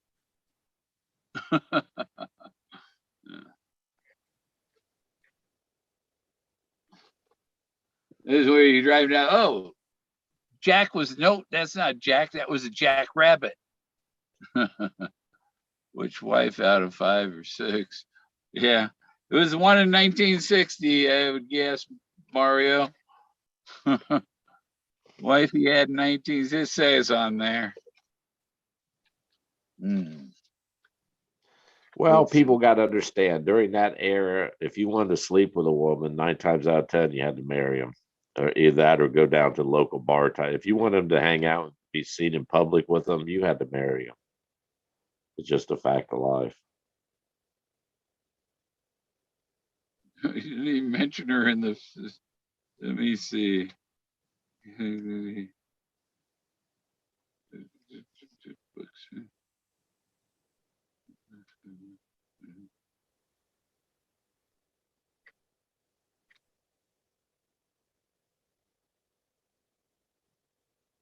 No, it just says he went back with his wife to see how much the scene had changed in 35 years.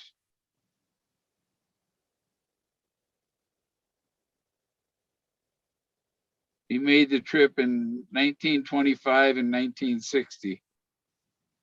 So it was whatever wife he had in 1960.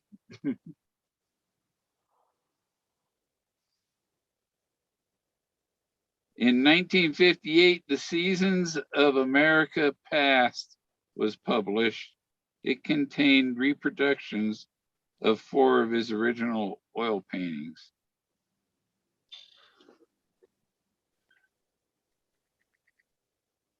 Seasons of America Past. Had you ever heard of Eric Sloan before Forrest? Yeah, I think I had. I think I'd seen his art, his wood stuff and all.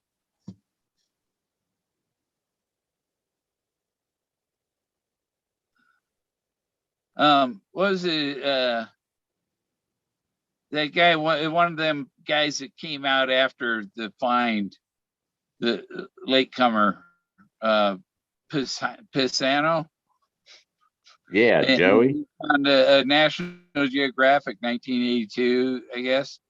Oh, David. David, Yeah, yeah.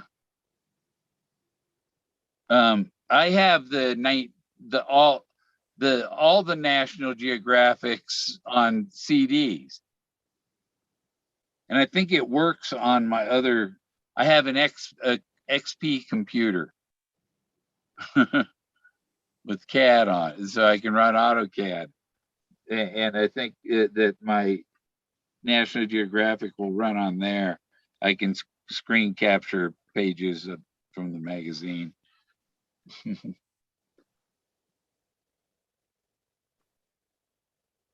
But just it was just kind of showing that Forrest Fenn in 1982 when that National Geographic came out. He wasn't somebody that just materialized out of DB Cooper or something.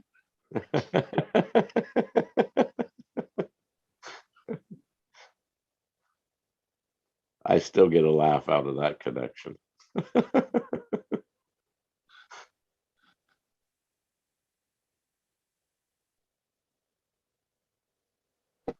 Whatever sells, I guess, man. Whatever sells. Whatever rabbit hole you go down, just don't try to tell me it's fact.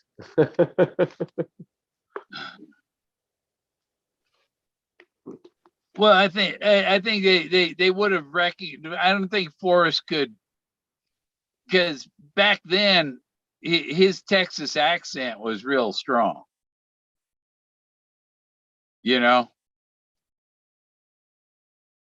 As he's gotten older, he's got the old man voice has canceled some of the Texas accent, but in like 1980, yeah, like if you listen to what was it, the Griggs interviews or whatever,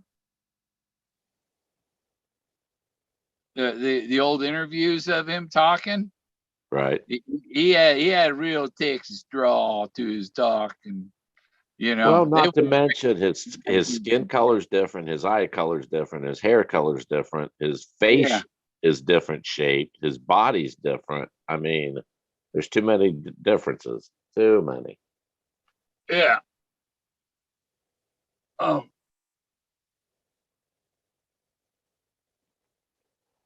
what's funny was if you looked up um one of the videos when you looked for Forrest Fenn today was about the some movie that had Gary Sinise and a woman, her last name is Fenn and stuff, and these other actors that were in that movie and where they are, where they've been since then. What was the connection they made? Well, the woman, her last name was Fenn, and Gary Sinise was in Forrest Gump. Lieutenant Dan. Yeah, yeah. What was the movie though? Let's see. I got to put my glasses back on to see it. Because it'll be in my history. Here. Oh man, they gotta show me the titles. Zoom.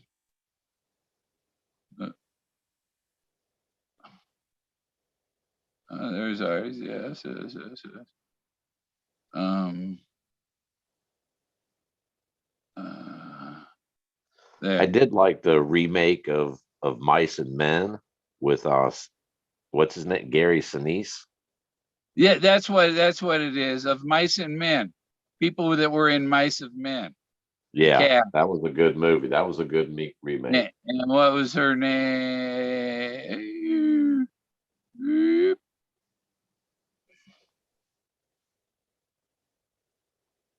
Um. Is she the actress that the one killed? Uh.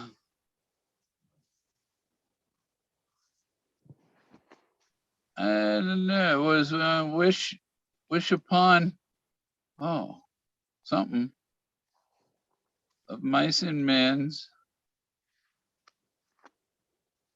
Brittany Murphy.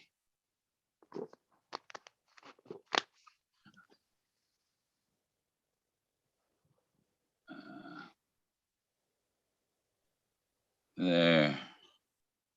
Sherilyn Fenn.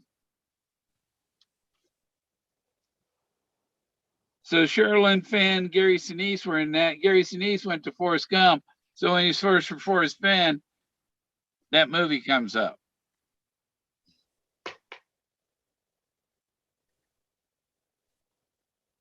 It's funny how the algorithms of YouTube work, isn't it? Yeah. Because because the name Forrest was in it, because the Forrest Gump was in the tags, and her name Sherilyn Fenn. Wonder if she has anything to do with it. Yeah, because well, remember Doug was questioning if he had any stories that would make a good movie.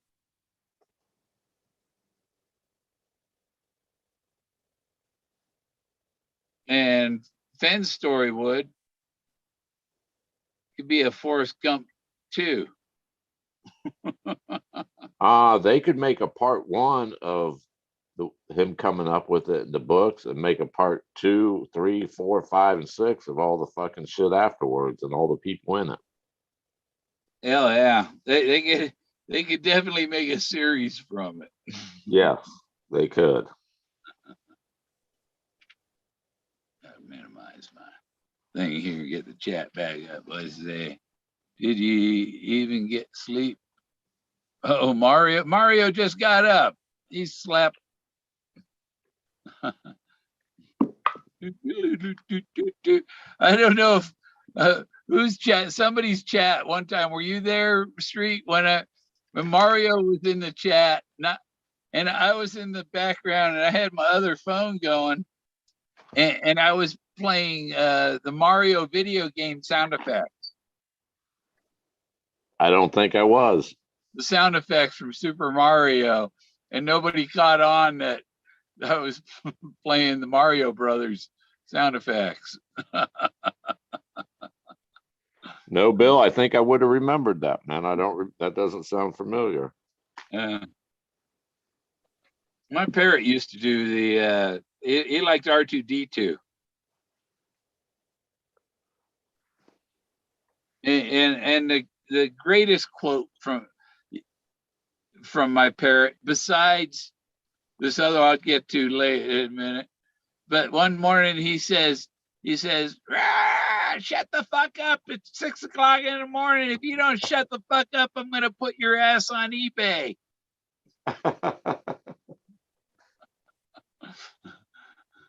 Yeah, he said that one morning.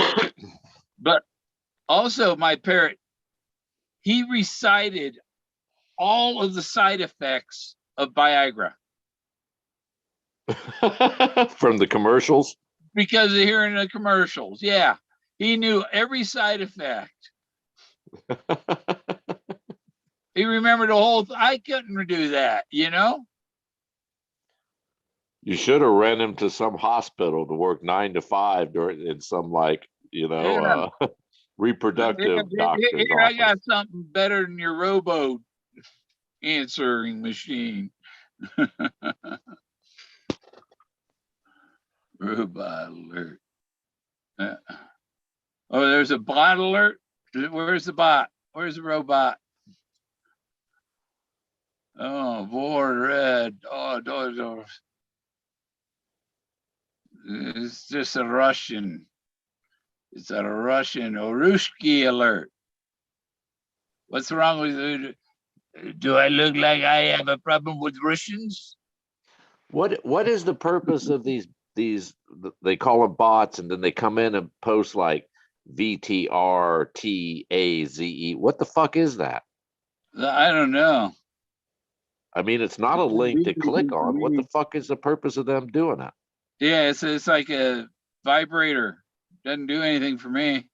No, man. I mean, it's not highlighted where it's actually a link you can click on. What I don't understand the purpose of these fucking bots. Yeah. Mario says someone has a Super Mario solve.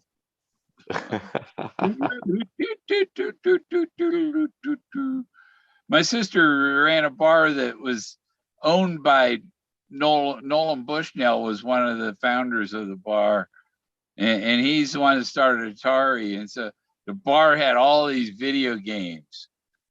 You know, that was like late 70s, early 80s. Oh, that's when they were hot as hell, man. Yeah. Oh, they had all the best games there because the guy who owned the bar, he's the same guy that started Chuck E. Cheese.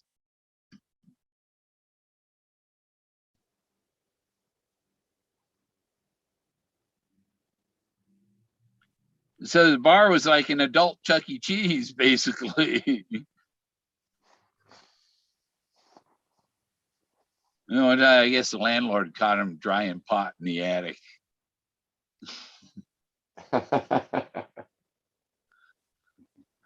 Yeah, JK's there.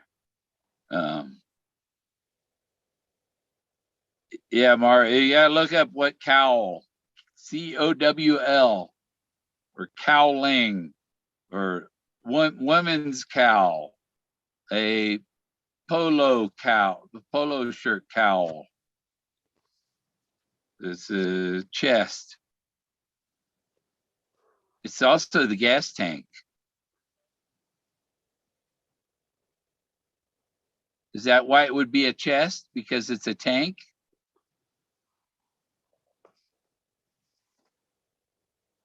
Well, a chest holds things, right? Yeah. Even our own chest, it holds things. Yeah. Take the chest, says that's King Kong. Oh, it's taking the chest. Tarzan.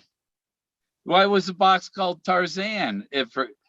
Because Moses is up there on the bluff like Tarzan jumping off the cliff.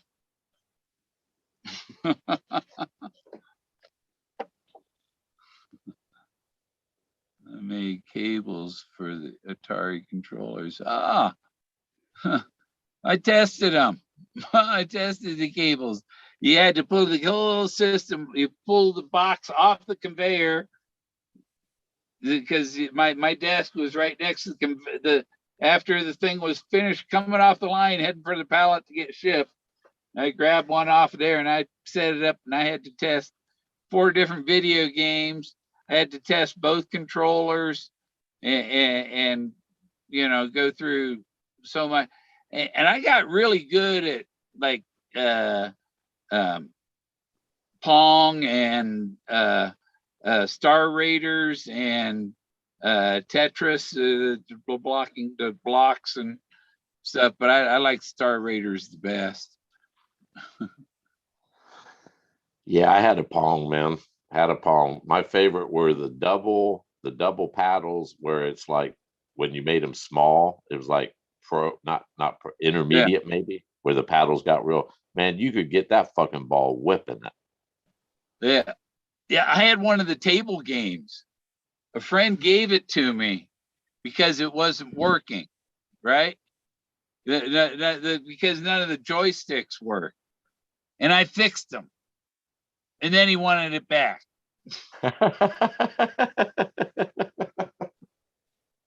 But I had the table game for a couple of weeks. I had you know, it was a 4-player. You can have 4 people on it. There's the table with the screen pointed up, and Yeah. Tank synonyms to chest. Synonyms to chest. Cal does not. I have not found. No, look up polo shirt cowl. Polo shirt cowl, or ladies cowl, and you see it's something that it's like the turtleneck part, and it only covers the chest. The cowl is this part of it's the chest in clothing, a cowl. It's kind of like a cape, right? It's a kind of a short cape, covers your chest. Like those shawls type thing, a small Yeah, I shawl. put in there's a polo shirt with cowl insignia. And where's the insignia on your polo shirt? It's not on the belly button. It's on the chest. So a cowl does translate to chest.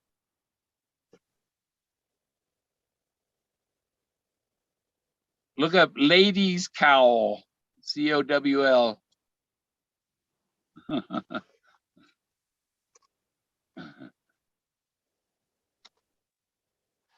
I just always from the beginning, Bill, found it confusing because right before the poem, it's the 9 clues followed precisely, blah blah blah, will lead you to the end of my rainbow and the treasure. And then we go right into the poem and he talks about treasures right off. And then we got chest in there, we got trove. He just mixes it all up. It's like, what the fuck am I looking for? Is it all the same? Am I looking for a treasure? Am I looking for, well, here it tells me I take the chest and go in peace. Well, how is the chest? What, he took the treasure in first and then the chest and blah blah. Your mind, hell, I've spent years, man, just going complete circles. Treasure Yeah, trove. but you know the blue room with the treasure sitting there? That's where he parked his car. He brought the box in, and then he went back out and got the bag and brought that into the lawyer's office, and they stuck it in the safe, and it had been there for 10 years. At one point, I went as far as to like I weighed my thrill of the chase, right? And he tells a story. His first run was like what, 500 books or 1,000, whatever it was. I like calculated. I'm like, son of a bitch. That's him taking. I was thinking that's him taking the thrill of the chase book into collective works, and he did it early in the morning. He went down to Roswell, whatever publishing company, picked him up, went there, pulled a dolly, and took 2 trips of whatever it was, books into collective works. I even went that path and like, okay, how can I make that fit into the poem? There you go. That's it doesn't. He's not necessarily making 2 trips into the forest. No, he just says I took 2 trips in there. Yeah, alone. Nobody else went with him. Yeah. Nobody knows he just took it down to the lawyer's office. That's why Peggy didn't miss him. Yes. Well, and I thought, okay. And the fact that he laughs and he insinuates, well, no one was around. It pretty much leads people out. Oh, he was out in the middle of nowhere where no one goes. Hell, he could have been in the center of town at 4 o'clock and 5 o'clock in the morning. Or, at sometime he could have been in the center of anything. Yeah, or maybe Peggy was visiting her mother. I mean, the possibilities are fucking endless, man. And each little tweak, we've all been there. Each little tweak, we think, oh, this makes sense, which then we have to tweak everything else from that point on. So we just basically we all been on a canvas, a blank canvas, just painting fucking paint strokes, man. And then stepping back and looking at the picture. Oh, what's that? Oh, maybe over here. Peggy didn't babysit him everywhere he went, everything he did. No. And marriages like that, come on. He tells us they took separate vacations, not because they didn't love each other. It's just because she did what she liked, he did what he liked. She went to her. And if he's taking off for the Hilton, then she probably gave him permission. Yeah. Maybe she told him 20 years ago, hey, no more. I ain't no more of that dinosaur thing you got there. You just never know, man. You never know. But I should have known when I was younger that your thing was just too big, Forrest. I got a question for you, Bill. When he was doing the weekly words on Jenny's site, Yeah.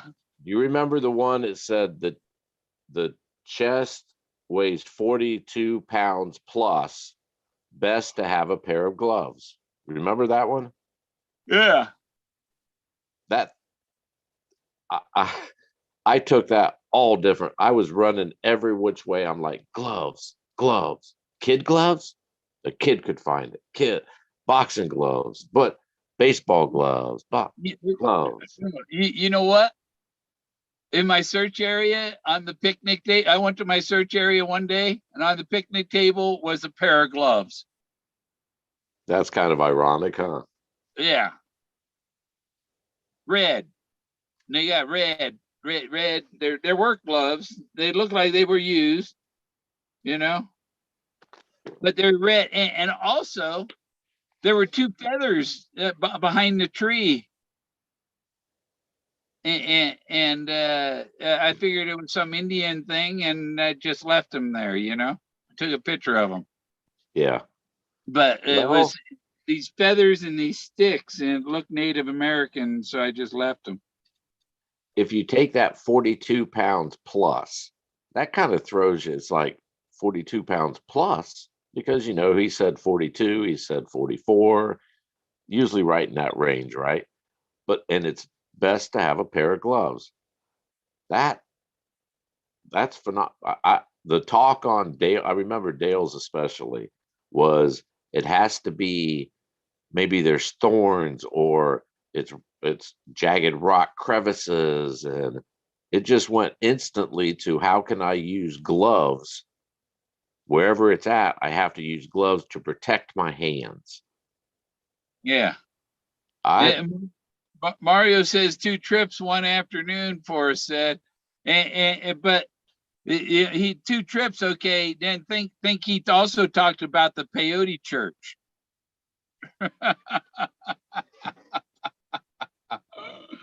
How do you get 2 trips done in one afternoon then? They must have been stale, man. He had to re-up after about 6 hours. Stale peyotes. Hmm.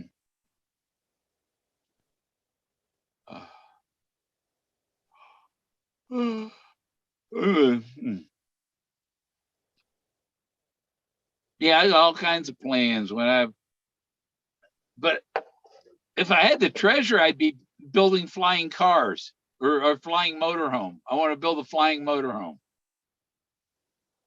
Get it past the what is it? FAA or whatever. Yeah, I think it would. That it could pass because it's gonna have all kinds of safety features. It can fly without power.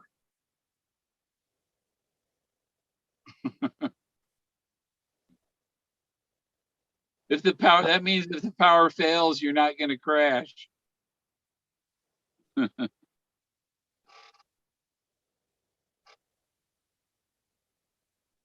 Well, 9/11 messed up a lot of liberties and freedoms in this country. And like The vehicle wouldn't be strong enough to penetrate any building. there'd have to be so much strict, I mean, to get your license to drive one or whatever, they'd have to put so many fucking regulations on that. It couldn't go fast enough, carry enough weight to damage a building.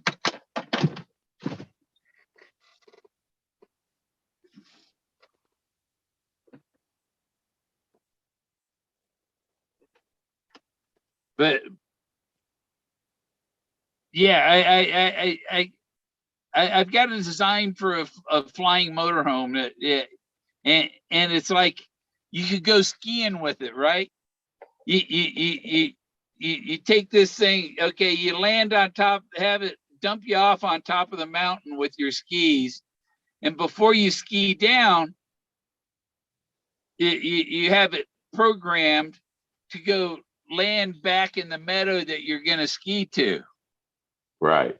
And Like you were saying, things are drones. waiting for you when you get down there. So you could go Yeah. skiing anywhere. You could go camping anywhere with it. Is it going to be like Airstream shape with the stainless steel riveted? It's going to be Jetsons, man. Total Yeah. Jetsons. I'd even have it so it would float on water. Like a boat. I have seen here recently. I watched it was like your type travel trailer, man. It was, and it was water. It went in water too, and it was modern. Mine would be very easily mistaken for a flying saucer. Aerodynamics. It's very aerodynamic, yeah, because it's a flying disc. My it's 100 feet in diameter. My flying motorhome. That's pretty good size. Yeah, and the living compartment's 40 feet in diameter and 8 feet high.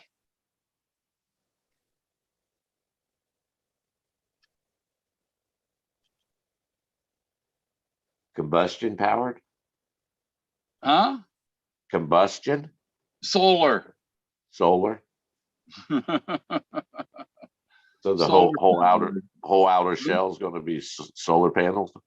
the whole top The whole top. of it be solar panels. All covered solar panels. You would never have to put fuel in it.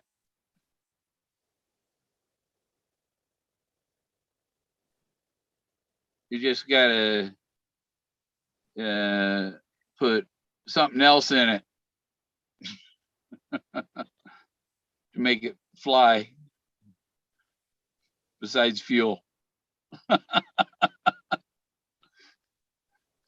You have a choice. We need to figure out this like anti-gravity, like the magnetic, I don't know what they call it, but how you use the Earth's own magnetic field to like Yeah. propel you. That's the engine you need to work on, Bill. Oh, well, no, my thing would fly without any, you don't need power to make it fly. It's as simple. Once somebody understood, oh, well, hell yeah, that works. It's real simple.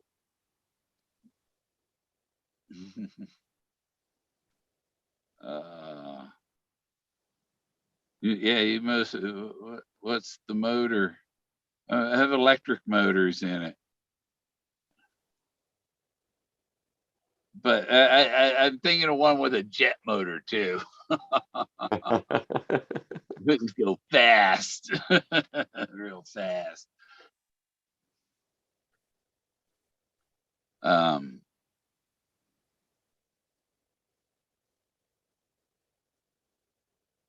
Mag left. Nope, nope, nope, nope, nope, nope, nope, nope, nope. How many people are hanging out at 6:20? It's 6:20 East Coast time here.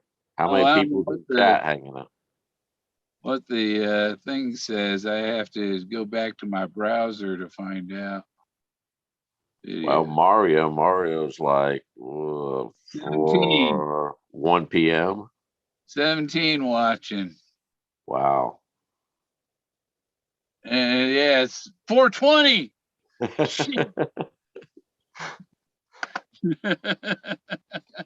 Hurry before it's 421.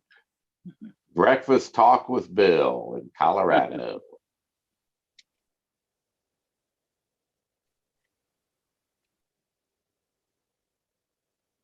Still 420.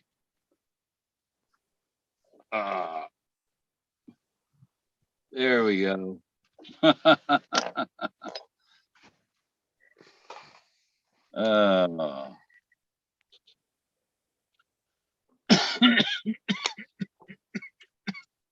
I think it got too cold for my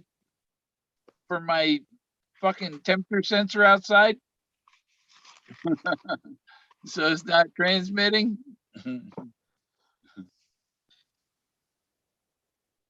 Sometimes I got to go up and get the ladder out and reach up there, and you turn the power switch off and then back on, and then it works. Like a reset type thing. but it's a solar thing, and if it only has got a battery. Uh, yeah, it has one of them flat batteries, So maybe that flat battery doesn't like the cold lithium. Well, there's what, like 18 of us, counting you and I, there's like 18 of us here right now. Out of all 18 of us, if there was a museum open, like a Forrest Fenn museum, would you go to and visit, make a vacation out to visit it? I know I would. Yeah. Um, Especially if it was out towards San Lazaro way. well, I think what if you I don't want to have to be there with it all the time. I want to have somebody else run the show while I'm gone. Yeah. While I'm gone most of the time, because I'm my bucket list is going to get longer. Well, like a home base. It's a home base that generates income. Yeah. I don't know how far I'll have to fly to see Pink Floyd again. Well, these bands are getting old, man. Like the original, they're getting old. Like the Stones, fuck, they're up in their 70s. They've already lost the drummer, the bass player. These guys ain't gonna be around much longer. No, I no, took my kid, Bill. I took my kids to see, and it's the state fair here in Ohio. If you buy tickets to one of their big concerts at the state fair when it's going on, you get free entrance to the state fair. So hell, with 5, 6 kids, man, I took them to see Deep Purple and Nazareth. And they know that they've grown up hearing them. They knew who they were, right? yeah, We get in there, Deep Purple. It had the original singer and whatever the guy's name is, right? There yeah, was a curtain up, Bill, like a surgical curtain type, looking thing, and he would sing a few bars and like stroll off, like just like he was cool as shit, and go behind the curtain, man. And man, it broke my heart. I told the kids, they were like, "Dad, why is he doing that?" I said, "Well, back in the day, he'd probably have some cocaine and some women back there." I said, "He's probably sucking oxygen, man. This is sad."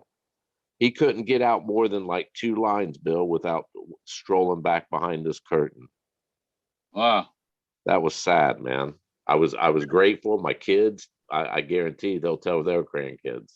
Yeah, your great grandpa was in the Deep Purple Nazareth, and he took us. And Nazareth, I think the only original one was. I know the guitar guy left a long time ago. The lead singer was out because of his lungs, age. I think the bass player was the only original one from Nazareth, yeah. and he I was think I sitting in still the have my he was sitting in ticket a stub chair, from man. seeing Fuel. Huh? I think I still have my ticket stub from seeing Fuel. I've never seen those. I would like to. Fuel's got The some. band Fuel, and I have a autographed Buck Cherry CD. The whole band autographed it. I saw Buckcherry in Ohio, man. If you're ever in Ohio, Bill, come in like August. They have Rock on the Range. It's a whole fucking weekend of like 50, 60 fucking bands. And I went the first year, 2006. Buck Yeah, Cherry was one. They had 3 stages, 2 inside this huge soccer stadium. As soon as one got done, the other one on the opposite side would take over. And they'd set it. Hell, Puddle of Mud was there. Buck Cherry, ZZ Top was the headliner. Was yeah. the last ZZ Top. Shit. List goes on and on. Eddie Velvet Revolver. Hagar and Billy Gibbons. Here, it was funny as hell. All day long, we got Buck Cherry, and they just came out with the CD Crazy Bitch, right? Yeah, And then 3 Days Grace were there. I think they just came out with 1X. I mean, all day long it's just mosh pit, and I stayed up in the bleachers. I mean, up in the stands, right? Well, anyhow, all day long we watched this craziness, his head beating, just rocking the fuck out. and it's like 12 o'clock at night, last day of the concert, ZZ Top, and here's these three old men come stroll, and all they did was start rocking back and forth, and the crowd, and there was like only maybe 5,000 of us left out of 20,000. It was all the old timers, right? As soon as they came out, I think they played Sharp Dressed Man. They opened with it, and they started rocking back and forth. All five, whoever was in the stadium, lit a fucking lighter, man.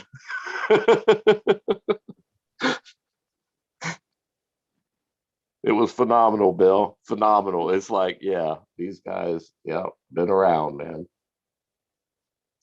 But yeah, it's time to see whatever bands you want because they're dying off quick. Yeah. Well, one of the biggest shows I was Aerosmith, Ted Nugent, Cheech and Chong, Toto, Boomtown Rats, you know, everybody. What's his name? The Fabulous Thunderbirds, and there's that's the Boomtown Rats that do I Don't Like Monday, right? Yeah, they were there, but it was a 2-day concert at the LA Coliseum. And Aerosmith, and they had 2 big screens on each side of the stage. They're playing Train Kept a Rolling, and they got some train in Germany getting bombed, and the train kept rolling through all these bombs. And you know, Aerosmith. Were they the closing band? Aerosmith, they were the big one. No, they were like in daytime. They were like the who opening band the second day or something. Shit, who was like the headliner, the main person, the last person that played? Van Halen was there, and I think Foreigner and Eddie Money, and there was like 2 days of it's the LA Coliseum, 1979. Yeah. Journey was hot back then too. Late 70s. Journey was hot. Styx. Yeah, I seen them when they weren't. They weren't popular to me then. I didn't know about them till after, but I had already seen them. I just thought the dude's voice was phenomenal, man. Their lyrics was pretty fucking deep. They get some pretty deep lyrics, but his fucking voice was phenomenal. It's like what is Mercury from Queen? The voice is fucking phenomenal, man. Yeah, they found some guy down in the Philippines that's just like the guy in Journey, just like Steve. Yes, if you weren't looking at him, you'd swear it was fucking him. That high pitched fucking voice, man. Uh-huh. I know when I was in the Philippines, they would pay you any new music like coming over, CDs or whatever, or I think it was cassettes. No, it was, I forget, whatever it was. The bands that played all the bars, they would pay you like 50, 60 bucks for a brand new, Billy Idol just came out. And they were offering, one of the bands in the major nightclubs was offering 50 bucks for White Wedding, whatever album that was on of Billy Idol. Yeah. They were good. Well, I'll say one thing, their women are hot and sexy and beautiful, and fucking their bands, they can copy anything. They don't need sheet. All they got to do is listen to it, man. Those fuckers are talented. Hey, little sister. Yeah. That band that's on my video of Smoke 'em If You Got 'em, you know. Yeah. With the smoking, I'm in the middle of that video. If you watch it, you see me. It's the only video part of that video. The rest is just photographs, but it's the video is me smoking my peace pipe right in the middle of it, right after the piss test part of the video. Huh. And then I have another searcher friend of mine that's in the video after me. She's in there after me, taking a hit off the joint. But that's a band, Hungry Crocodiles in Seattle. And I put that video together and the band loved it. I don't get no copyright strike, because band loves it. Cool. Yeah. Oh yeah, remember when we used to do that gig? Because that's from like 19. That's like freaking 30 years ago. Yeah. Yeah. Yeah. I was just reflecting back, man, when I was talking about the bars. It's like, fuck, that seems like a lifetime ago, man. I was like Yeah. 20 years. That's like 38 fucking years ago, man. Yeah. Yeah. It's like before Candy was born. 38 fucking years ago. Yeah. God damn. Yeah. They're having, was it 2021? What was my 45th class reunion? Holy shit. 45th. What's Yeah. 50 is what? 50 is diamond for like marriage. Isn't 50 like a diamond? Yeah. That's coming up in 26. Holy shit. 50 is a big class reunion, just like weddings, man. Well, of course, you know, the 45th, there wasn't one. COVID. Because frickin' Brandon. Oh, Brandon. Yeah. Yeah, it's his fault. Fucking Brandon.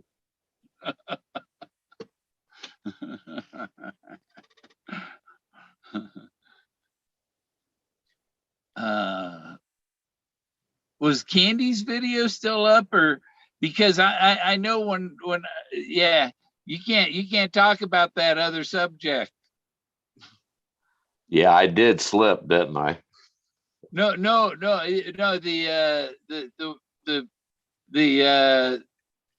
Oh, the oh, yeah, Fauci yeah. subject. The mask, the mask. Yeah, you can't talk that subject. I had they took down one of my videos for talking about that. Were you For just talking? mentioning, you know. Were you talking negative about it, or? No, I probably talked about my prescription I have that makes you invincible to it, you know? Oh, um, I after watching you, I came across, man. It was just happenstance. Was looking and a feed came across about grapefruit peel and lemon peels, three of Yeah. each, and you like reduce it down under heat, and you can add honey to it, and you get that word, you get that cue, right? Yeah. I seen that. It was like, fuck, okay. And it was coming, a lot of them were coming from India, which hell, that's the spice capital of the world, man. I trust their what they add, their cooking expertise.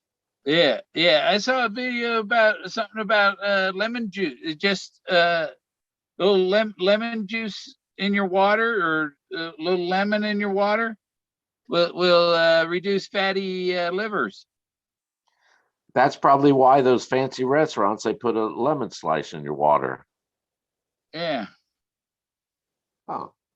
Yeah. Well, Well, Indians.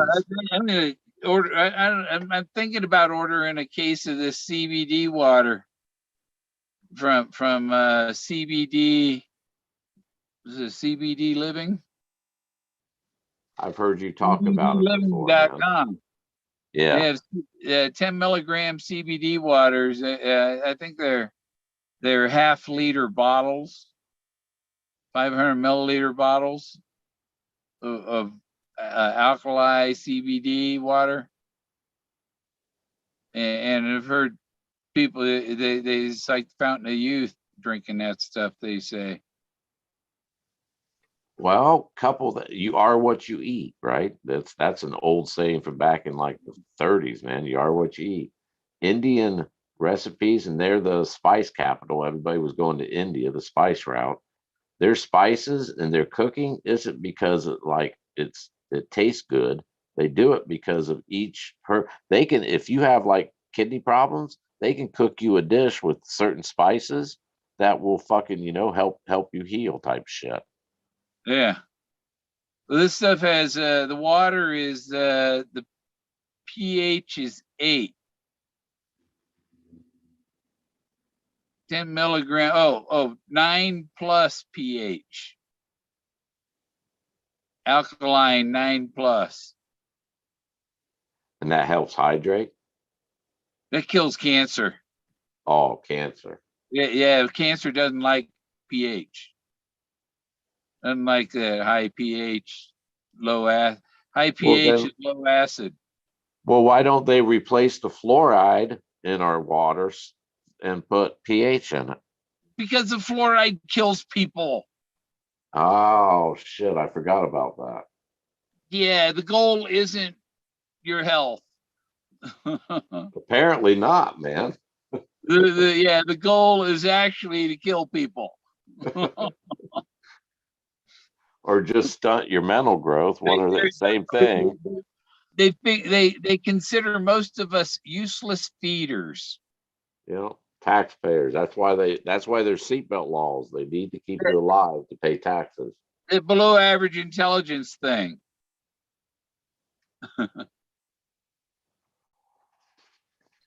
But you know they couldn't fill a lot of jobs if they discriminated against stupid people. They should have a piss test for that. I mean, you can find stupid people in every profession: doctors, lawyers, police. Well, I think you and I can agree. Just because you have a degree in a college doesn't make you smart. It you know, people. Well, he was a professional astronaut. He was the best, but the spaceship blew up. Didn't do him a lot of good to be smart, did it?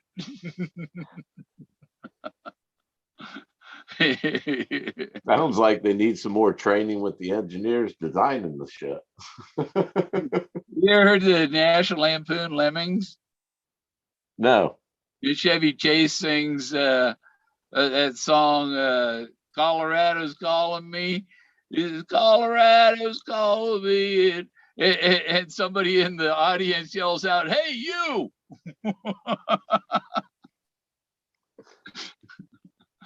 And then the Yeti runs off with Blanche in the song. Where is this song at? It's this album. It's on YouTube.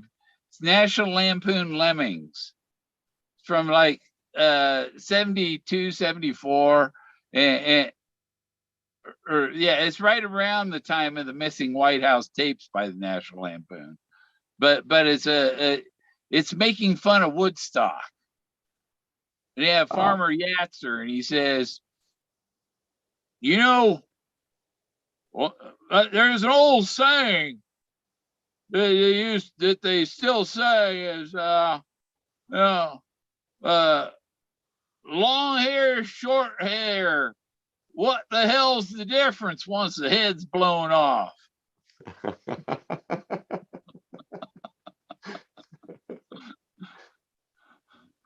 Oh, I was watching the thing about the Indians. A guy who was traveling through, and the Indians, if you had long hair, they would talk to you. If you had short hair, they wouldn't talk to you. Didn't trust you. They didn't trust you if you had short hair. Because you were willing to kiss Mr. Businessman's butt. Your short hair is a sign that you'll kiss government butt. You're the man. You're a conformist. You conform, so you don't stand up for your own. You're following somebody else and not your own. You're not your own man. You're somebody else's, kind of. You know. What's that song? Was it Bob Seger that sung it about walking into a diner and everybody's saying something and he's like, it's all the same everywhere I go, blah blah blah. You and I both grew up in here in Ohio. You would hear the old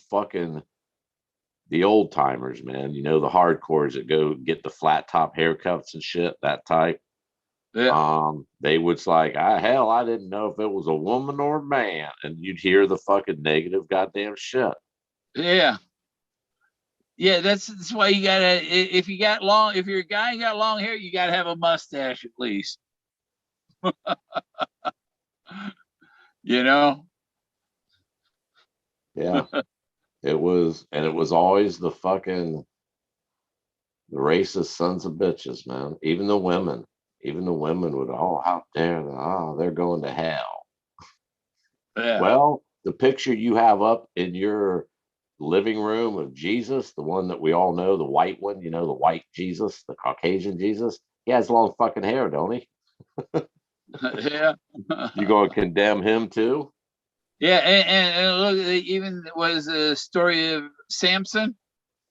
Yep, lost his strength when he lost his hair, didn't he? His hair, and he didn't lost his powers. Yep, It's just like in Avatar, that it's like cutting that thing off the end. yep.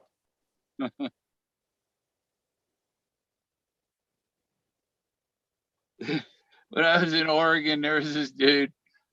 It was just before I got my RV. This guy out there, and he played guitar real good. He could play anything on the guitar, any kind of heavy metal or anything. You know, and, but he had this nasty habit. He thought he had the bugs crawling under his skin. And he was always digging at himself, trying to get these bugs out from under his skin.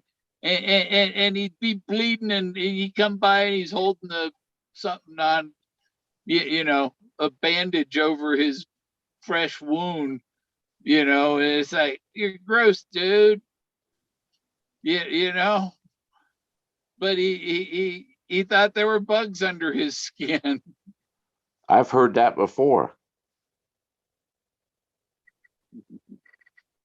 If you got you take that stuff they're using to cure the horse dewormer, boom, it's gonna kill everything inside you that ain't you. I do know I freaked out when I found out all humans have these little worms that travel in our eyes. And sometimes where you get that like blurry thing going across is actually a worm. Swimming across. Let's see if I Yeah, can make it to the other side. they're little things, man, but we all have them. I'm like, wow, that's fucked up. I didn't need to hear that. Do they have a head and a tail like a sperm, or just I don't know, man. They're probably like a worm. They can get themselves pregnant too. well, I went outside and there's all this white snow out there. It's really bright out there, and I was seeing black dots moving across the sky, and I knew it was inside my eyeball. It wasn't out there, you Yeah. know. Um, but sometimes I get something going in my brain that puts rainbows in my vision. I see these like jagged rainbow circles, of color and stuff. And it's like my digital picture processor is doing that. It's not in my eyeballs, something in my brain doing it. Is it outside, inside? Does it matter? It happens both inside and outside. It's kind of got, yeah, like the optical nerve is like there's some interference in the optics going from the eye to the brain that processes it. Right. There's some interference pattern that's just kind of it's like there's something wrong with my program. Well, that's what I was meaning. Do you get it like if you're inside a building, like sitting right now, or outside? It's like we're actually are part of the matrix. We're just a computer, like we're part of a computer program. Yeah. Are we already in Elon Musk's chip?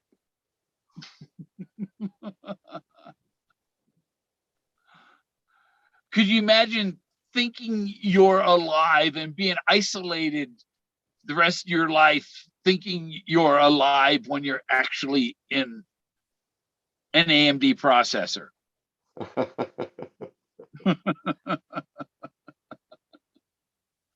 Well, it's kind of like back in the day when they would say it's like that Horton hears a who or whatever, that we could be Yeah. like this little microscopic little thing on a raindrop in another universe. Yeah. When they transfer our brains to the processors or to the computers, are the computers going to be waterproof? I know the chest is wet. Yeah. Well, that only that I still say that the chest is wet refers to the process of wet bronze, which is they don't heat it up enough for the metals to melt together, and so there'd be rainbow striped colors in the bronze. It makes the bronze real pretty because there's different colors of metals in it. You know. Well, the catch 22 for me, Bill, is when he said, um, it can't grow whatever, mold, however he worded it, can't, there's nothing moldy inside. And when it coupled with the chest is wet, and people were, I was watching the blogs and they were all talking about, they were looking for hot water springs that had that certain alkaline that didn't let funguses grow and microorganisms and blah. I said instantly, well, inside my brain is wet and there ain't no fucking fungus growing up there. At least I hope not. Yeah. Well, they say life began in these geothermal things where the vents, Yeah. where the heat and the water are touching, kind of, and so where warm water is whole, and he says how deep is a hole, and he talks about fire hole, and you got to put together, you got to marry the how deep is a hole and the fire hole, and how deep is a fire hole, and the world's deepest fire hole is Pagosa Hot Springs. And because of its alkalicity or whatever, no fungus grows in it, right? Because No, of the heat. life begins 1,000 feet down there in the thermals, in the boiling hot, not where it goes from warm to cold, where it goes from warm to taking your skin off. Okay. Yeah, they found a lot of those out in the deep oceans with these like albino creatures that live around them, these little crabs and shit and shrimp. They're blind, and Yeah. but it's still got life started as those thermal, and so life is born up out of the earth, and then when you die you ascend to heaven. Well, here's another fine example of science. They thought the chemical spewing out of that is basically like a volcano. It's toxic, man. It's high in sulfur and all. It's toxic. Yeah. But yet, look, the warmth itself, these creatures have overcome the toxicity of it. That's fucking phenomenal. Yeah, I couldn't believe in Colorado Springs there's that one spring, and there's a fountain thing, it's a monument thing, and there's a round circle, and the water goes through this circle that's in the middle of this stone thing. The water falling from there is from the spring, and people stick their cup in there and fill up their water bottle and then drink it, and I thought, oh, I'll try it. So I just got some in my hand. I'm like, wow, you can really taste the whatever's in, I don't The know if I should minerals in drink it, that. Huh? the minerals in it you can taste. Yeah. Yeah. Who knows what minerals are in there?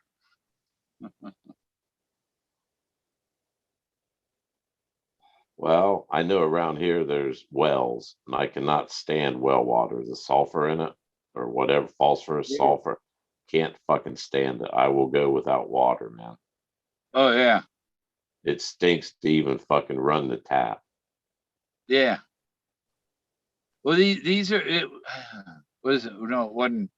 One of the springs there is called, um,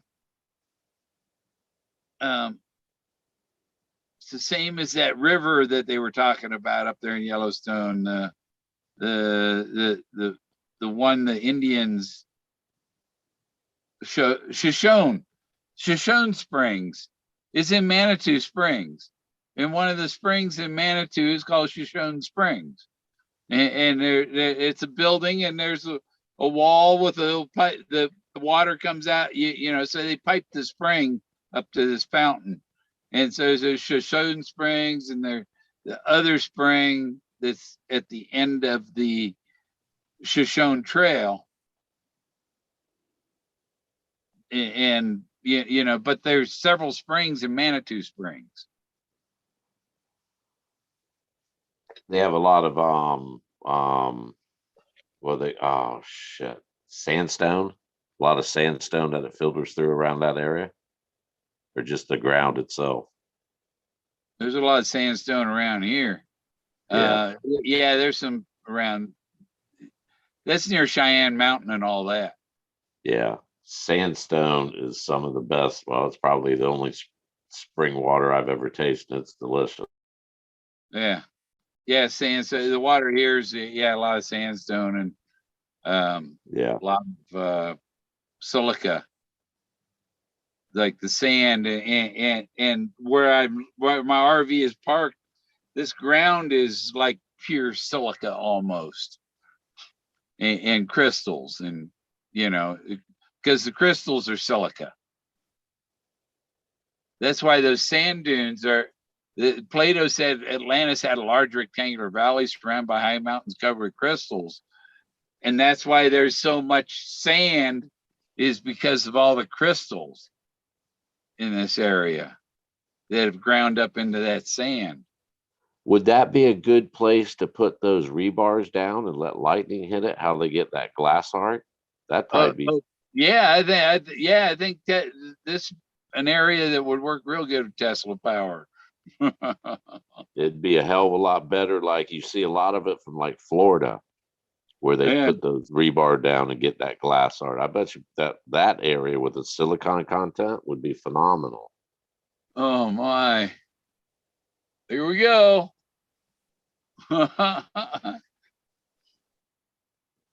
Morning, Frank.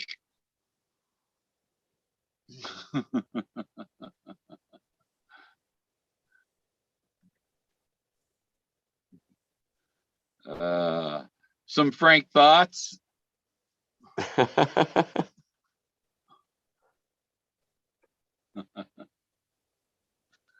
What's up? Oh, he's still signing in. Let's tell him. Happy fucking New Year. Happy New Year. How you fine gentlemen doing today? All right. Good. You find out if you're related to my cousin? No, not yet. I saw that and I was like, wow, I didn't know my cousin had grandkids named Bauer. Broke up there a second.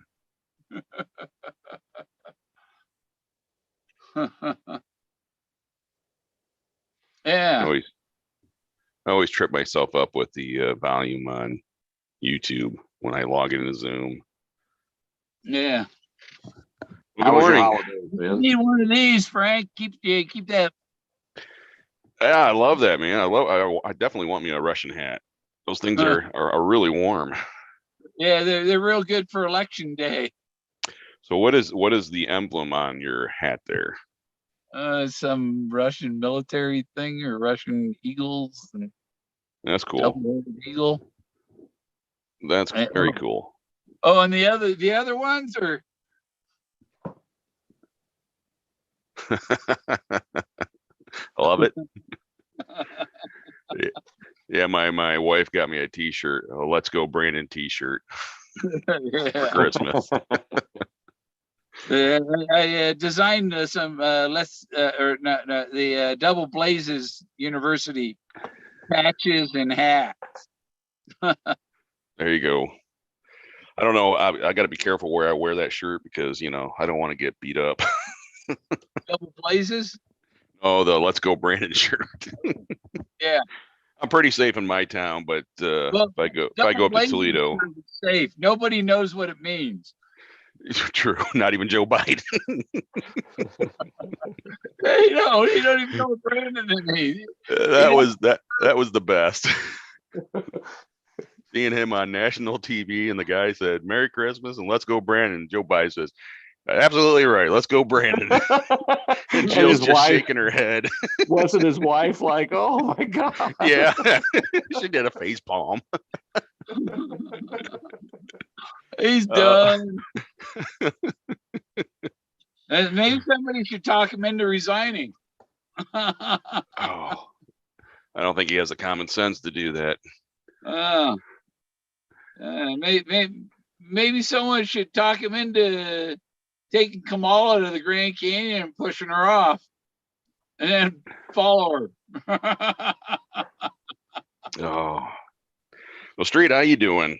Happy Good, New man. Year. How was your holidays? My holidays were good. I took a week of vacation off of work and just kind of unwound. Had the family back, I heard you said. Had your sons in? Oh yeah, both boys were back from college, and my one had to head back to college because he's got an internship, so he's becoming a working man now. A responsible adult. Is there such a thing?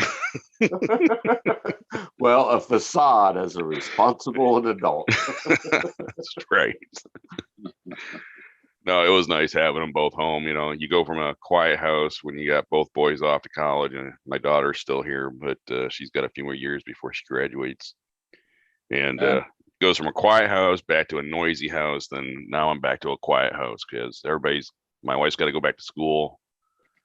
My daughter's back at school. My oldest son is back at college, and then my youngest son is he doesn't go back until next week, but he's a late riser. So right now it's nice and quiet in the house, but I miss those times. When it's quiet in the house, you finally realize, like, wow, yeah, I had it good with all the kids here all under one roof. When it's quiet in my house after 7 children, it's like, God damn, a deep breath. It's like silence, man. I love you guys, but fuck, you drive me crazy, man. Yeah. 7 kids. Yeah. You finally be able to hear yourself think. Oh, fucking holidays. You can't, it's like a madhouse, man. It's like yelling. You can't, there's like 18 of us here. It's like, holy fucking shit. It takes a toll out on me, man. It really does. It's like, I don't believe I put up with that shit. You guys are driving me fucking nuts, man. I can't even think here. Oh, yeah. I mean, I can't even imagine what it's going to be like when you have grandkids. You need a silence. Yeah. Lifetime prescription of Xanax. Yeah. And weed. Plenty of weed. Silence from Get Smart. Well, little do they know, I put Benadryl in the punch. Here, Greg, here, kids, take a glass of this. Why is everybody taking a nap? I keep telling them 2 hours later when they all wake up, damn, that was a good turkey, man. Did you guys take a nap? You know what they use for the sedative for that when they put that dye in your heart and stuff? I thought I was going to go to sleep like they do in a colonoscopy or something, you know? No, I'm awake for the whole thing. They use Benadryl. Oh shit! Screw that shit. That's the only. You can get that at the grocery store, man. Give me something good. You guys got the shit, man. You give it to the dog to keep him from throwing up in the car. Oh man! So was it painful then going through that procedure? No, it didn't. It wasn't painful. You can feel the thing occasionally. You can feel it when it's going around the joints in my arm and stuff. Oh God. Yeah. They say sometimes people have a vein that'll go and do a loop-de-loop.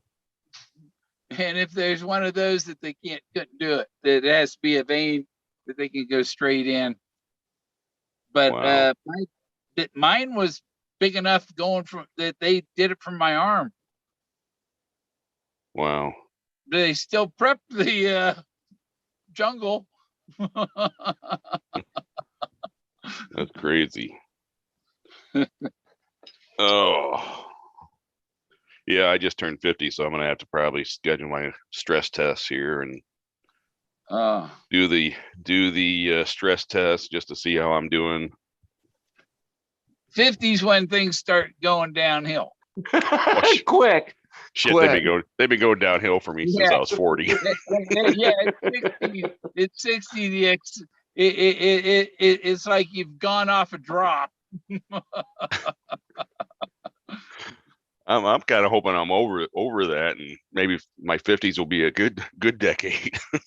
Start taking your vitamins. Yeah, and you've hit the plateau 50 and on. Every little, like, especially if it's in the chest, when you get that sharp, like awkward, like cramp in your chest, it's like, oh fuck, oh I guess, and your pores open up. It's like, fuck, no, not now, man, not right now. I know we joke about it, but a coworker of mine and my oldest son, they went to school with a boy, and I actually coached soccer with him. He just had a heart attack the other day and died on the spot. Holy shit! Was it it wasn't chemically induced? It was like a malfunction in his heart itself. I don't know all the details, but it was a couple days before Christmas, and he died early morning. He was up and about with the family and just had a massive heart attack and dropped dead. Wow, that sounds like one of those valve or whatever, congenital heart or whatever failure. You hear it about athletes get it, young athletes, where they're basically their heart explodes type deal. Yep. Yeah, my cousin, she's like 45, out running and playing tennis all the time. She was in tennis tournaments and stuff like that, you know. And yeah, 45 years old, heart attack, dead. I was working at Varian in California, where they make the radars for the fighter jets and Clystrons, and for the missiles, ships and stuff, the Aegis stuff, radars and things. That's what they make there. But this guy at work, we were having lunch or morning break in the cafeteria, and I'm eating one of these freaking pastries that are stuffed with the custard and covered with chocolate and stuff. Sounds good. And it's this older guy at work. He said, those things will kill you. You shouldn't eat that. That'll kill you. Well, the next day he didn't come to work because he died that night. Jeez. It's like, you should have had one of these, man. You should have eaten one. It might have saved you. Might have gave him the heart attack earlier in the day when people were awake. They could have blamed it on the damn pastry. The pastry's not going to kill you. Well, you know what they say, the good die young, and I guess I'm gonna have to just really get meaner. Only if you let the pastry kill you, the pastry will kill you.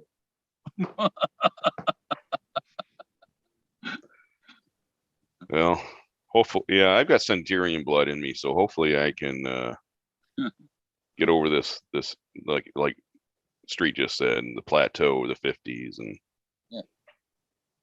I got Hercules in my family tree shows Hercules in there.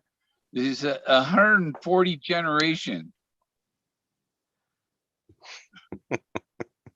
Well, I'm 50. I'm about ready to turn 59. I'm about ready to. I thought I'd never see 50. 60 is like, fuck, I'm ancient, man. I can remember looking at people 60.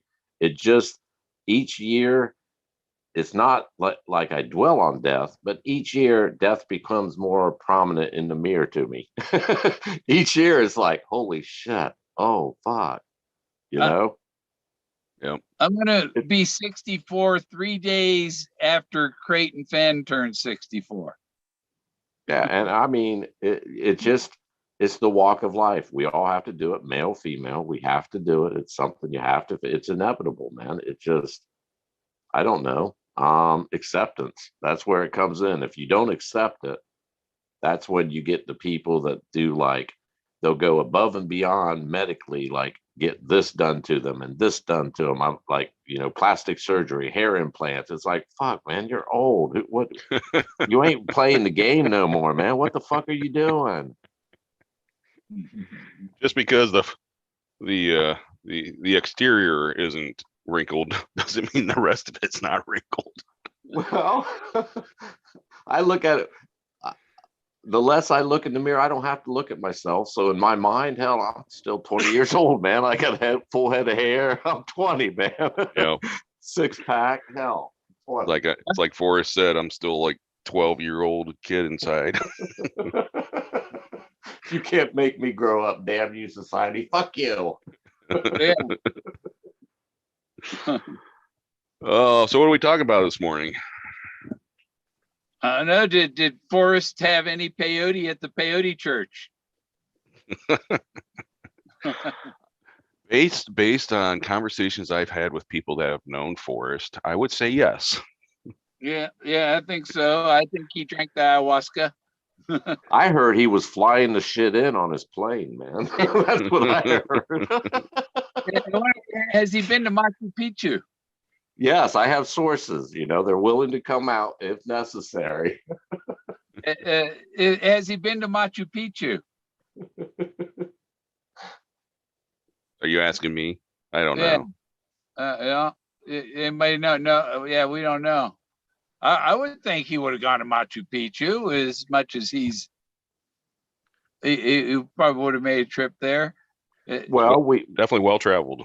Yeah, we have records of that story about the dog and him and Peggy were down in the Amazon. That's what the Amazon's Brazil and what does it go into Bolivia? Exploring down there, I think.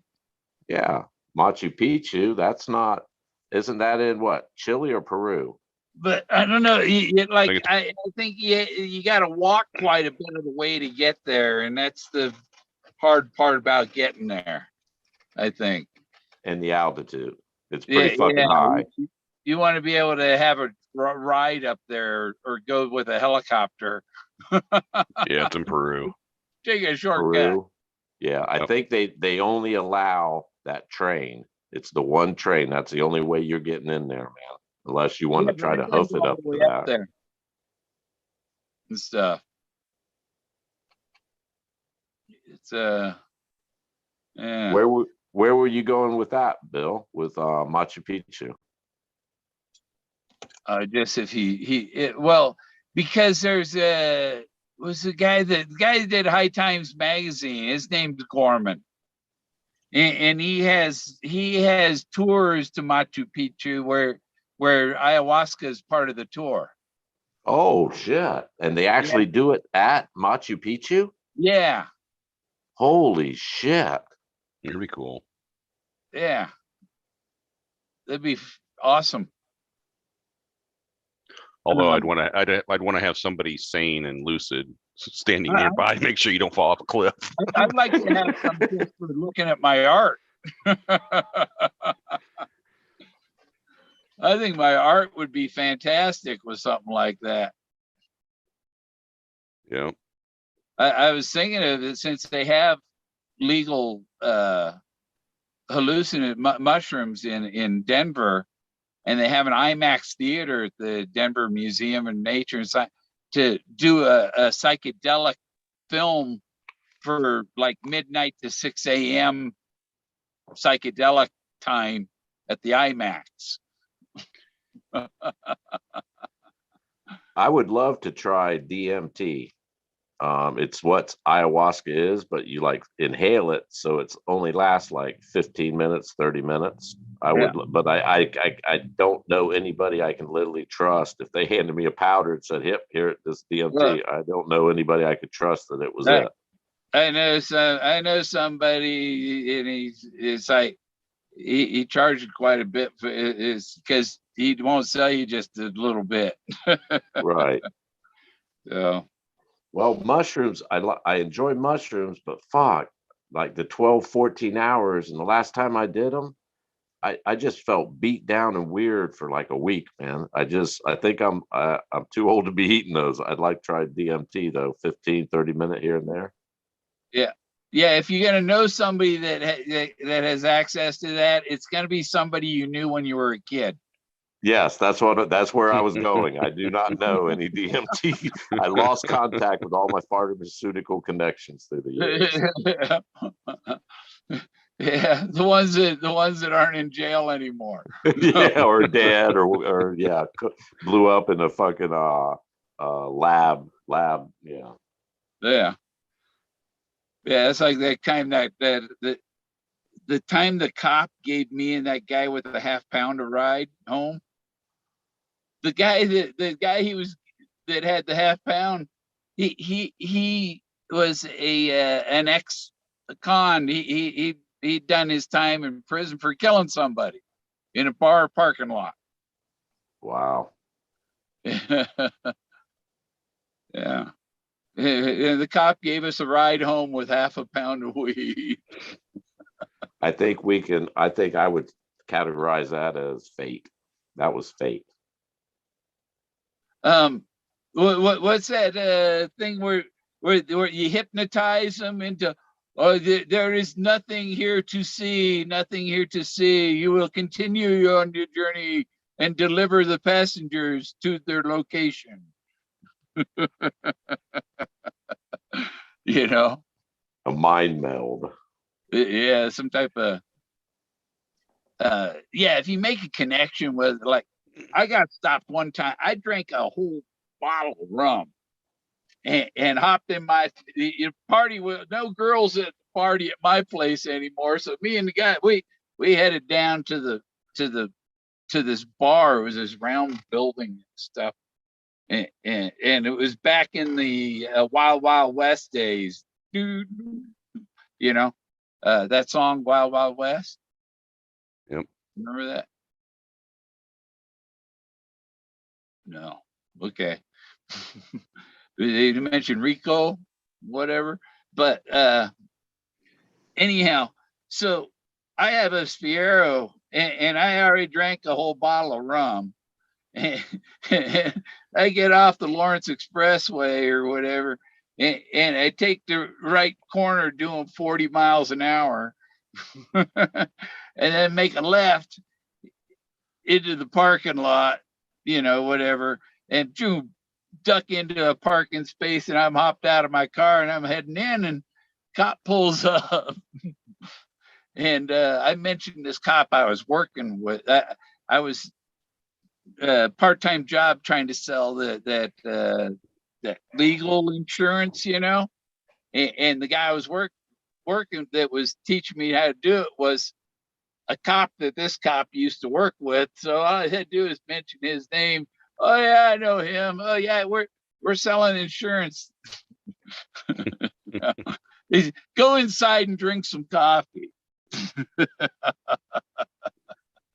That's the way to do it. Dropping name recognition. In that bar, on Monday nights, they had any drink $1.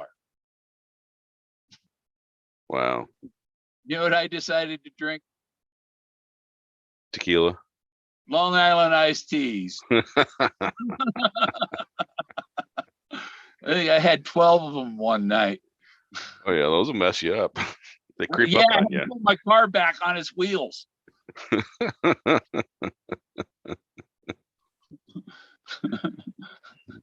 Well, Street, I sent Candy an email last night that's probably gonna get her all fired up today. Oh, she was in here chatting earlier. Oh, was she? Yeah, she had some. Oh, yeah. What was her information, Street? Remember?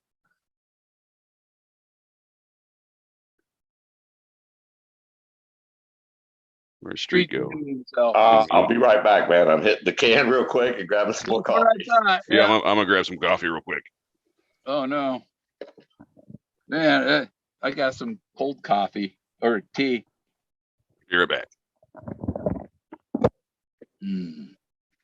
Oh, they're gonna keep me up all night.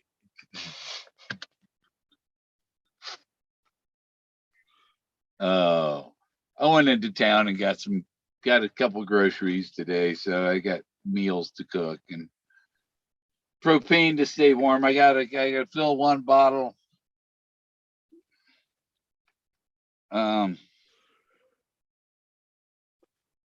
What else? I got to go mail this today. Get $190 back once that gets where it's going. And I got to deal with the company for the warranty on my camera. Oh, it's been approved. Just go here and order the shipping label. Well, your website to order the shipping label does not work. It is not taking me anywhere to print a label or nothing. Oh my God. So what happened to your camera, man? The flip out LCD doesn't light up, doesn't work. That's the new one you bought like what, about a year or so ago? In April. This LCD doesn't work. You turn it on and the LCD don't light up. Huh. It should light up. With it open, it should light up when I turn it on. I noticed it was, if I had it on and I would turn it, it would flick on and off as I turned it. So it's not, it's something with the contacts in the mechanical operation.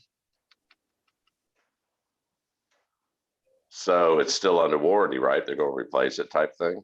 Yeah, it's actually Nikon, the 1-year warranty. And these people being such jerks, this is the one that was the free 3-year warranty that came with it. And I don't know. They said send it to this one and not Nikon. And I'd really rather have Nikon do it. Nikon's in Japan. They send it to Japan. No, they have a place in California that fixes it. Yeah. Because Nikon already gave me an interesting place to send it. And these people are being idiots. Won't give me anywhere to send it.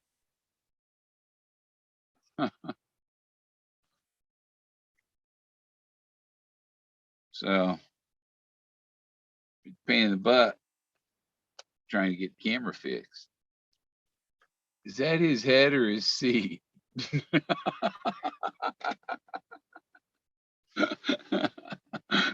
You see what I'm talking about, Street? What I was can that? almost animate the face and his chair. I still didn't hear you. What? Oh, there was a face in Frank's chair. We could Oh, have animated it, made it talk. last thing I heard him say was he sent an email to Candy that's going to get her riled up. Yeah. I don't know if you saw it last night, but I saw it on Tim Pool's program. Tim Pool's he's a liberal commentator on YouTube, but he talks about a lot of conservative stuff and a lot of conspiracy stuff. But he was saying last night that NASA has hired 24 theologians to inquire how society will react to the presence of aliens. What have I been saying? What have I been saying, people? Prepare yourself. Prepare yourself for the awakening, damn it. It's not what you think it is. An alien. They put her brain in through that little fold right above her nose.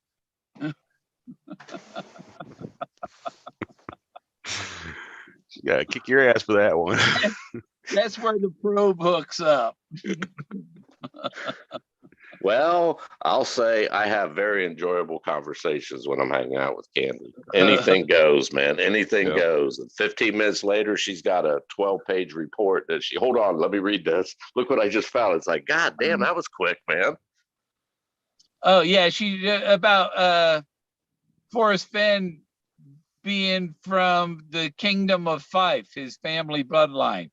Yeah, I just mean overall. You mentioned any topic, and fuck, if you give her a day, she'll be like here, I found this connection and this, and it reverts back to 1545, this book. And it's like, God damn. Yeah. So It is enjoyable. William Marvin Fenn's mother was Iva Pearl Davis. Her father was Philip Fix Davis. His father was Israel Jennings Davis, and links all the way back to the Cash bloodline of Scotland. Okay. So then that means he's Johnny Cash's cousin? Well, back to the alien thing. It's awfully suspicious. All these Grand Canyon comes to mind. Those artifacts found in the Grand Canyon in the turn of the early 1900s. Yep. And the raid on Forrest, that's not a big leap.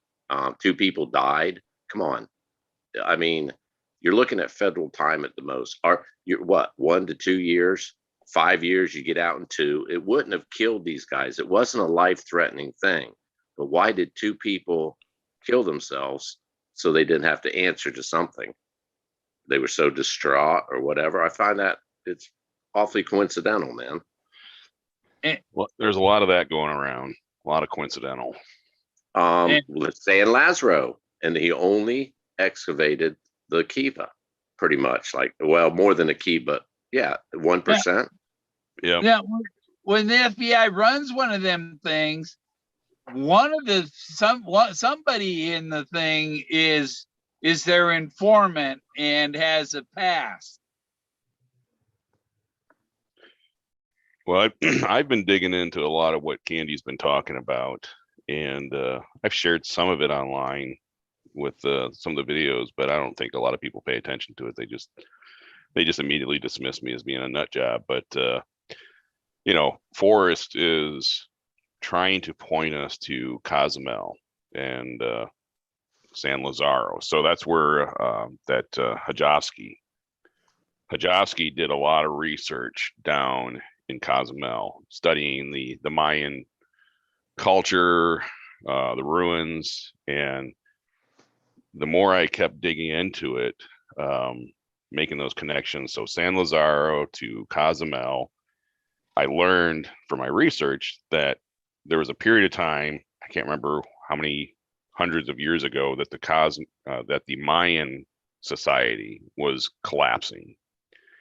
And as it was collapsing, people fled, and some people went south, some people went to middle Mexico, and then another section of the Mayan population went north into Arizona, New Mexico, Utah, the Four Corners area, and they set up shop there. So basically what I was reading from this Hajovsky guy was theorizing that the Mayan culture basically set up shop in New Mexico, and so the descendants today are related to the Mayans. So the Anasazi, the Pueblo Indians are all related to the Mayans. Aztecs. Yep. Yep. And the Mayans were praying to the jaguar god. So the Mayans had this belief that there were 4 jaguar gods that came down from the heavens and gave them knowledge. And then they took this knowledge up to New Mexico.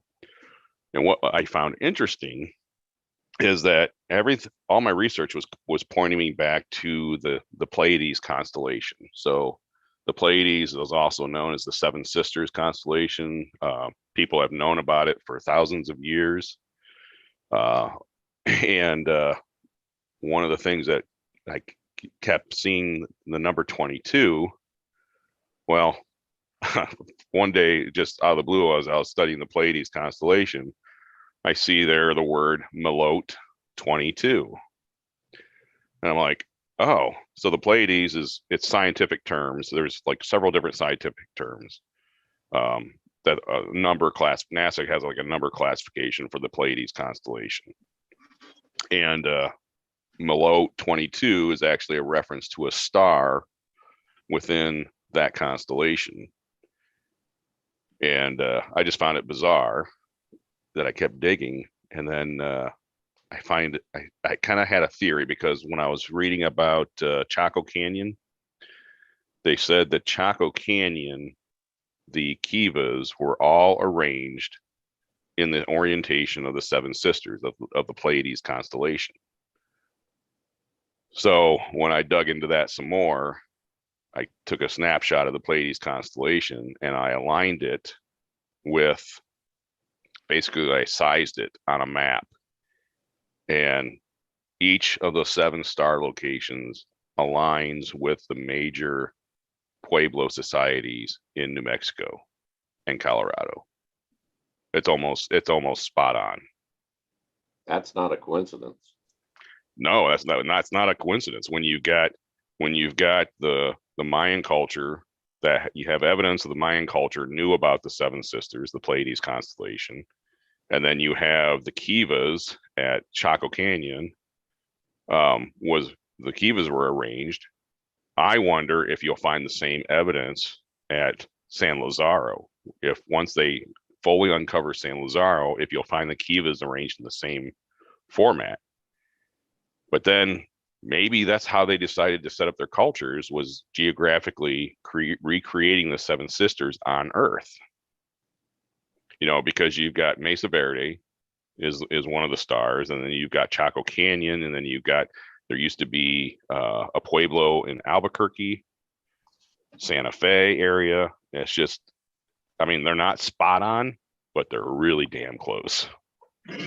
And add in that each of the kivas, the openings, corresponded, like the certain windows corresponded with the solstice, the equinox, this, that. I mean, they were all strategically placed even inside the kiva themselves. And if I'm not mistaken, in your research, I found in mine, and I can't remember what culture it was, Hopi or whatever, Anasazi, whatever, but a kiva translated to Cloud City. It had to. I had to have been in the Chaco area, because Chaco Canyon is where they have those rock graffiti of those weird looking tall things with like the almost like a light beam around their head type thing. Isn't that Chaco Canyon? I'm not sure about all that, but Robert Redford did the video on Pueblo Bonito, which is in Chaco Canyon. I think it's Pueblo Bonito. So it wouldn't be a far leap to think that the treasure hunt wasn't because he was going to die and wanted to create a treasure. It was he wanted to get information out, and he didn't want the government to step on it like they did all the rest of the stuff the people's found. Yeah, I mean, if you had concrete, verifiable proof that extraterrestrials visited Earth, and here's the evidence that they left behind, pointing to this constellation, and I just found it weird that you know, it was pointing the research and information is pointing me back to that star Malot 22, which is actually, get this, it is a star. It is a main sequence star. Our star, the sun, is a main sequence star. The one Malot 22 is a relatively young, much younger, less than I think less than 1 billion years old. Is in the early phase of the main sequence. Our star is in the late phase of the main sequence, and it has planets in the Goldilocks zone. Nice. So is somebody trying to point us back to another star system that might actually have intelligent life? It would kind of go hand in hand with the missing emerald ring too. They just found there's an Earth-like planet. Was it Sirius? It's like or Andromeda. Well, or it's like no, it's the what's that star that's closest to us? Centauri. Alpha Centauri, right? And there's a planet. Yeah, B or something is a Goldilocks planet. It's another Earth. I've heard I've watched a TED talk lately, and the guy, he says it's feasible to say billions with a B planets out there in this universe that are in the Goldilocks area. Billions. Oh, I Yeah, believe it just in maybe our they own have galaxy. dinosaurs still. They Yeah. don't have anything smart enough to build a radio yet. So here is some numbers that I have noticed that I they grab my attention, and it's all because I've been researching Forrest Fenn's military background that I saw this, and he was recorded on one of the websites as having flight time as 7,440 hours of flight time during his service. The Pleiades constellation, the coordinates, so the radius is 17.5 light years. The coordinates is 24 degrees, 7 minutes, and 0 seconds in the sky. So you have, and then it's 440 light years from Earth, give or take. So you have the number 7 in the minutes being kind of replicated with the 440 being the number of light years from Earth represented in his flight time. But the more you keep digging, the more you keep finding these numbers related to the Pleiades constellation. I mean, the bracelet, the silver bracelet with 22 stones in it. Why does Forrest keep pointing us back to the number 22? Number 22, number 24. Tuesday, 2/22/22. And yeah, and then Forrest, well, whoever did that end game, they said that it was gonna end on 12/21 of 22, which is a palindrome date, right? Well, it just so happened that it is the last palindrome date in this century for the 2 years that have 22 palindrome dates in them. So there's only 2 years every century that have a total of 22 palindrome dates. That is the year 2011 and the year 2021. So every century, when it ends in 11 or 21, those 2 years are going to have 22 palindrome dates. Wow. So kind of sounded like fate here, ain't it? This is all meant to be, man. This isn't happenstance. This is fate. Well, obviously whoever was doing the end game had some inside knowledge to be pointing us in this direction. Because if you do a little digging, you're going to start finding more and more connections. And yeah, you could easily dismiss it as coincidence, but I'm in the camp now. There is no such thing as coincidence. This is by design. Not in this game. There's not. 482, 483. But yeah, that would just be some shit though. If NASA's, obviously, I kind of believe some of the stories. You hear about the Men in Black. Of course, it was fictionalized in the movies Men in Black, but people in New Mexico, northern New Mexico, see these vehicles, these black government vehicles driving around all the time up near what is it? What's that town in northern New Mexico? Not Chama, it's west of Chama. Farmington? Dulce. Yeah, you don't go messing around there. Is Yeah. India? That's like another country, Yep. Well, Dulce is known in the extraterrestrial community as being a hotspot. So I shit you not. There was when I was kind of investigating some of that stuff with the Mayans, and there was one video I watched that the guy was talking about. He was talking about the Mayan culture. So he's an expert in the Mayan culture. That was that Ed guy. He had a map that showed all the hotspots in the United States for extraterrestrial. I shit you not. He had a map and it showed all these hotspots. and Dulce was one of these hotspots. And basically, he compiled all that information, developed that map based on statistics of people that have reported extraterrestrial sightings. Dulce was one of those hotspots. And I've talked to a number of people that live up there in New Mexico, and they say, yeah, they quite frequently see these black SUVs just driving around. There might be like 2 or 3 of them in a line, and they're like on a mission. They're just cruising as fast as they can, tight formation. Hell, you're from Ohio, Frank. Yep. Point Pleasant, the Mothman. What was that? When the bridge collapsed, 60s or whatever. Any documentary you watched, the town folks that are still alive or watched it will say, yeah, they showed up. During that same time, 50s, I think it was 50s, 60s, there was a woman, and it's pretty famous. She was a single woman, had her 2 kids with her along the Ohio River. And a lizard man came out of the water and fucking tried to drag, kill her in the water, and almost followed her out. Well, the story she tells and the witnesses, and there was other sightings along the Ohio River.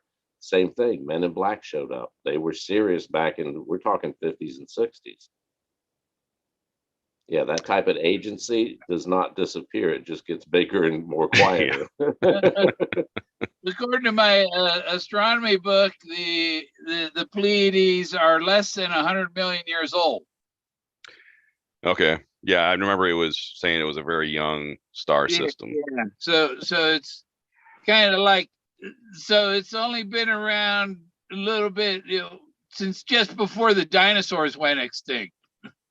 Well, I look at it, if the 12th planet came out in like the early 70s, Chariots of the Gods, shit like that. If they destroyed their planet, like a Mars type scenario, if they destroyed it, they're roamers now. They just go to opportunity as far as resources, location. Wouldn't they eventually, have outposts all over? Like, most adventurers do. They'd have outposts. Yeah. We might be just one of those outposts that they haven't been to in force. They stayed here, but not in force. I've said it many a times, I think, and it's nothing that Christianity to me it's just man's own greed twisted something that it misunderstood. So I have a hard on for him, but I feel sorry for him for believing that with what we know nowadays, that we can turn on our TV and see a documentary about this shit. And all the alignments all over the world, this technology, the same building math was used. It's inevitable. So wouldn't the truth shouldn't hurt us. It should set us free. Isn't that the old saying? The truth shall set you free. You would think so. I just think people are afraid that when society realizes that there is no afterlife in the religious sense, that's going to be tough to swallow. Well, I would argue, Frank, there is an afterlife, but it's not with an invisible bearded guy with streets paved with heaven. There is an afterlife. It's just not what you think it is. Sure. Yeah, energy. They got it mixed up. That's all I'm saying. They misunderstood something. They misunderstood technology coming down. I think if there's afterbirth, there has to be afterlife. I'll buy that. That's an easy leap for me, man. I agree. Yeah, if you've already been to the other side, you don't even worry about it. Well, true. Okay, worst case scenario. You'll find out. We will all find out, right? Well, either way, we're there. We can't change it.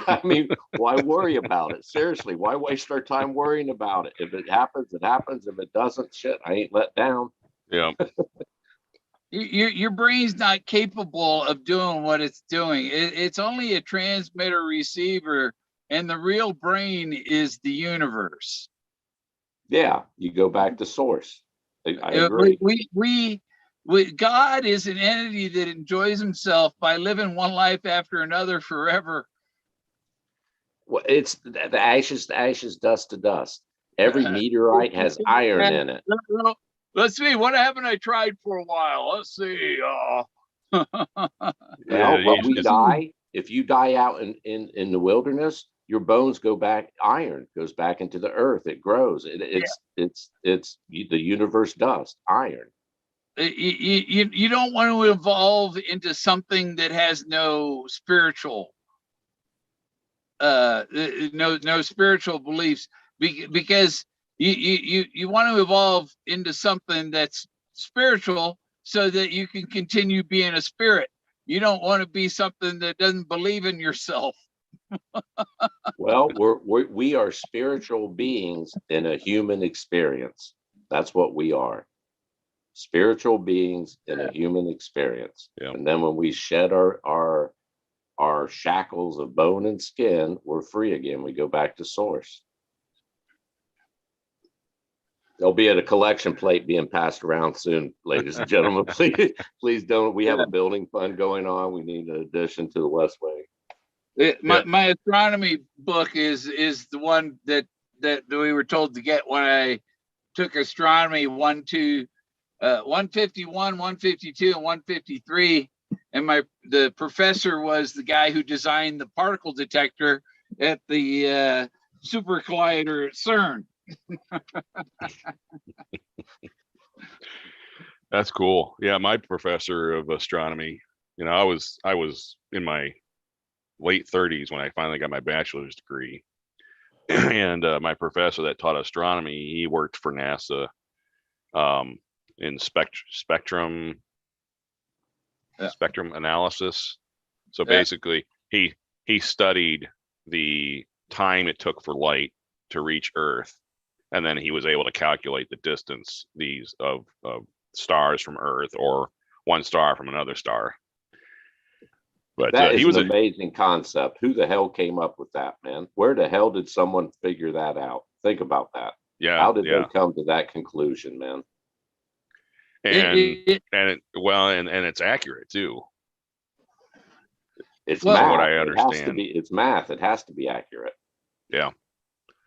Well, I have the delusion of light theory, which means that after 13.5 billion light years, the light is so dispersed that you can't see it anymore. That's the distance, the maximum distance light can travel is 13.5 billion light years, 14 billion light years, whatever, because it's the particle, these photons are so spread apart after that far that you can't, they're not detectable anymore.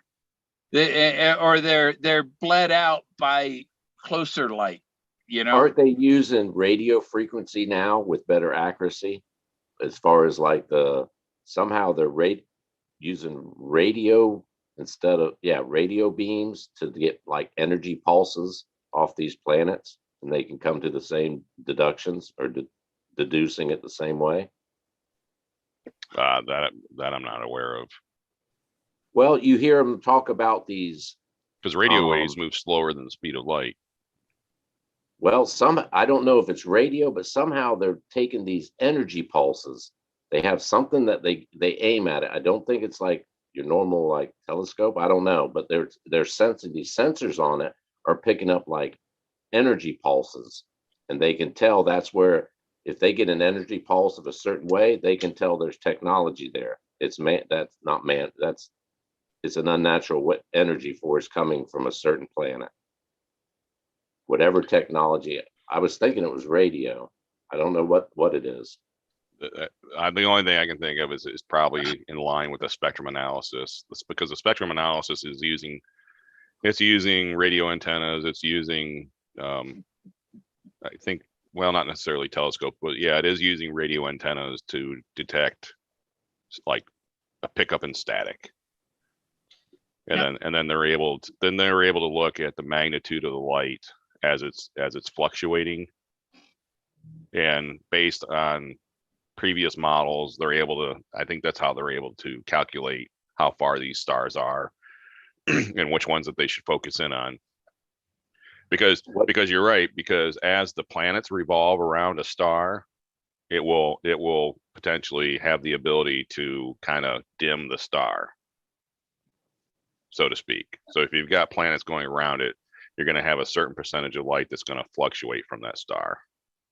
Yeah, I didn't research it much. It was like I was listening in the background, and I heard Weber telescope that's up there, whatever this, they have something on there that's like different than what was the last one we put up there?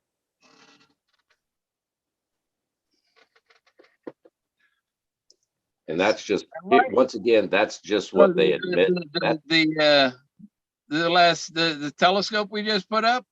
Yeah, the James Webb's. Yeah. Infrared space telescope. Yeah. Well, once again, that's just what they admit to having up there. Hell, they could have fucking laser beams on the damn thing. We don't know. There's gamma ray telescopes now. Now, if you're traveling at the speed of light, do you want to go head first or feet first? You get the idea. That's a good question, Bill. It's awfully early in the morning. Let me think about that, man.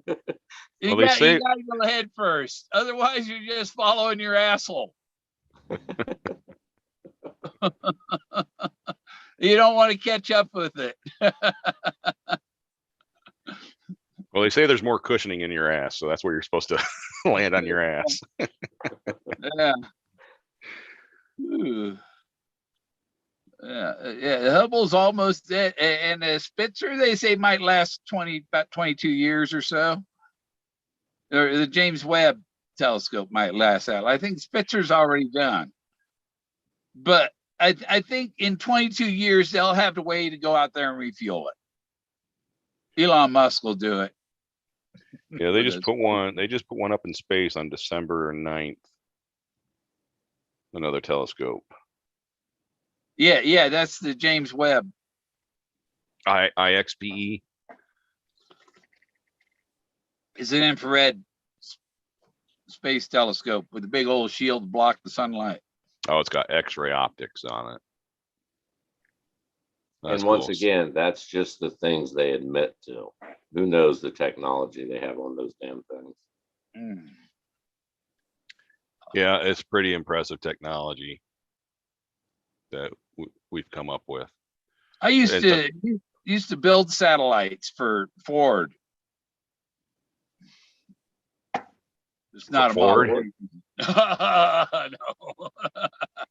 But and it doesn't get rusty because the panels are made of aluminum with corrugated aluminum with this waffle like these ribs in between the two panels. But they go up 22,300 miles. I worked on 11 different satellites. A couple of them for India, a couple of them for Japan, and some bunch of Intel sats. The first ones with the direct TV on them, but that was back in the early 80s. I never ever was in the field of like satellites and all that, and never really even researched it. Wasn't concerned with it. I just knew I hit a button and I got, shows. It didn't matter. I got a net, a Hughes net dish put up, right? And it's Howard Hughes. That's the name of it. And I was like, we got to talk. I was talking to the guy while he was putting it up.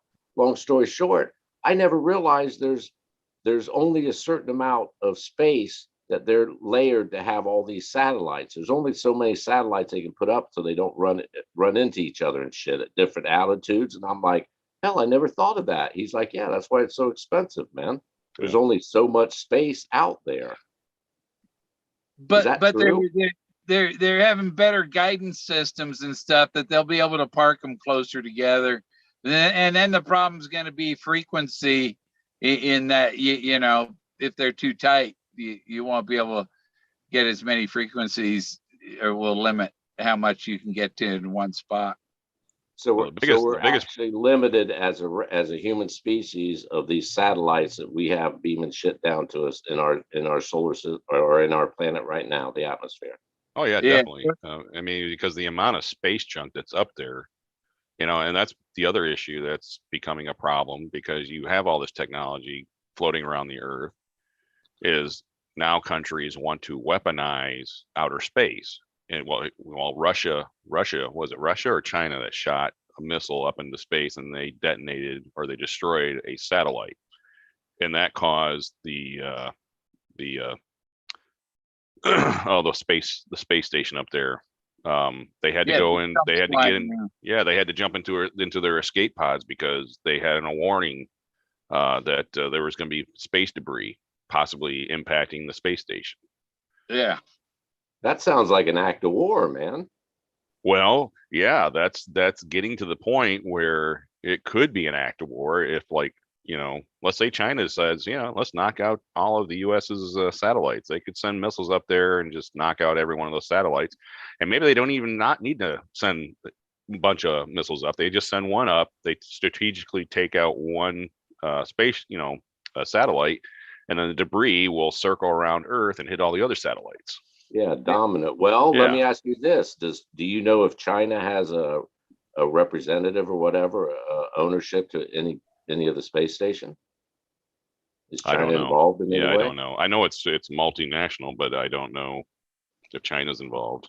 Well, I'll tell you what, China, if you're listening, I know you do. You're like 20% of my crowd.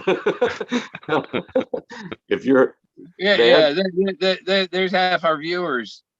if you don't have any ownership or participation in the space station, I take that as an act of war as a human of this planet. Damn it. I can't figure out why they can't have a satellite. There's maybe two satellites or two or three or something, and they got this net that's strung between them, and it's super fine, to pick up small debris and all that, and they just go flying around out there in space, gathering the debris in this net, and then when the net is full, they just drop it in the atmosphere and let it burn up. A space trash man. They need a space trash crew. A space trash sweeper. Well, that's what Earth actually is doing, because every piece of space junk up there is being pulled back down to Earth. It takes time. It takes quite a while for it to come from Sure. geosynchronous. Sure. But they're banking on it don't hit anything before it falls into the atmosphere and gets destroyed, right? 22,300 miles up. Well, most of it will burn up.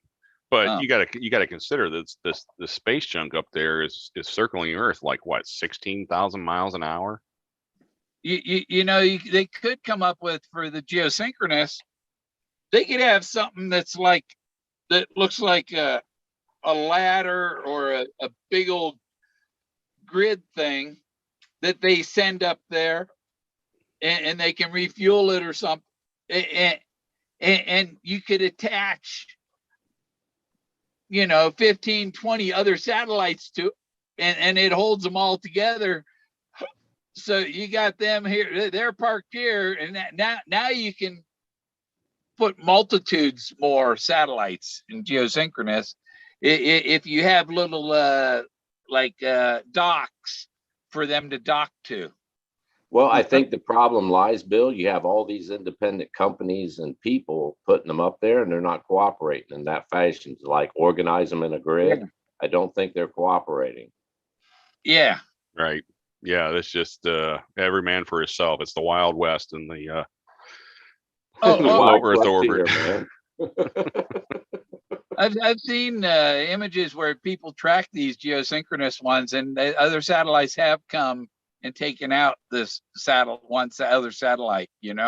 Where'd that satellite go? Oh, it had to be this one that came by and took it out, took it with them. Yeah.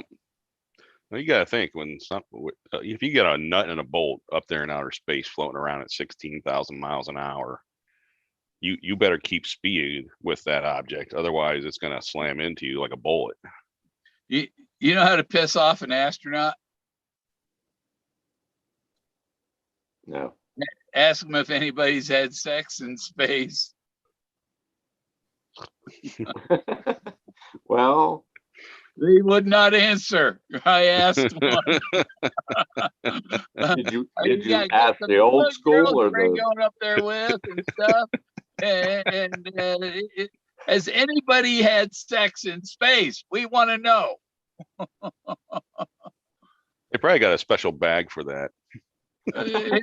Baby. I heard Johnson and Johnson puts it out, man. It's pretty clear. You've seen how water floats around in the space station. Well, yeah. Who's shaking the spaceship?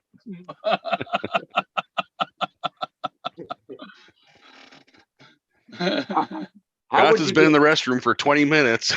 They're not allowed to have sex on the space station because it causes the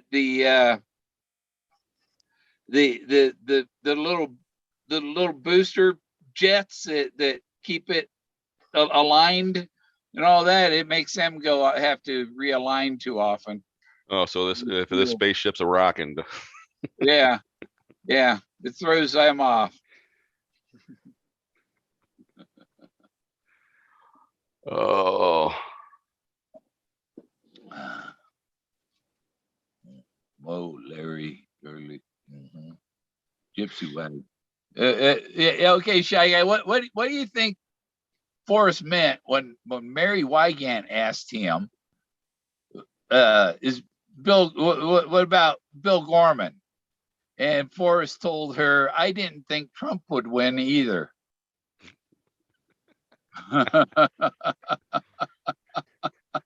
What was she asking the question about Bill Gorman in reference to? As far as who the finder is, she was asking him about. There in Gay Delkin's video 2019 February, and he has on the text, Mary's asking Forrest if the person closest is there at the Femboree. Okay.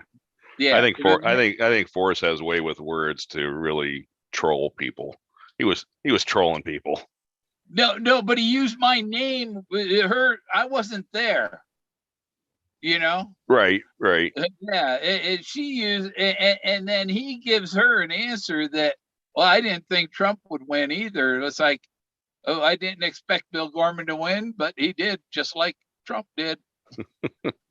My favorite saying that he said to you, Bill, was, "He's good with an axe." Yeah, Bill Gorman's pretty good with an axe. Went to Seattle Sullivan, wasn't it? Yeah, to Sullivan, because Sullivan was going to come here and work on his car, but Forrest scared him away. Because Sullivan didn't think that, the axe, the last page in the book,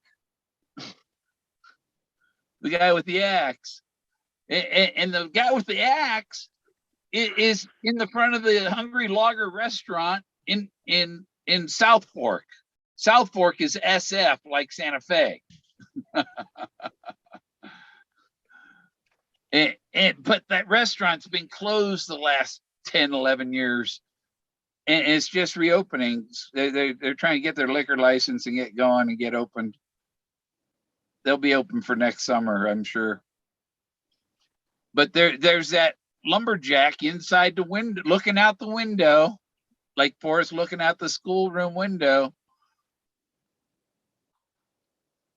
So, Bill, even with Atlantis, you're seeing a link to the stars, right? To like star being type things. Oh yeah, right. The last bridge over the Rio Grande River before the Rio Grande leaves Colorado. The last bridge.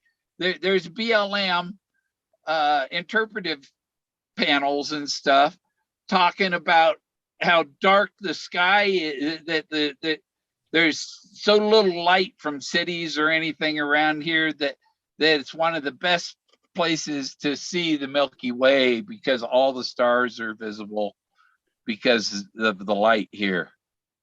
Yeah. The lack of light. The lack of light and the dry environment makes it much easier to view the night sky without any interference. And it's like a half a mile from the turquoise mine.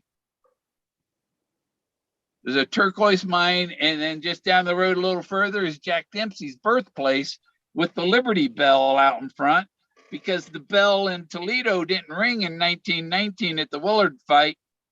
And you got to ring the Jack Dempsey's bell because the cowboy rang Jack Dempsey's bell and the cowboy rang Forrest Fenn's bell.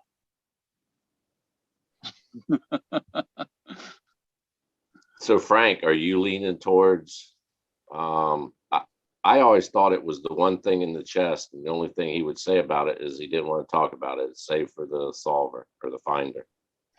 Are you leaning towards a link to the stars? Was it the stick? I think there might be. I think there might be a secondary treasure. A trove, possibly. A trove of some sort that might have some artifacts in it that will have evidence that will make it hard to dispute the existence of extraterrestrial. At least open the conversation to society and like scholared people where they an offer they can't refuse. Yep. Yeah. Everything's double blazes, double the treasure, double your fun, and double mint gum.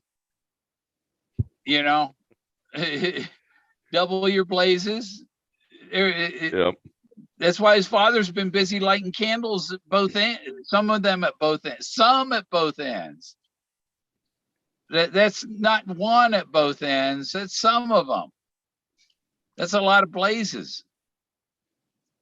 He told me when I showed him the video, the totem, there's, where'd you find that one? And so you found it, but there's 40 of them, right?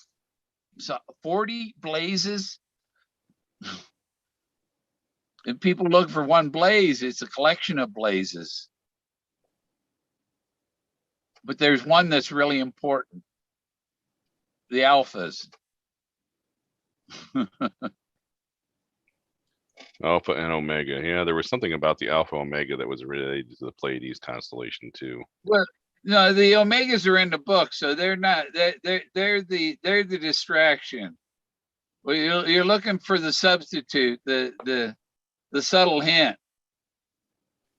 Okay, if there's these Omegas, well, where are the alphas? Peggy, he left his car with Peggy. When he got back from boot camp, it was gone. The ball of string was gone. The car was gone.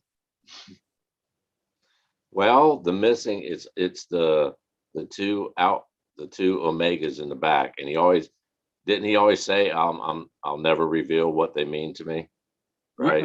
Kind of made it a secret, right? Well, there has to be beginnings, and it leans. I keep, it might be a leap, but I go back to the stars. The beginning is in the stars. That's our beginning. And Richard Weatherall, who found the beads, was killed with a bullet. And he was the first. Kennedy's bullet. Talking about Lincoln's the marble of Lincoln Memorial. He's talking about a guy killed by a bullet, and several others. Annabelle's hat. There's a bullet. Somebody killed by a bullet. And the mildew hat has got a bullet hole in it. He said the car was shot. And Weatherly was the first, didn't he have a degree in archaeology? He was the first, Caucasian degree to come across it, or whatever you call him, a real person capable of analyzing what he found. Mm-hmm. New Year's 3 days old. Wow, really?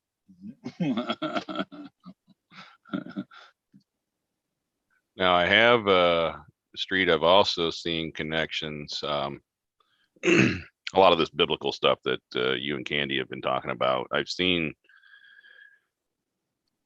connections to Greek. So to the Greek, not the alphabet, but to the name Greek. So there were people, the Irish. When the Irish came to the United States, there was a flood of people that came over during that period of time. Well, the same was true during like the 1400s, 1500s, 1600s, when the Spanish came over to the Americas. When they discovered the Americas, a lot of Greek people from Greece got on board the ships.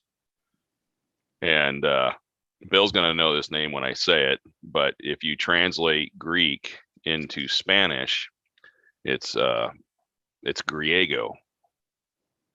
And there are a number of Griegos that were on board these ships in the 1500s that came over from Europe. And some of the Griegos, one of them actually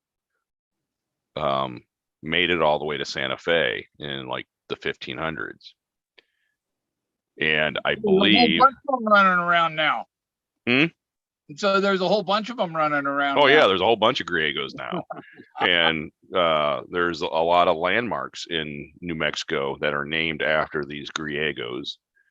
But I think one of these Griegos might have actually been on board the ships that sank during the hurricane. Was it Santa Ana, or what was the name of those ships? The Nina, the Pinta, and the Santa Maria. No, the ones that sank in the hurricane with all the gold. They were loaded with gold to go back to Spain. The SSS America or something. California.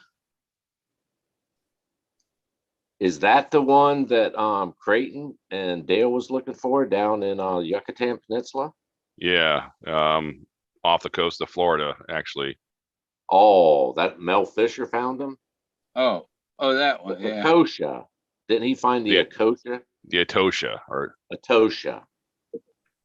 Yeah, not far from Key West. Atoka, maybe. I don't know, Atosha or Atoka. Yeah, but anyway, my understanding is that so a lot of there was I think 3 survivors of the Atosha, but there were other survivors of the other ships. And I gotta wonder if maybe some of those Spaniards and Greeks maybe took some of the gold that was destined for Spain and went and hid it in the Southwest. And that's why you have all these spider stones and you have all these hieroglyphics scattered throughout the Southwest, which is they're basically like information or notes on how to find the treasure caches. And that's why these Griegos kind of scattered across the Southwest. And one of the Griegos ended up staying in Santa Fe, married a Pueblo woman, and set up roots that way. So they probably faked their own death and didn't want Spain to catch them, right? So they basically running for their life with Spain's gold. Well, yeah, if you think about it, if you got caught, you're a dead man. You're going to go back and face the guillotine. Well, they keep calling it, people, what you want. You can't refer to it as Spain's gold. They stole it from the Aztecs and the right, right. The natives of Americas. Yeah, it doesn't belong to no crown. So what the Native American, I ought to take the Queen of England and the Spain and all these places that invaded there and took all their gold, mainly Spain, and make them give their gold back. Well, at least the stuff that they're recovering now, I suppose those countries like Mexico could probably claim it back, but I don't know. That'd be a tough one. How do you is there a radioisotope difference in one gold mine versus another gold mine? So they lost the gold. The gold that they just stole from the Aztecs sunk off the coast of South America, and all of a sudden, if you find it, it belongs to Spain. Give it to Spain. It's ours. We're the ones that stole it. Give it to us. No, we give it back to the people you stole it from, jerks. Well, when I made the comment, it's Spain's gold. I don't see any Mayas, Aztecs, or Incas coming after you. The only person's going to come after you is Spain. They're the ones who has it at the. Yeah, well, I just tell Spain double blazes, you know. Well, what if people are able to prove beyond a reasonable doubt that the Mayan culture is actually the descendants are the Pueblo Americans, and now you're gonna have a bunch of descendants from the Pueblo tribes but are gonna be able to say, no, those were my ancestors. I'm entitled to that gold. Yeah. But it goes back further than that. The Mayans are descendants of the Atlanteans. It was a continent with an island port city. So the island port city, yeah, it's wiped out. Maybe a tsunami went inland a couple 100 miles, and so nobody ever ventured further than that. Oh, the land's been destroyed. It was swallowed by the sea. The sea destroyed it. But it's, not underwater. The continent isn't. Even Plato said that it had large mountains high mountains covered with crystals. And if the water only rose 200 and something feet, that's not a high mountain that got buried. No, those high mountains are still here. Didn't Plato also categorize one of its attributes? It had electricity. It had lights, a lighting system, lights on poles.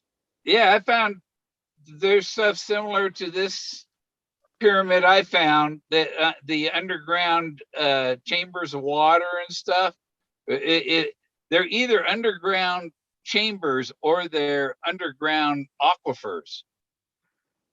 Well, I remember watching one. Their theory was with like going off Plato's writings, and they said it could possibly have been a nuclear like meltdown, a nuclear reactor, something nuclear happened to that continent. It was a comet fragments, Younger Dryas comet fragments suddenly melting the ice caps and everything. And probably, you imagine a big rock hit the ocean, it's not going to be a little 100-foot tidal wave. Here's breaking news that just came over my phone. I don't normally get breaking news. Liz Cheney says Trump is unfit to serve office. Who's Liz Cheney? Is that Cheney's daughter? Vice President Cheney's daughter? Yeah. Maybe, yeah. What is it? What do they call her? Yeah. Yeah, she's a U.S. representative. She's the one that got voted in. Was it Arizona or no? Where was it? No, Wyoming. Wyoming. She's not the one that got booted out, is she? Or asked to resign. She's getting booted out. She ain't gonna get reelected, that's for sure. Yeah, Wyoming. All she has to do is go out on a hunting trip with her friends and shoot one of them in the face. She'll get reelected. I think her dad knows the guy she needs to go hunting with. Now think about that. If any of us three right here, exactly, she needs to go hunting with. Well, if any of us here are in the shot. If any what was of that, us, a senator or congressman that he shot? I think it was a senator. Yeah. Now, if any of us or in chat did that, we would be in jail. It would, it might not have been attempted, but they would have got us for like something, man. Yeah. You just don't walk out that, oh, hey, we're okay. No, Cheney Price said, listen, man, you say anything, press charge, I'll kill you. I'll shoot your fucking head off next time. All right, you got it. It was an accident. You're damn right it was. I'll send you over to Hillary. Hillary will take care of you. She'll fuck you up, man. You think I'm nasty? Yeah. We'll get you a hotel in Moscow. Special shower heads.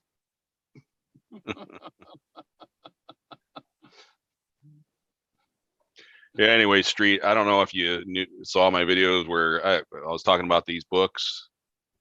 These Yes. books by Rick, Mario Stepp. yeah, and Rick. Yeah, Rick. Well, Rick Kajowski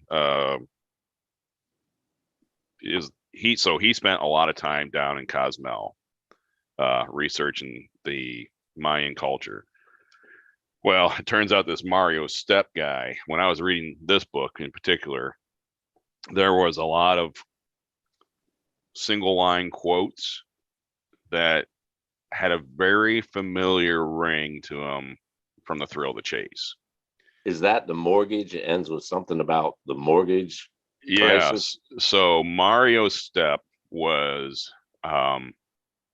basically he was a self-made millionaire through real estate, and he got hooked up with Elliot and Michael Fitzgerald, and the Fitzgeralds created a large construction company. So basically what they were doing is they were going into Beverly Hills and Hollywood area and buying up property, dilapidated homes, refurbishing them and then reselling them. Well, what they were doing is that they were inflating the resale value. So they were going to the banks with these appraisals for loans that were greater than the value of the house. So when the notes came due for all these properties, they couldn't get the money out of it to pay the debt. Okay. So it just so happens that Lehman Brothers was one of those banks. And I thought I read that Lehman Brothers basically took like $140 million hit from these Fitzgerald's guys. The one brother tried to escape down to South America somewhere and was extradited back. He's serving jail time. And the other brother was also convicted. He's serving jail time. Matter of fact, one of them gets released this year in 2022. And so basically this Mario Stepp was in business with them, but the Fitzgeralds were doing shit behind his back that he didn't know about. So he took a big financial loss from all this. And he eventually got out of it, but then he also got sued by Lehman Brothers for being party or ex parte or whatever to this whole thing. And it was because of these loans that were in default that caused Lehman Brothers to then go into default, which caused the collapse, the recession of 2007, 2008. Yeah. But this Mario Stepp guy he was a diver. So he had years of experience diving, and he was diving off the coast of Cozumel looking for old Mayan ruins, as well as he explored a lot of the Mayan ruins that were in the jungles. Now, again, some of the stuff that I'm reading in these books have a very Fennish feel to them, very Fennish tone, the way they're written. And I don't know if Forrest maybe wrote these books or if somebody that he knew. And that's entirely possible. Maybe Forrest knew these people. He knew Kajowski. He knew Mario Stepp. And that's how he learned all these things. Coincidentally, the three items missing from the treasure chest, what were they? It was the emerald ring. Yeah. The turtle, the frog, the gold frog, and then there was a gold jaguar paw. Yeah. Those three things were missing. All three of those things are relics that were used by Mayan priests during their ceremonies. They all had religious value to the Mayan priest. Yeah. So And I gotta wonder and if that was kind of if it was kind of a hint for us to start looking more towards the Mayan culture. And again, Rick Kajowski did all this research in the Mayan culture. This Mario Stepp spent years down in Mexico in Cozumel exploring ruins. and couple that with Forrest's own words, the finder is going to enjoy the top two items. The top two items we were shown was a freaking stick and a rusty key. Seriously, I mean, and then look at, okay, I've heard what you just said about somehow there's a stock market. I've heard talk years ago about like 2017, 2016, there was talk about the chapter with where they roped the buffalo. And he was actually telling a story about he took the hit for Donnie and Skippy. They got involved with this real estate shit in the stock market, and Forrest lost his shoes, man. He got thrown from the fucking out of the car and lost his fucking shoes and walked home barefoot. I remember it was like not just this conversation went on for like a month through like Dale's site, Mysterious Writings. They were trying to link something that he was trying to tell a story about, losing his ass in the stock market. Well, it's funny you say that, and maybe that's why I'm seeing these. That it's not a direct parallel relationship. So it's not like the only liner that I saw in there, and I know Forrest said this, I just can't find it yet. I don't know if it was in a scrapbook or where it was, but the quote in this book from Mario Stepp was, and he said it several times. He said, "I've never met a con man I didn't like." Yeah. And I know that Forrest said that somewhere. Maybe not exactly, but maybe a con artist or hustler, but basically he said the same line. I've never met X that I didn't like. Salesman. I remember. I remember. Salesman. I've never met a salesperson or a salesman that I didn't like. Right. Exactly. Because they're very personal type people, man. They're selling themselves to you to give you confidence to buy the shit they're selling you. Right. They're selling a con. They're basically like con artists. Yep. They're hustling you. That's what a con artist does. That's what a salesman does. They're hustling you. So, but yeah. So I don't. Maybe Forrest was writing these stories in such a way that you would interpret its meaning to basically mean what he's saying, but really it's kind of metaphorically speaking of another time in his life or another experience in his life that, like you said, he lost his shoes. Yep. Well, I remember hearing about it, and it was early in on my game, and I started questioning every single chapter, like, okay, what does this mean? Start with the title. Let's look at it doesn't have a mark, a stamp. Look at the picture. And then I'd read the chapters like, he could mean a lot of things, man. A lot. Yep.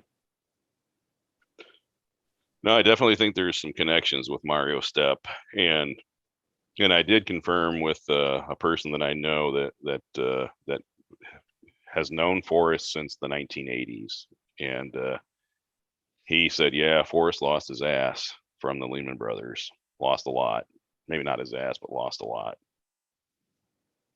through the Lehman Brothers, and that's why, if you remember, that's why Forrest says, why would Forrest say the impetus for his treasure hunt was to give people hope because we were in a recession? Yep. The primary reason wasn't to get kids off the couch. That was a secondary reason. His primary impetus for starting the treasure hunt, other than cancer, the cancer would probably be the first, but the second one was the recession. He wanted to give people hope. Well, couple that with, here's a man's he's dying. Why is he worried about giving us hope if he's leaving? He's dying. And if we look at Cody, wasn't the name of that buffalo Cody? He said, and the restaurant that cut him up and served him was like the best restaurant in town. One of the few, it's the best. He said, I never ate there again. Refused. Well, he never did business with Lehman Brothers again. I can see the connection, man. Yeah. Yeah. So is Lehman Brothers the bison? Yeah, well, stock representing the stock market. Yeah. Instead of using a bull, he used a fucking buffalo, man. They He were went. He wild. went. They got Yeah. wild. Yeah, They went on got a wild. wild ride. Yeah. Well, even Representative Lehman themselves, they played wild game in the stock market. It was a Yep. wild venture, man. I tell you, the one thing about this book that was reading, what was really interesting is that he talks about this. Mario Step talks about a couple people, like 2 or 3 people that came into his life for business, and they did business with him, and they basically tried to con Mario um, out of money because they got themselves overextended and they got themselves into a lot of trouble. And so I think all 3 of the people that are mentioned in the book committed suicide because they got overextended and the bill was coming due. Wow. And they were screwed. And Mm. they were begging this Mario Step to basically help bail them out of trouble. And it's like, what do? You screw somebody over and then you go back to them and say, please forgive me. Can I have another $1 million to save my life? Knowing that they're just going to take the money and go right back and to the hustle again. But that's one of the chapters I think he says that's where this Mario Step says, I never met a salesman I didn't like, or I never met a con artist I didn't like. Same thing. Same thing. Yep.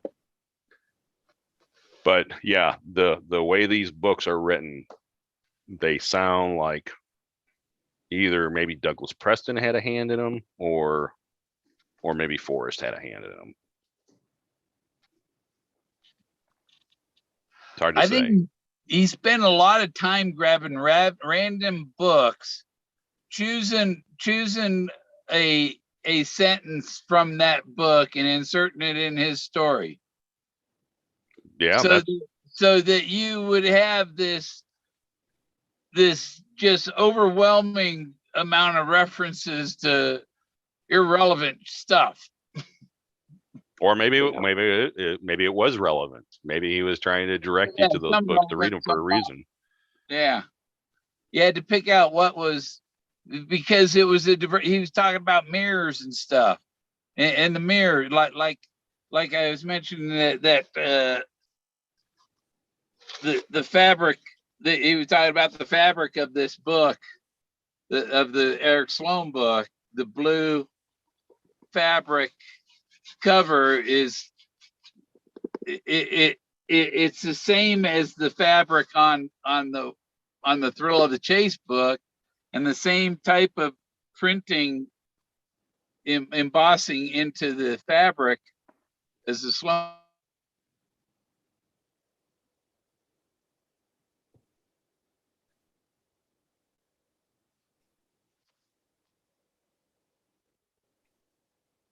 What happened? I lost volume there. I'm still here. I think we lost Bill. Bill. All right, let me use this for a break real quick. Be right back.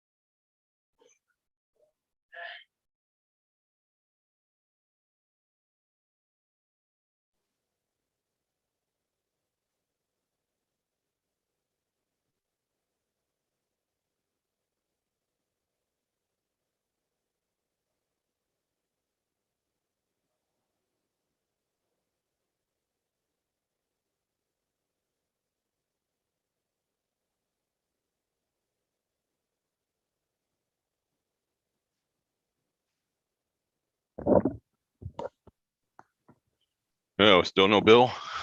No, man. I'm on my phone, so the last thing I seen was his screen went sideways and then he just disappeared. Huh, weird. He should be able to log back in soon, huh? Yeah. That's one of the books. Didn't you say that on that video you got 3 books, right? Yeah, That there's was one of them. 3 different books. So there's Adventures or Disasters by Mario Stepp. Then there is A Slow Seduction, the Mexico Dream 1965, which now it's FM Mario Stepp, which in the court documents he goes by FM Stepp. And then there is Terracotta Gold. And I believe these are all printed by Amazon, because these all had the date that I ordered them. So this one, Terracotta Gold, was the printed date was December 18th, 2021, from Middletown, Delaware. Is one of those is the ones that was just like made a week before you ordered it type thing, right? Right. Yeah, like 5 days after I got it. It was 5 days after I got it. And then this one was December 18th, 2021. And then this one was December 19th, 2021. So basically, I found out that Amazon has the ability to print on demand. And it makes sense why the formatting of these books is so terrible. The Terracotta Gold one is just the formatting is all over the place. Like I don't know if you can see it, but there's a lot of single words that run off the one line onto the next. So they're beyond the indent. So it looked, visually, aesthetically, it just single words hanging off on a single line by themselves look terrible. So how hard is it to like trace its sales throughout the years from the time it first came to print to date? Yeah, that I don't know. It sounds like it's not really popular books. That guy's not really a popular. No, he's not. And you made the big time, Frank, when that Amazon has your books in stock and quantities. Well, that's why I think they can print these the same day that you order them. And some of these bindings on some of this one book has got a crease in the binding. So it's like, okay, they obviously put this together as fast as they could. That's why I've got this date on here. But I gotta believe that that's got to be awfully freaking expensive, because the amount of money you spend to set up a printing press, to print off these pages, print off these covers. I mean, to do a single run for one order for one book, that's got to be expensive. I can't imagine they make any money. They're probably losing money. Oh, well, shit. It'd be interesting to see, when did they first come to print? Do you know that? Well, the author says that on the back of his book, he's been working on writing these since 1987, and completed in 2015 was the Adventures or Disasters. This Slow Seduction was finished writing in 2017. And then Terracotta Gold, doesn't really say.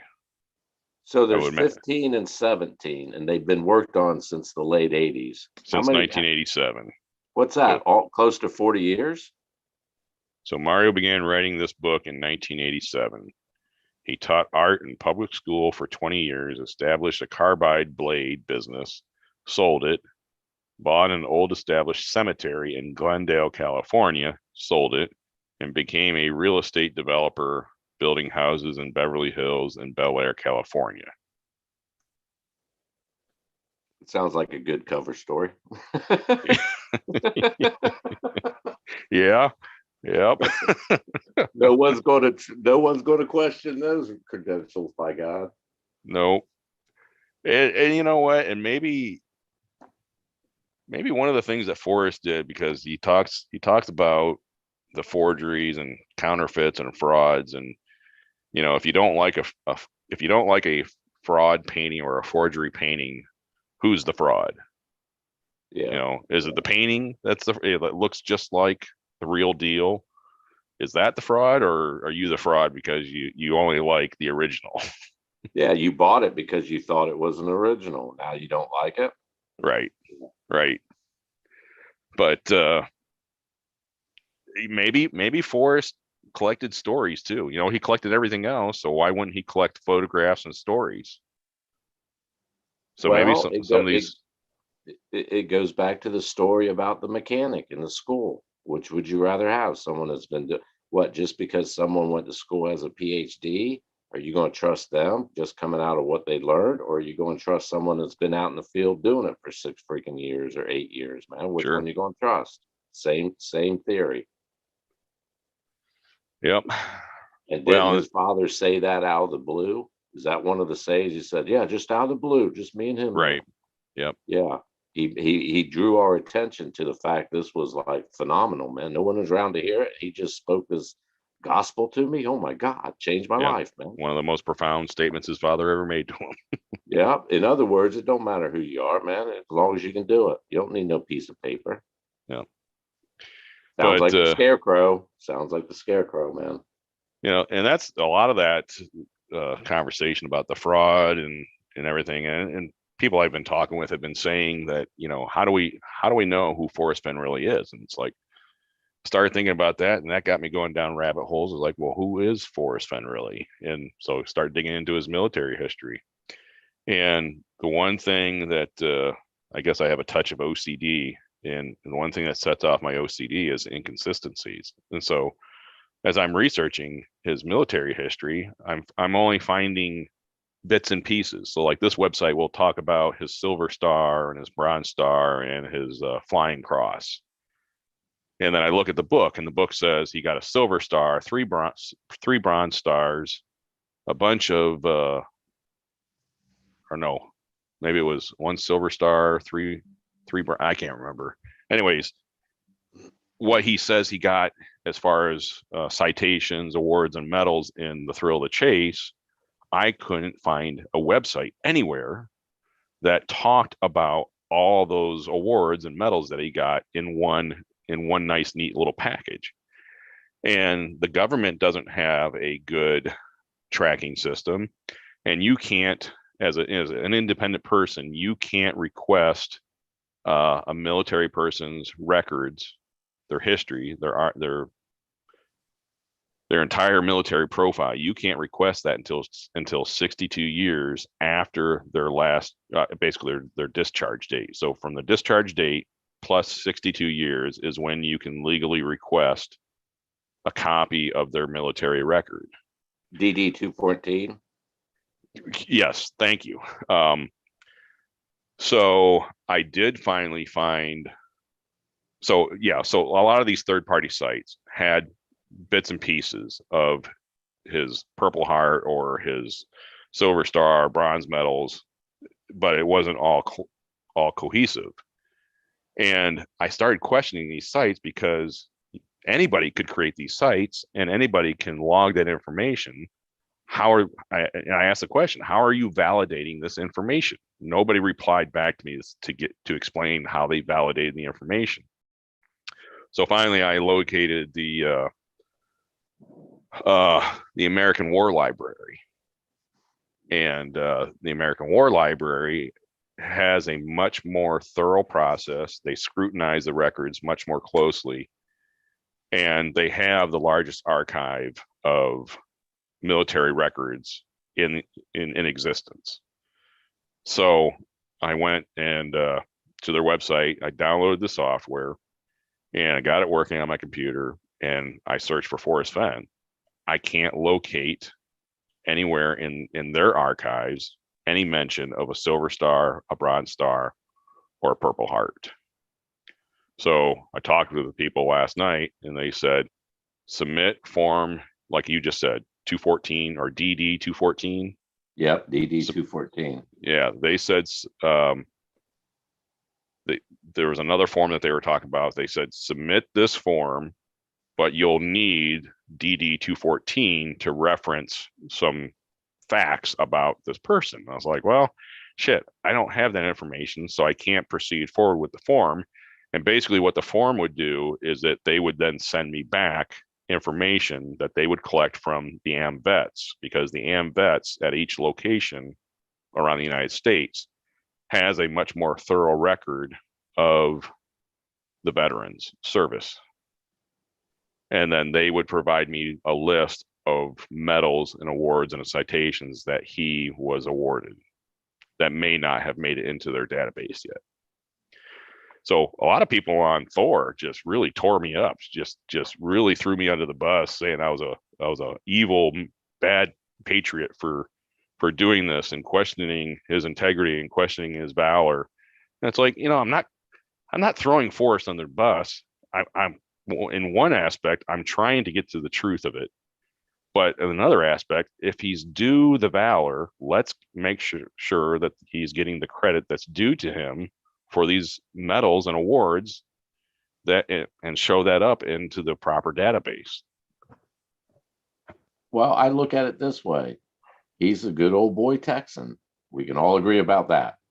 Yep. He tells us on the first page of the first book of his memoirs, A Thrill of the Chase, he likes to embellish a lot.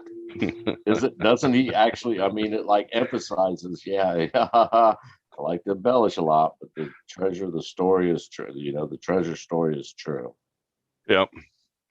Now, this whole, I think the reason I got a lot of attention from people, negative attention, was the fact that I was basically saying, did Forrest Fenn violate the Stolen Valor Act? Well, my research on stolen, when you display medals, okay, and you financially benefit from that reputation of using medals that maybe you didn't earn, and you financially gained from that, that's where you break the law. Because they had to revise the law because the Supreme Court ruled initially, I think it was 2005 under George Bush, he got the law passed for the Stolen Valor Act, but it was contested in the Supreme Court because it was too broad. And so they had to revise it in 2013 under Obama to basically then say, yeah, you can wear medals, but you can't financially benefit from it, from the exposure of it, because it was basically a freedom of speech issue from the 2005 version of the law. Somebody was displaying it, and the Supreme Court ruled that person, even though he didn't earn those medals, can display the medals, can say that he earned those medals, and can lie because it's freedom of speech. So they changed it in 2013. Benefit from it. Right. So if you use that to gain, I will say at 2017 Fenbury, his Jeep had Purple Heart plates on them. So, I mean, if let's say hypothetically he didn't earn it, he's just embellishing the fact he had one. That means he would have had to put those plates on. I mean, I think I commented on one of your videos. I said, well, okay, if he was bombing in Laos, which we weren't supposed to be there, that's an act of war. Right. We didn't have permission to. But let's take it one step further. The Purple Heart or Silver Star or whatever, something that you can't find. Maybe there was ground troops, and that's why they can't say, oh, by the way, yeah, it may be a Silver Heart had to do, you saved troops on the ground or whatever the criteria to get one of these medals. I could see that not being in his record because that would admit fault that where did this happen? Well, shit, he was bombed. It's bad enough they said he was bombing Laos. They'll admit to that. But think about the atrocities. What? You were actually boots on the ground there too? Holy shit. I mean, in the world we live in, Laos could come back and fucking sue this country. You motherfuckers, you bombed us and you were fucking boots on the ground. You sons of bitches. War crimes, damn it. Yeah, I'm sure they probably know about it. It's probably no secret. Yeah, well, everyone takes a lot of heat when they look at Bunnygate. Look at the heat that took. Any discrepant, it's like that. I'll give Mindy credit, man, even though it was kind of weird. The cult thing, it does fit the criteria. You can't deny it. Anybody that says nope, nope, no, it don't. Well, then you're not understanding the criteria of a cult. It is a fucking cult culture. Yeah. No, it And is. I mean, cults are good or bad. I consider, well, this is Bill's channel, not mine. I consider organized Christianity, Catholic, Baptist, all that's an organized cult. I don't give, you can't, no. I mean, even Hinduism, but I mean, they all do. Buddhism, and I think Taoism and Taoism, they don't believe in a divine entity. They believe in like the universe, like Bill was saying earlier. It's not an actual person they worship. They worship like knowledge. They don't put a face on it. Right. Any of the rest of them, no, man, it's a cult. You can't deny it. There's good and bad ones out there. Agreed. But no, at least I mean the neat thing about this military or the American War Library is that I did find out about his other awards that he talked about in the Thrill of the Chase, where he goes, after he got his after he was done with his tour of duty there in Vietnam, as he was getting on the plane, a Vietnamese delegate or whoever ran up to him and gave him a bunch of medals, and that's documented in the War Library. So it's documented he got his Distinguished Flying Cross. And there's actually, and they give a reference to which organization you can go back and get that information from. So that was the DFC Society, talked about his Distinguished Flying Cross Award. Then he got the South Vietnamese Cross of Gallantry, the South Vietnamese Campaign Medal, and the South Vietnamese Service Medal. So he got 3 medals. And then he also got a Cold War medal and a National Defense Medal, which during Vietnam. Well, it doesn't say what period of time that he got those 2 medals, but I find that interesting that he did not mention those medals in the Thrill of the Chase.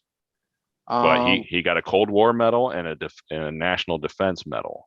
I'd say the Cold War was like the stories about 57 or whatever, when he had the nuke. He'd sign a nuke out over in Europe. Sure, yeah, because he was the Cold War medal for that. His records show that he was in service during the Korean War. It doesn't really mention I mean, if you look at the one website, it says his tour of duty was the Korean War. It doesn't talk so much about the Vietnam War, his role in the Vietnam War. So yeah, maybe during the Korean War, that's where he got those medals. I do know when I got discharged, part of like the debriefing they give you, you'll need this, and this. They said register your DD 214 at your local county records, I think it is, county records office. That way you always have a copy. You don't have to worry about.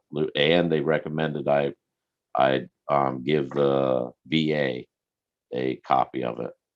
So if you could find, was it Texas, wherever he discharged I think he had mentioned it, wasn't it straight to Temple? Either Temple or wherever he was stationed. Well, whatever. Well, if he went back he ended up in Temple, him and Peggy. Yeah, right? Yeah, because he had his foundry in Temple for a while.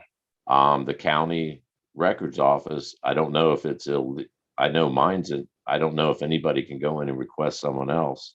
I think they do ask you for your social security number, and you got to sign. Yeah, I don't think you're allowed to get it. Well, you can't. Yeah, when I was filling out the form last night, it said provide the service members 8-digit serial number, Air Force serial number. There was a certain date where there was a cutoff. So if before that date you were assigned a serial number, after that date they just use your social security number. So Forrest's serial number his Air Force serial number is only 6 digits, and this form is asking for 8 digits. And I'm like, well, shit. What do I do now? and I what I would prefer to do is have Shiloh or Zoe complete this form and update the record so that he's getting proper credit for the awards and medals that he received. Because right now you look at it, you're not getting the whole picture when you look at all the different websites. Well, you're getting bits again, and pieces.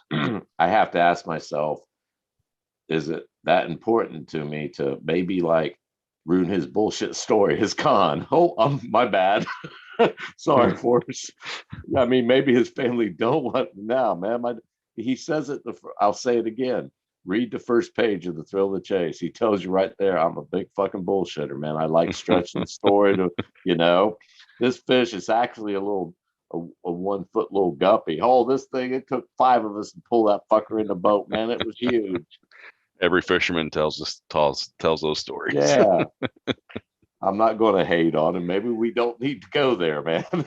No, yeah, well, yeah. I just, to those people out there that are hating on me, they can hate on me. It doesn't bother me, but none of them are willing to investigate it. That's the sad part, is that you're not getting the whole picture until you dig deeper to figure out who he really was. But at least now I know that he was a true life, real human being that actually served in the military, because for a while there, I was thinking, how is it possible that they could have doctored all these articles? If he worked for the CIA for a period of time, could the CIA go into all these records and archives and create a fictitious character named Forrest Fenn? Well, when you were talking about the twin brother and Forrest actually died, and I was like, holy shit, I could see the CIA pulling. They'd pull some dead person that no one is alive that could verify it. There ain't no one around, man, to say, no, that's not him. That's not Billy Bob. I knew Billy Bob. No, no one's around. And that's the thing, is that it was that Phil Aveline is Flutter by Phil.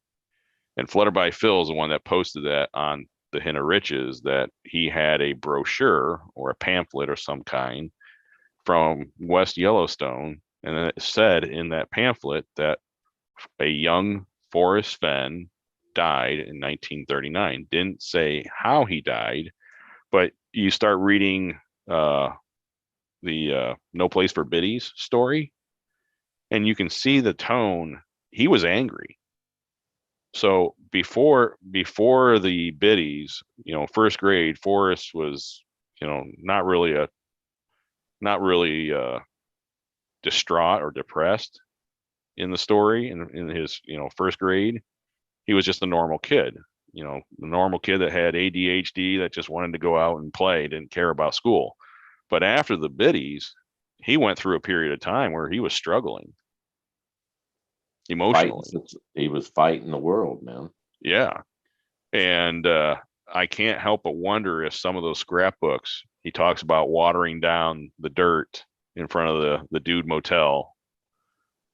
And I can't help but wonder if maybe it was a car accident, if there was a true Forrest Fenn that was killed by possibly a car accident in 1939, because we know from his scrapbooks and his stories that him and his brother and he didn't clarify which brother, or if he was talking about more than one brother. He didn't clarify who it was that went with him. He just said, my brother and I would go to the entrance of Yellowstone Park, and they would sell newspapers to people in between the cars. Yeah. So I sometimes I just wondered on that path, on that rabbit hole, was there a Forrest Fenn in 1939, or is it just a rabbit hole they're trying to distract us with?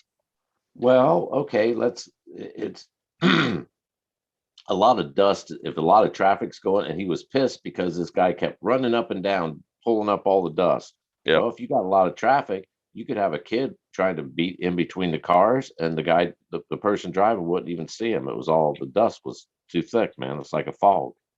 And he says in the biddies, it was two old ladies. And he's basically at the end, he says, "I'm glad they're dead." Yeah.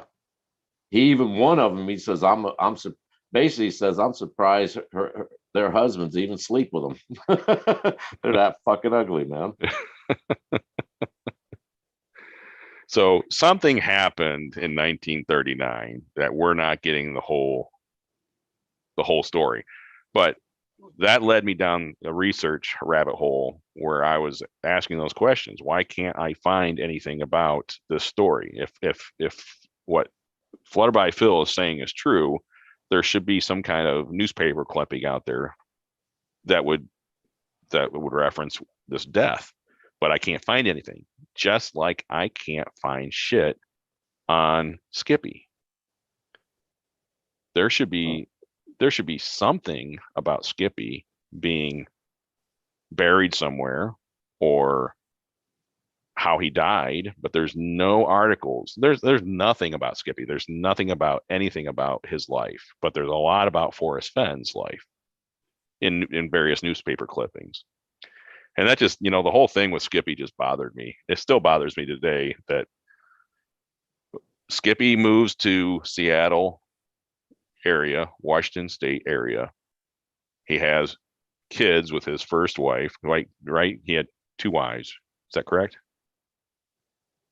Skippy? Yeah. Or was Skippy just one wife? I'm well, anyways, sure, man. He has three children. He has two boys and a daughter, right? Why would Forrest bury his brother 2,000 miles away from his brother's family? Yeah. That's kind of like a slap in the face. That's insult to injury, because you're denying his immediate family the ability to go to his graveside and grieve.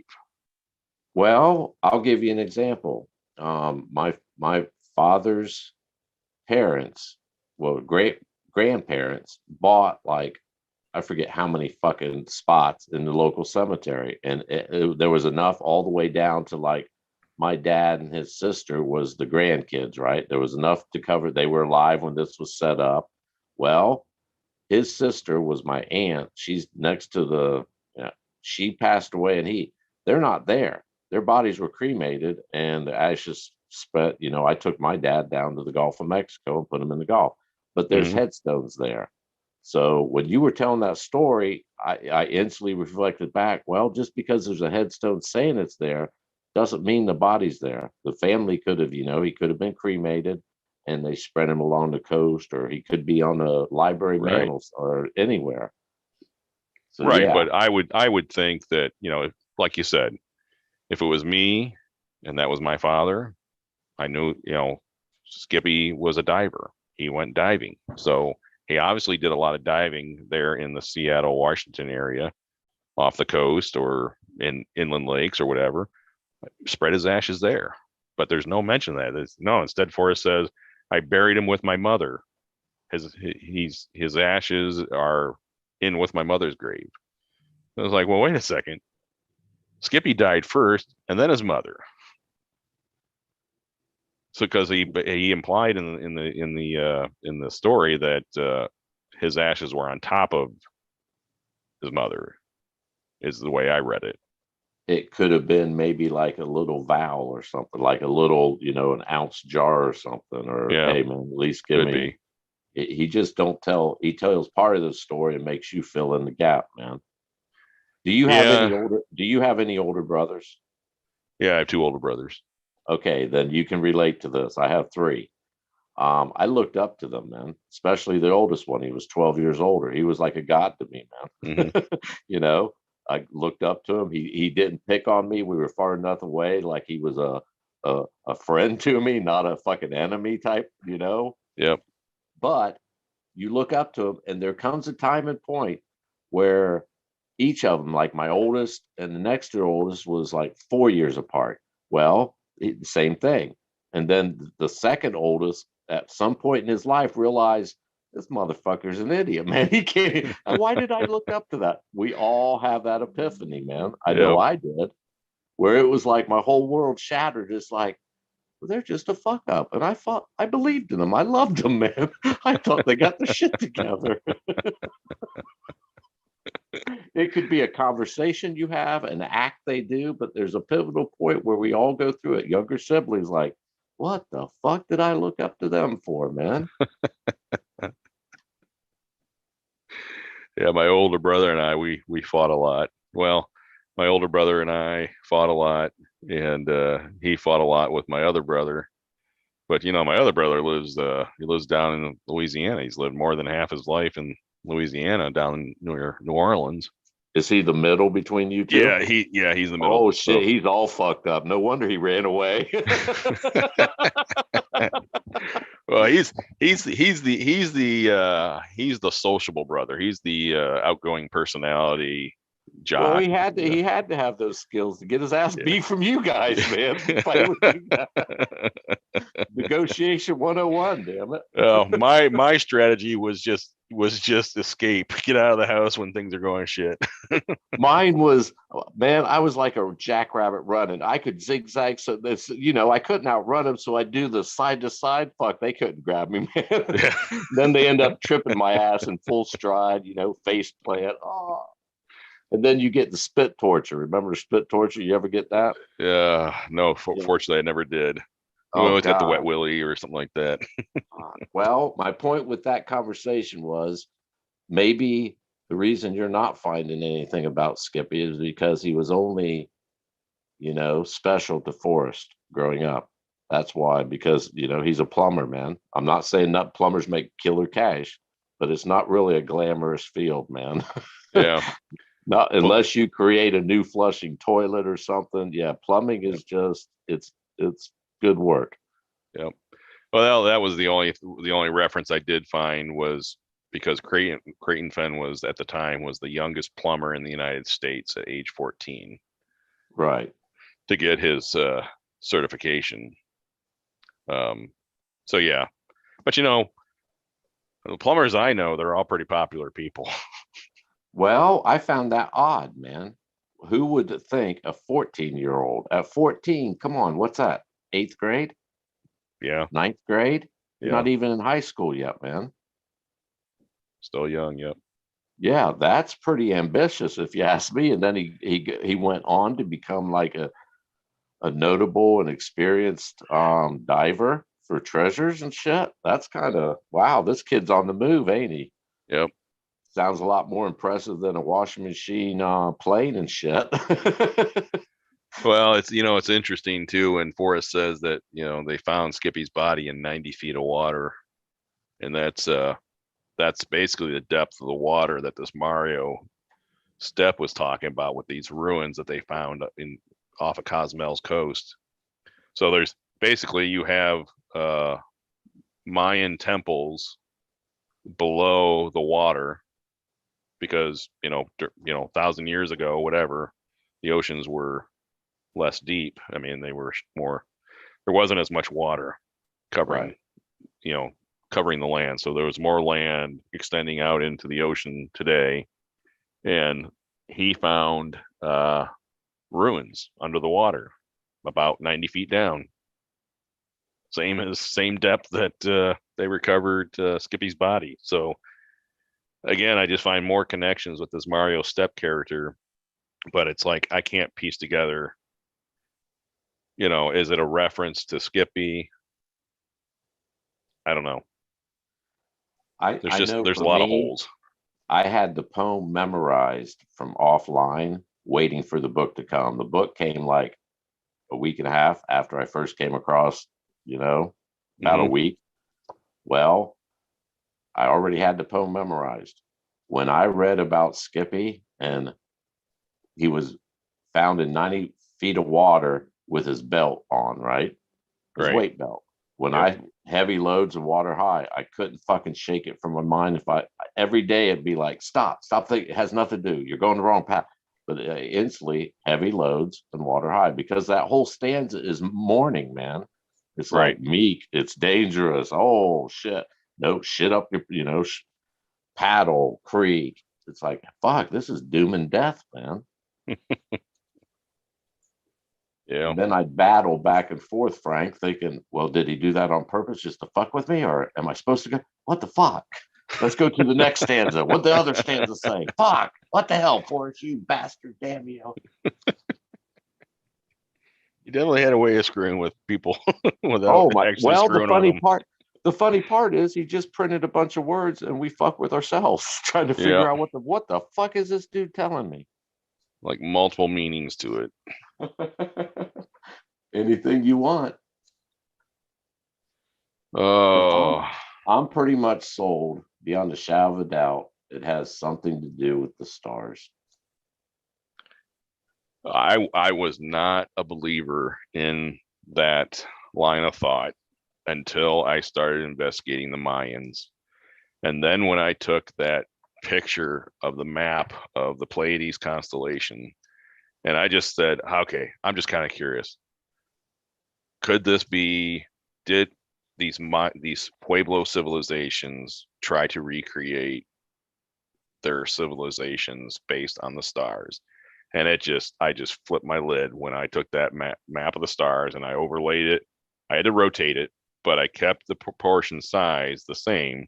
I just enlarged it. And as I enlarged it, every single one of those stars showed up really close to the major Pueblo centers of New Mexico and Colorado. Yeah. And sure enough, so Mesa Verde was a major one, Chaco Canyon was a major one, San Lazaro was a major one, Bandelier was a major one. I mean, they said Chaco Canyon, the complex at Chaco Canyon, the way it was designed, using advanced math, because they can't figure out how they built this temple, which the temple had the ability to house 60,000 people. Holy shit. Yeah, you think about that. They built a temple and it was aligned with the southern sky. So it was like an amphitheater. So this whole structure they thought it was 5 stories high. So they built a 5-story high civilization specifically, they think, for like a Mecca or a pilgrimage.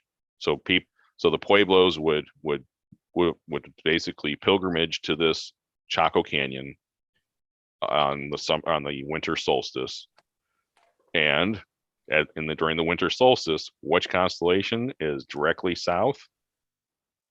The Pleiades. You guys ever sleep? Nope. I slept. I just woke up early. How you guys doing? Hey Greg, how you doing? Happy New Year. Happy New Year, guys. Let's jump in and say Happy New Year. You guys don't ever sleep, do you? Nope. I do. Nothing wrong with that. How was you guys' weekend? My break was good, but my weekend kind of sucked because I was dealing with a leaky toilet. So I was a plumber for the weekend.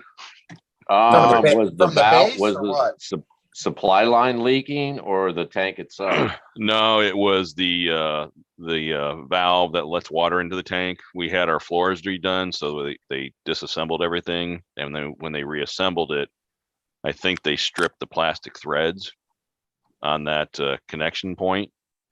So it was just a slow drip here and there. So I tried everything to get it to stop leaking, and I couldn't. So I just ended up going back out last night and getting Was it leaking out of the valve stem? The twist. Yeah. All you got to do is loosen it up a little bit, and then crank. Even the plastic ones it looks like a nut shape.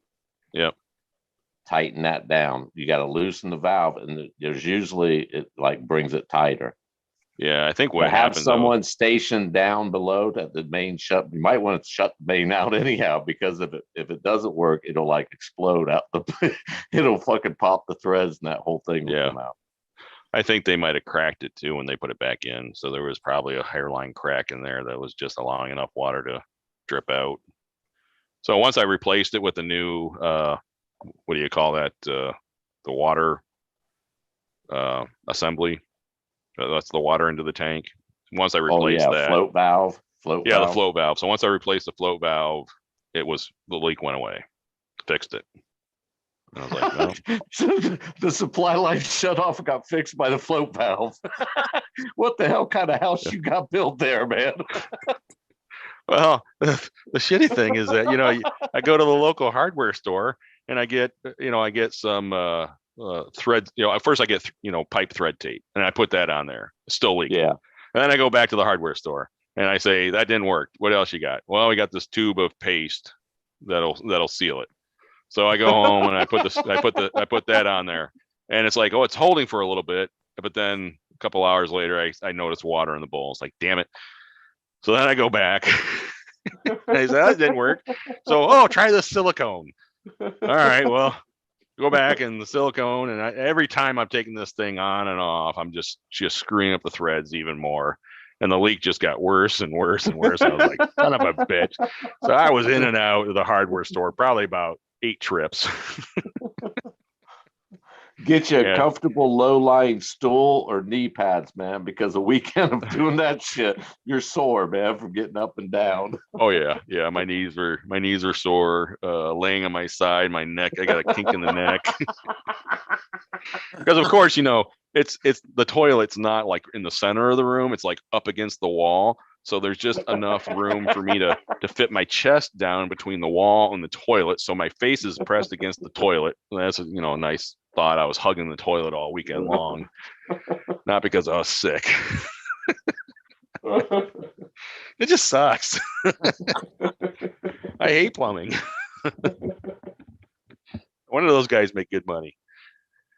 I will say, that Teflon tape is your best friend. That, and for like gas line plumbing, tape is the yellow and white. Yeah, they're your best friend, man. Well, my toilet's fixed, so I can go take a shit now and not have to worry about it leaking. Well, Greg, how was your weekend? Do you have any exciting stories to tell us? Oh, good. Hey, relaxing with the woman, doing our thing. You know what I mean? Yeah. Just worked on a few things. But like I said, I'm just keeping it between you two right now. So, till I find out what's going on.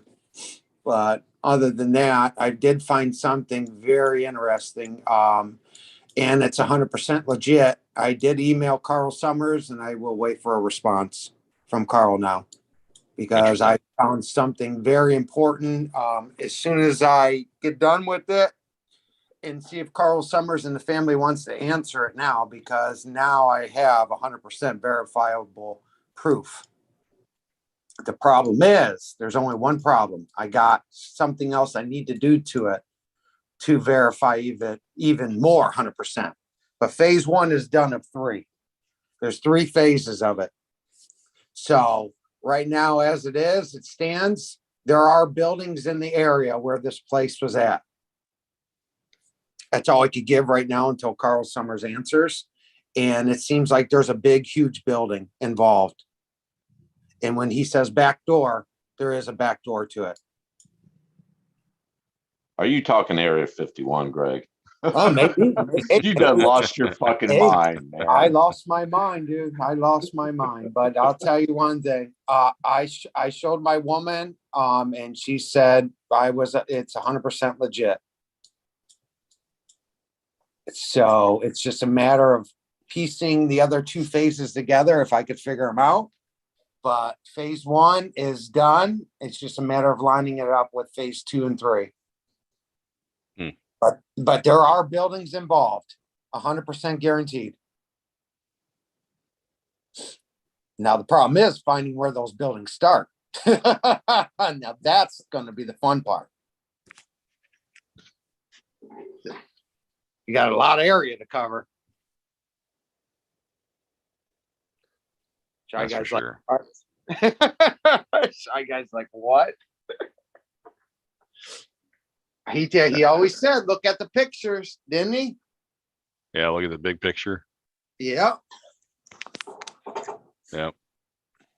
Street's over there. He's probably smoking weed. He's our priority high this morning. Fuck. I've been talking to Bill since I've been on Bill's channel since like 4 this morning. 5, man.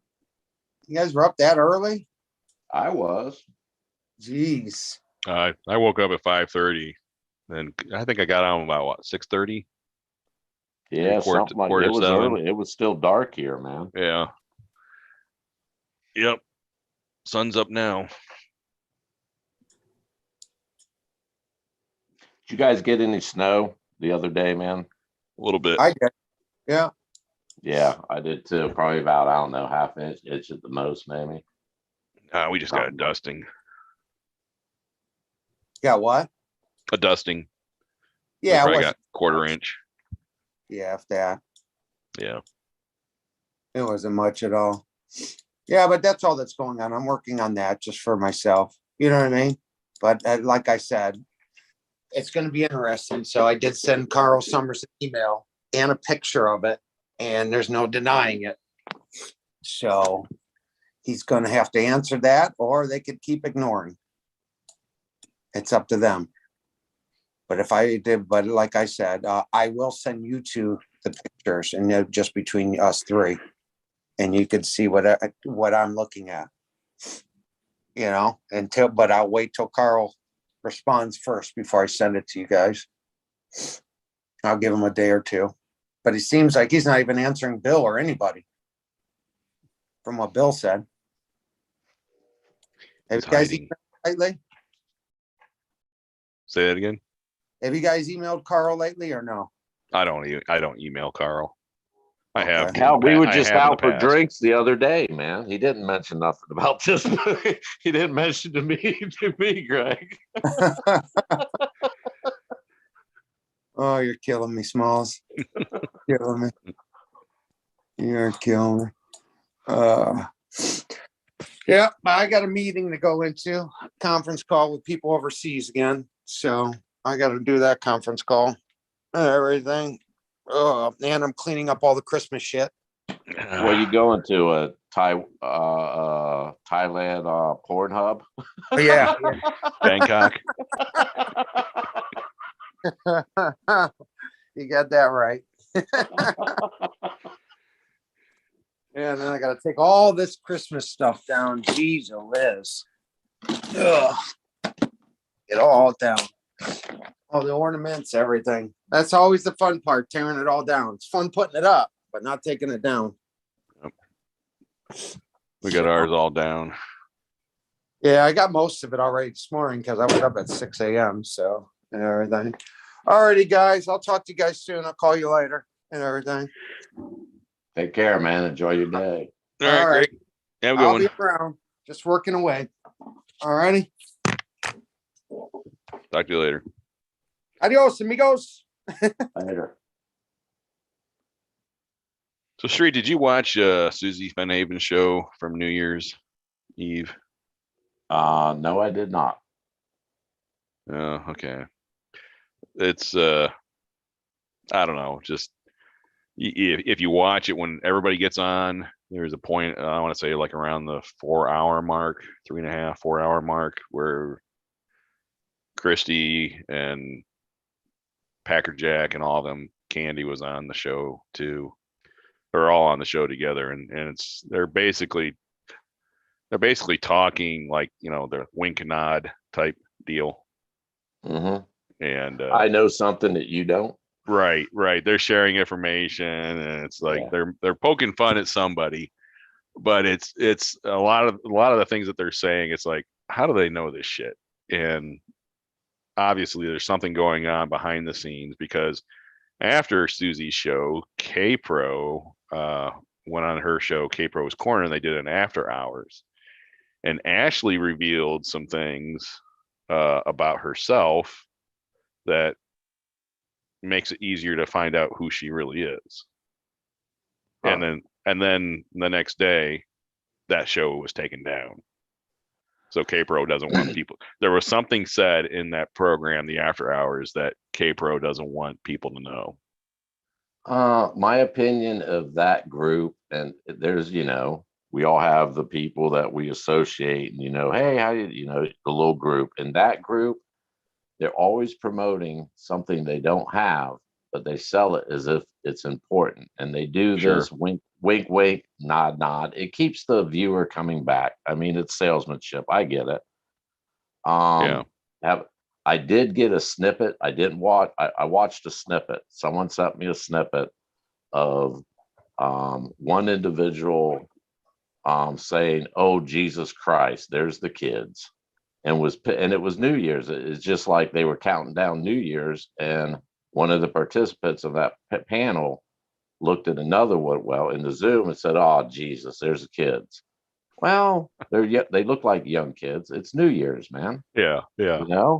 But the comment was like, um, does this ring a bell? I'm like, yeah, I've been saying that the whole time, man. I mean, you can pitch yourself and paint yourself up and present yourself any way you think, but no, I think I have a good understanding of who you really are.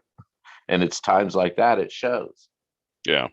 And of course, it's always an excuse. There's always, oh, I was tipsy. Oh, I was tipsy. Or, oh, you misunderstood it. It's the same game I've been watching. I don't know. I've been watching it since 2016, man. It's the same pitch, the same game. Right.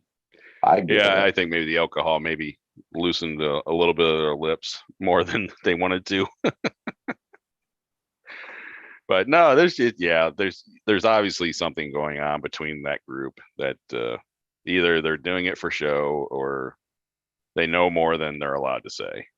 I'll put my money all in on they're doing it for show. They know nothing. If they did know something, they would have produced it. They don't. They just keep producing one bullshit story after another. 9 Mile, this gate, Nudge Gate.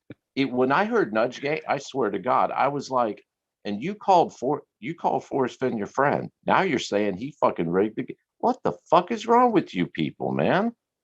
You're just looking for negative. And then if anybody ever, like, I used to do videos, man, and talk about, I would say their name. I ain't gonna hold back and hint about it. I'll tell you if I'm pissed, hey, this is out to you, this video. And I would say, fuck, oh, blah, blah, blah.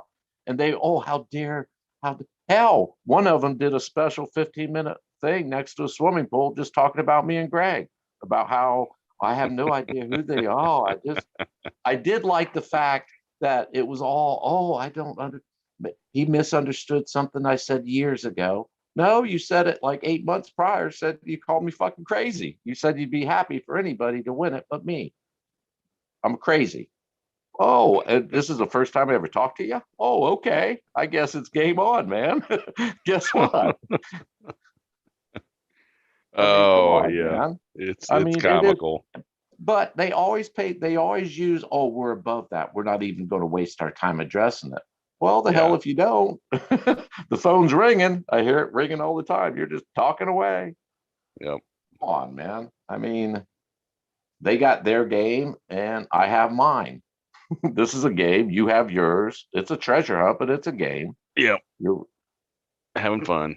Yes. I'm not knocking on no one's door or taking pictures around their house and shit. That freaked the fuck out of me when Buffalo Bill did. I was like taunting him, like, oh, he'd do a video and I'd come like an hour later, I'd be making one. Oh, and I put some bullshit song. And then all of a sudden, boom, pictures around my hometown. I'm like, what the fuck? And then like 2 days later, a block on each side of my house. I'm like, son of a bitch, this motherfucker's serious. God damn. I might be a fucking nutcase and no one listens, but I don't go taking pictures around people's fucking house, man. Wow. God damn. Wow. I didn't know that. Oh fuck. Get this. The first picture they put up, it was like the Stay In Motel on Main Street in the town I live in. I'm like, wow. I saw the picture, I'm like, I know that place. Son of a bitch. That's fucking. I was like, God damn, this is some serious. What the fuck, man? And I did some stupid ass. I put up some like basically calling it a dumbass. Like, what? You think that scares me? Fuck. Yeah, that's an hourly motel, man. Anything you want, drugs, women, whatever you want, check into that hotel. And the comment down below is staying on the cheap. I'm like, yeah, it is cheap. It's cheap drugs, cheap women, cheap rooms. Yeah, it is. And then they show Harding's home. I'm like, son of a fucking bitch. This is Wow. what you got my attention. And then a picture a block away from me on one east and a block away from me on west. I'm like, holy fuck. And you go by Buffalo Bill? What the fuck?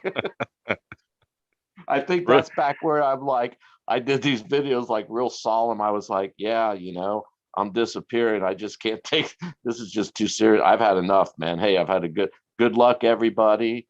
And like, I think it was 2 days late. I think, yeah, 2 days. You did a video, right? Yeah. Where street with the house. And I think the very next fucking day, I was planning on going for a while, drawing out the drama. The next day, I'm like, I come back and I put up the song Back in Black. Let's go, Buffalo Bill. I got my breath, man. Oh, did you ever figure out who Buffalo Bill is? Nah, man. I did it to Galaxy. I just throw people's names out there. I think it's this person. Somebody was definitely trolling you. I honestly think at the time, Guy Duncan and I were having like disagreements, and I think in one live show, I said, honestly, man, I think I've traced it back to Guy Duncan. I think Candy and I initiated it, but Candy's the one that said it first in the live Zoom about Galaxy being Fenn Police, I think it was. I did find it strange that Candy was on the program with K-Pro. and she behaved herself. So I was like, okay. Well, you know what I took offense to, man, and it upset me. I'll admit it. It's a New Year's Eve party. Got invited by Candy, Bill, me, Jason, Molly, and Candy was talking, right? Mm-hmm. And all of a sudden she disappeared. And it's like 4 hours into it, 5 hours, she disappears. And we could keep talking, and then Molly or someone said, "Wow, where'd Candy go?" And then I get on my other phone, I look up, and it's like, Candy's over on Susie's with Talker K-Pro. You ought to watch this. I'm like, wow, man, you invite me to your house for a party, and then you could have at least said, hey, man, I'm going over there, street. I'm making you host. You can hang out or come over. We're all going over there. No, it was just like gone. I'm like, son of a bitch, man. I'm going to raid your fridge. I'm going to drink all your alcohol. I'm going to invite all my crazy friends. Yeah, we're partying. Yeah, it was like, God damn, man, you could at least said something. Yeah, that's bizarre. It was bizarre. I felt like, what the fuck, man? Okay. Here's the key to my house. You don't want me to come over there. Okay, you could just said something. I thought we were friends. You could just said, listen, I'm going to Susie's. I know you're not welcome there, so hey, I gotta go. Oh shit. No, she just left me hanging. I'm like, fuck, I'm embarrassed, man. You just embarrassed the fuck out of me. All right. I owe you one, man. Oh, that's funny. Shoot. Yeah, I got the day off. Everybody else had to go back to work, and I'm still at home with 1 day of vacation left. Ooh. I don't know what I'm gonna do with myself. Rest up for the last day. That's what you do. If you don't have no chores to do, rest up and just get comfortable. Yep. And back to the grind. It's gonna suck. I used to have one of my brothers. He's 5 years older than me, and he's got a degree. He's been in the white collar field, straight 25, 20, straight out of, blah, blah, blah, blah, blah. And he would, we talked every month. He lives in Minnesota. We'd talk every month. He'd be like, yeah, the family's going here for the Bahamas, just the normal middle class, working their way up the corporate ladder type thing. Yep. And about 12, 15 years into it, you know, he has the not Minnesota's not cheap. He lives in a resort town, nice property, you know, blah blah. Cars, new cars every two, you know, the typical middle class white picket fence. Sure. And he'd call me like endlessly. He's like, yeah, man, I just can't shake this shit, man. You know, I can't get high from my job. It's the only thing that relaxes me. The doctors want to put me on antidepressants, and he's middle aged, you know. I'm like, look at what I said, look at the machine you got. He's like, what do you mean? I said, look what you got to feed, man. You've become you've become a slave to, and granted, it's a lifestyle you enjoy and you want more of it. Right? Yep. That's the give and take, man. It's not, he was looking at it like the movies you see. He sold his soul, man, to his existence. He's not himself no more. He's his cars, his house, his vacations, his college tuition, you know, kids' college fund, all that Oh, shit. sure. That's what Yeah. he's become. And he started resenting it. Well, guess what? He finally switched jobs and found a place he could get high at. I mean, not get high at, but be able to get high and not get tested. And he's happy as a fucking lark, man. He's like, cool. All right, I can do this. I'm like, fuck yeah. Yep. I've seen a number of people that try to climb that corporate ladder, and it just beats you up. Yes. Yeah. Because you're always wanting more, right? You always want more. I mean, the company I work for, the only way you can climb the corporate ladder is you've got to be willing to move. And by move, I mean uproot your entire family and move to a different city. And they do that every 2 years. So every 2 years, you would be moving to a different location. Yeah. And that's how these executives that are groomed from within the corporation, they rise the ranks because they have moved. You know, they might do a 2 years here at this facility and then 2 years at this other facility, and each facility is getting bigger and bigger and bigger, so they're taking on bigger and bigger responsibilities, managing more people, managing more projects, you know, going from a couple $1 million here to managing a couple $1 billion here to becoming the CEO. Yeah. And that's like, man, I could not do that to my family, just every 2 years, just uprooting them. Well, just so I can climb the corporate ladder. That's as well. It meant to that much to them for whatever reason, money, prestige, whatever, you know, to verify their existence, whatever. But when those are the stories you hear where they look back and they get ready to retire, and they don't even know their children. They weren't there for their first, you know, baseball game. They were, well, that's the sacrifice. And yeah, the kids had everything, you know, everything they wanted. But did he, you know, did the person that did that? No, man, they lost out on everything. They really did. Yep. It's sad. It's hell. It's sad. It's definitely a trade-off, and that's one of those trade-offs that I decided long ago. I just, you know, I'll make a certain amount of money and I'll be happy with it, and that will afford the lifestyle that I want. And I'm not going to bust my balls and not have a life. I'd rather have a life and then a job. But you hear these stories where, okay, like that. But once you get in, you start, well, shit, I'd like to go to the Bahamas twice a year, man. I guess I got to climb that ladder. I got to do something to make it. That's where they put themselves in that position. You have to be, you hit it. You got to be comfortable with the lifestyle. You have to know what lifestyle you want and meet it. And once you meet it, you're happy, man. Don't strive for more. Oh yeah, because the more you make, the more you're going to spend. So it's all relative. And we all like spending money, damn it. There's not a person out here that doesn't. I mean, if I wanted to get into that high rolling lifestyle, sure, I would have to climb that ladder, find a way to make more money. Because the more money you spend all that money, it's like, oh shit, I don't have any money. I gotta go work harder to make more so that I can spend more.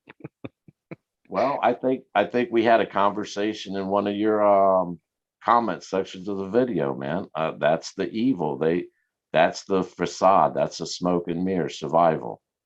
And his comfortability. Yep. I think Forrest hit on it when he says, hey man, I live off interest. I'm comfortable. I don't need much. In other words, you know, humble. I don't really need much, man. Yep. Well, enjoy your day, man. It's been a pleasure. Yeah, you too. Maybe we'll talk later today or tomorrow or sometime this week. Yeah. But, I hope Bill's okay, man. I ain't heard him come back or nothing. Maybe it's like he got totally wiped out on the internet. yeah, who knows? Probably broke his. I mean, maybe his camera fell over and broke his camera. All All right, right, man. Street.